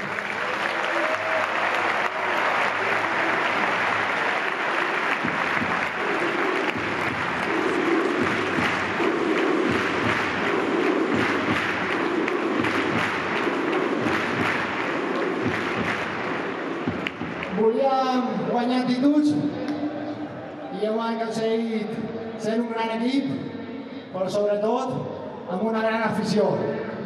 Moltes gràcies pel suport, perquè sense vosaltres no hauria sigut possible.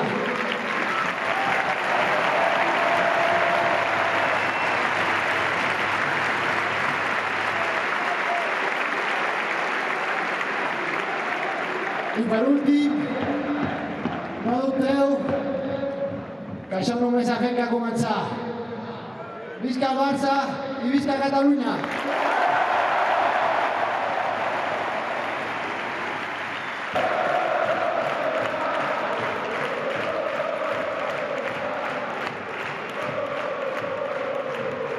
Bé, bona nit a tothom. Si us en recordeu, el dia del Gamper vaig demanar la unió de tot el barcelonisme. Bé, doncs crec que és moment de donar les gràcies. En primer lloc, al president, Presi. No estamos tan mal. I a la seva junta directiva, pel suport sempre incondicional a aquest staff, estem molt agraïts. Moltes gràcies.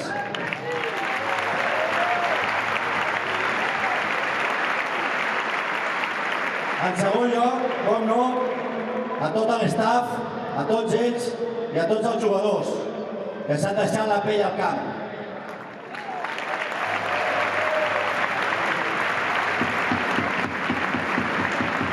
I per últim, dir-vos que sense vosaltres això no seria el mateix. L'afició heu estat espectacular tota la temporada. Els que esteu avui aquí, els que estan a casa, els de l'altre dia a la Rua, era la gallina de piel. Moltes gràcies. Visca el Barça i visca Catalunya!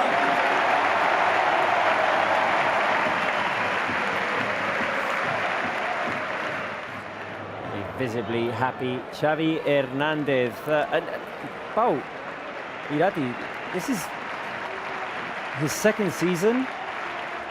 Obviously, the club made important signings for him, but to turn things around so quickly and make an impact is not an easy task. And I think the main impact that Chavi has done is the mentality of the team.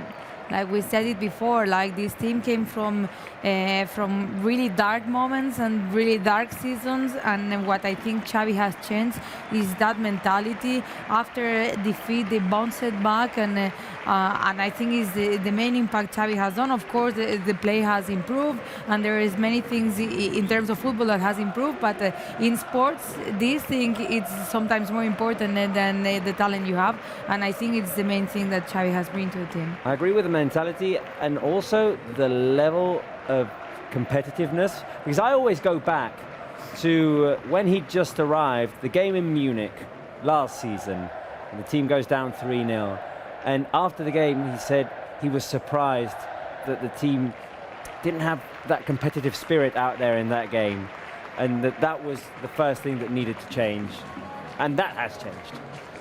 Yes, starting last season already, he arrived and we were ninth in the Liga, in the table. We ended up second, so something changed there. Also, not only the mentality but also the mindset in terms of the game idea. He's mentioning it every day at the press conference. We were closer to our idea. We were farther, and so he has. He knows very well what the club is about, what the supporters like, what the players in Barça have to look like, and so he has transmitted that. He has been a model kind of to all the players and an example to follow. And this always helps. He's the leader, and despite everybody can provide things, he's a good reference. And I think that sharing these values that he has mentioned and making sure that all the players can have them has been also an important part of his role. You also think back to moments of the season. I go back to the defeat at the Bernabeu in the Clásico, week 7, I think it was, in the league. And you start to hear the discourse, because also I think that was around the time when we'd lost to Inter Milan that same week. I think it all came together. It was a dark and you start week, to hear the discourse, okay, here's Barca again, and they can't compete against the big teams, blah, blah, blah, blah. And I was lucky enough this yesterday to be in media day with some of the players, and we were reflecting on some of the moments of the season. And it was Pedri who brought up that there was a couple of good games there at the Camp Nou that we played very well against Villarreal and Athletic Club, and those were 2 games that were together. And he remembered those 2 games, a 3-0 and a 4-0. Those were right after that defeat against Real Madrid at the Santiago Bernabeu, against 2 very competitive teams like Villarreal and Athletic Club. And it just shows this team, when they've lost this season, they've been able to react quickly. And that's definitely a sign of growth. Yeah, and because it's something it was not happening in the previous seasons. In the previous seasons, when the team entered into these dark moments, they lasted so long. There was not quick reaction, and I think what this team has learned is once the football match has ended, it has ended, and there's another to come and another to come, and they have that competitiveness that maybe they have lost today, and they are already thinking in the next one to improve and bring that victory. So I think that's, for me, the main improvement of this team. Oh. Well, also to add to your words, the fact that even though important players were missing throughout the season, he has found a way to bring the team up once again and find another way. And so not only it's the classic rhythms or development of the team during the season, but also these important losses that have happened that has made it very, very complicated. And in some occasions, for sure, Chavi has missed some of those players a lot, because they were their top 3 favorite almost. Well, you think of the stretch in October, for example, after the first international break of the season, or the second, I think it was in the second international. I think first, no? Or, well, anyway, the late September international break, Ronald Araujo goes down with Uruguay, Koundé goes down with France.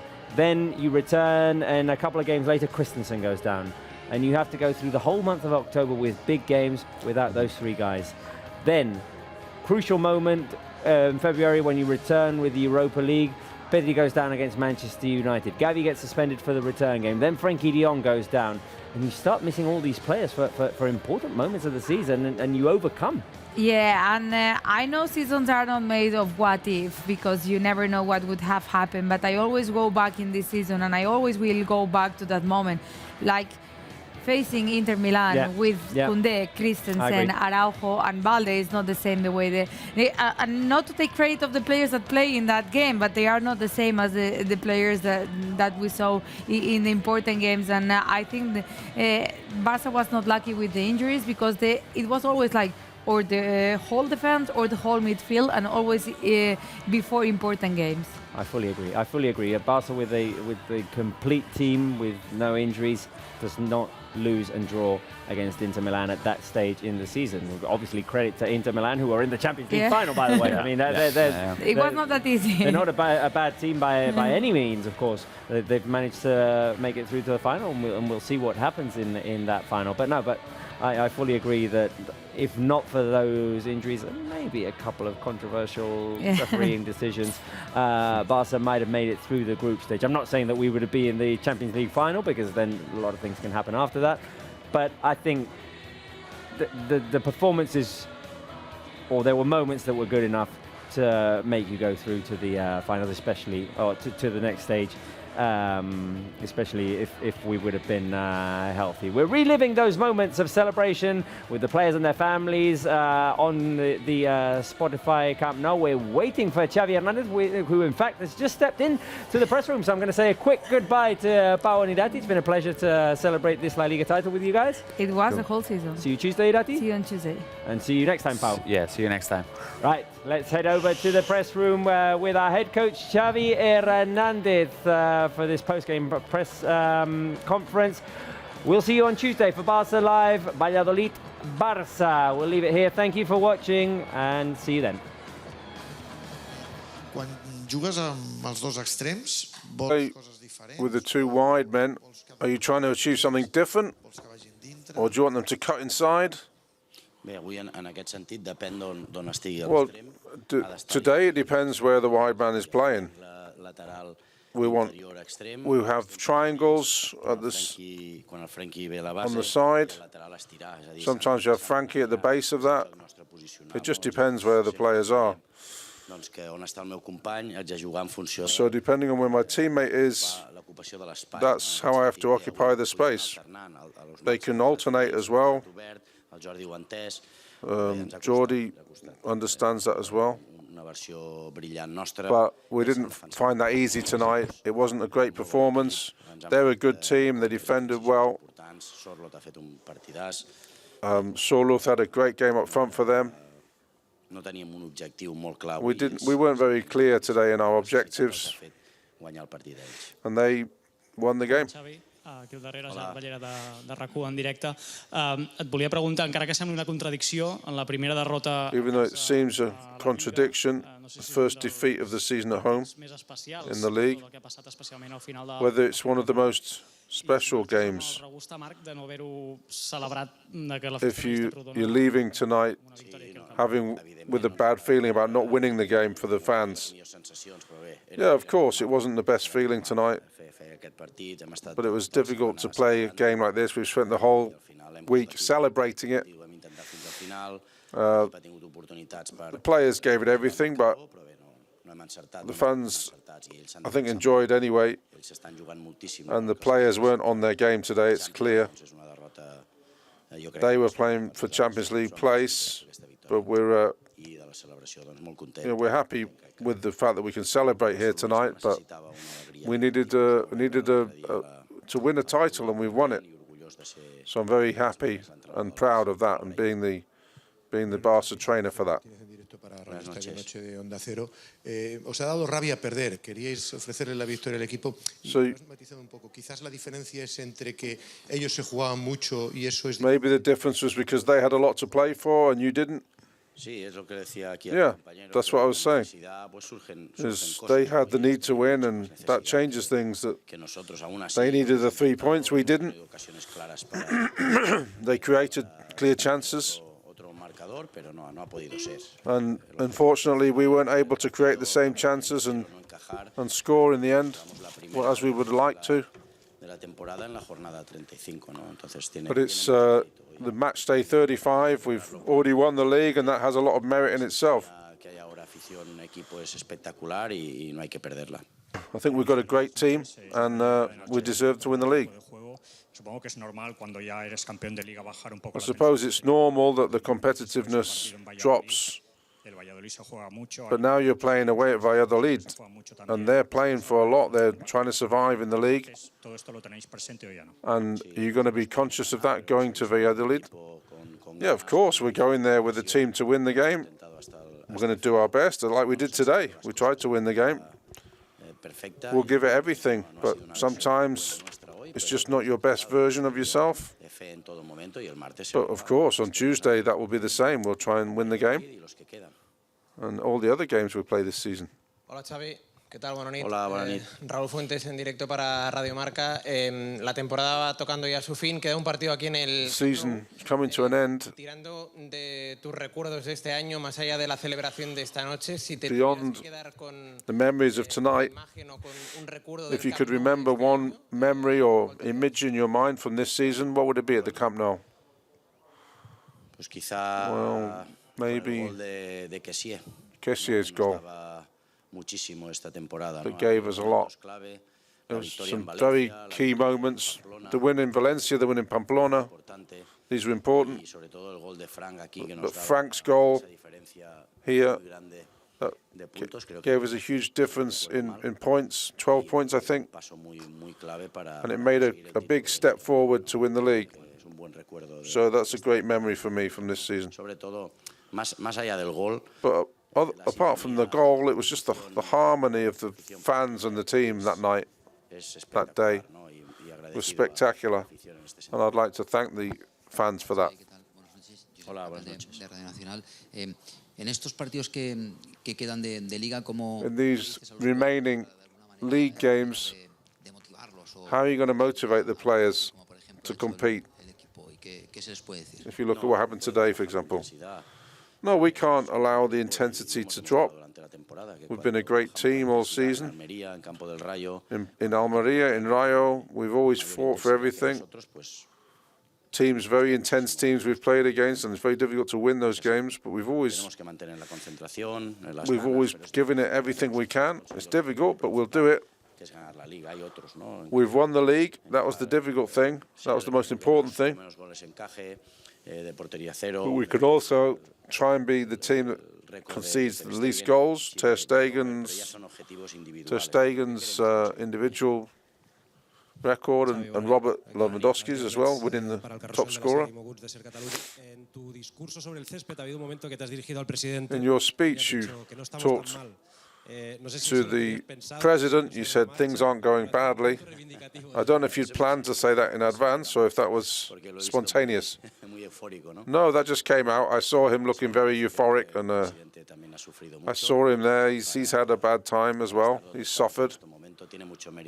And what they've done, what they've achieved, the board has a lot of merit, credit.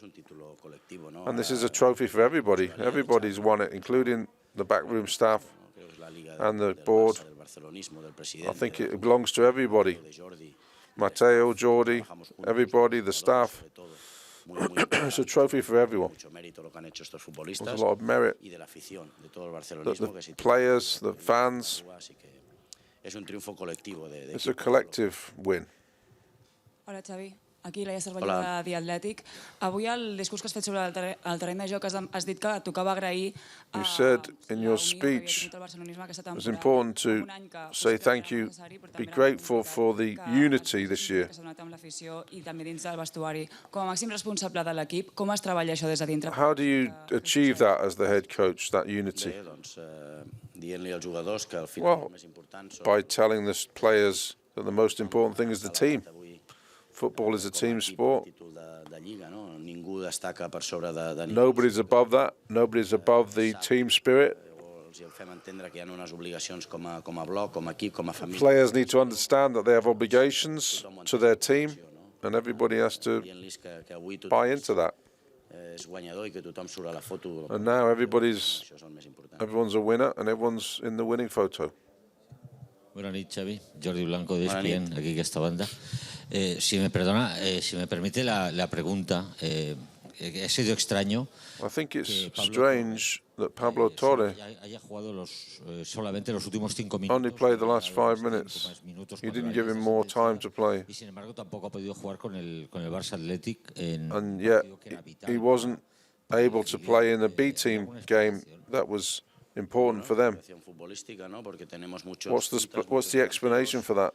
Well, it's a footballing answer. We had a lot of forwards. There's a lot of competition to play today. We gave him 5 minutes plus the added time. We knew he'd help us, and he did help us. But these are technical decisions, nothing more.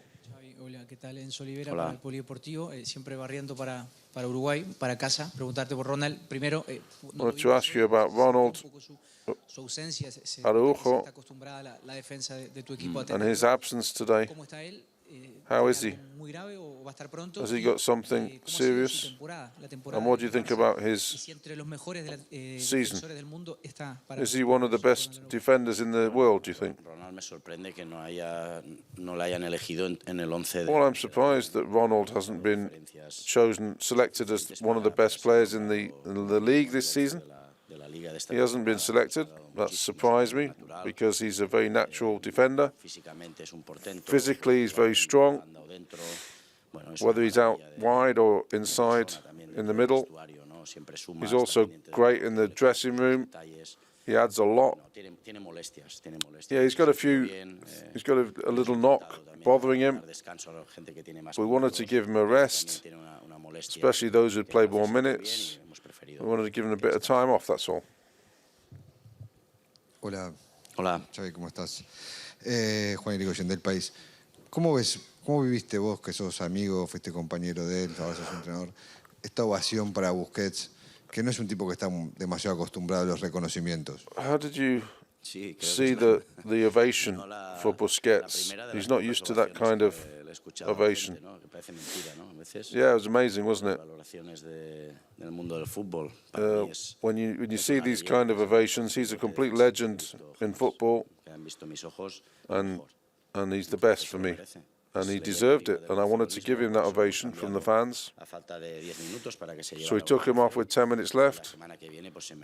And next week, well, he deserves a homage, a tremendous homage in his honour, because he's been wonderful, and as a person as well, as a captain, he has great values, and he's made a difference to the world football. Hola, Chavi.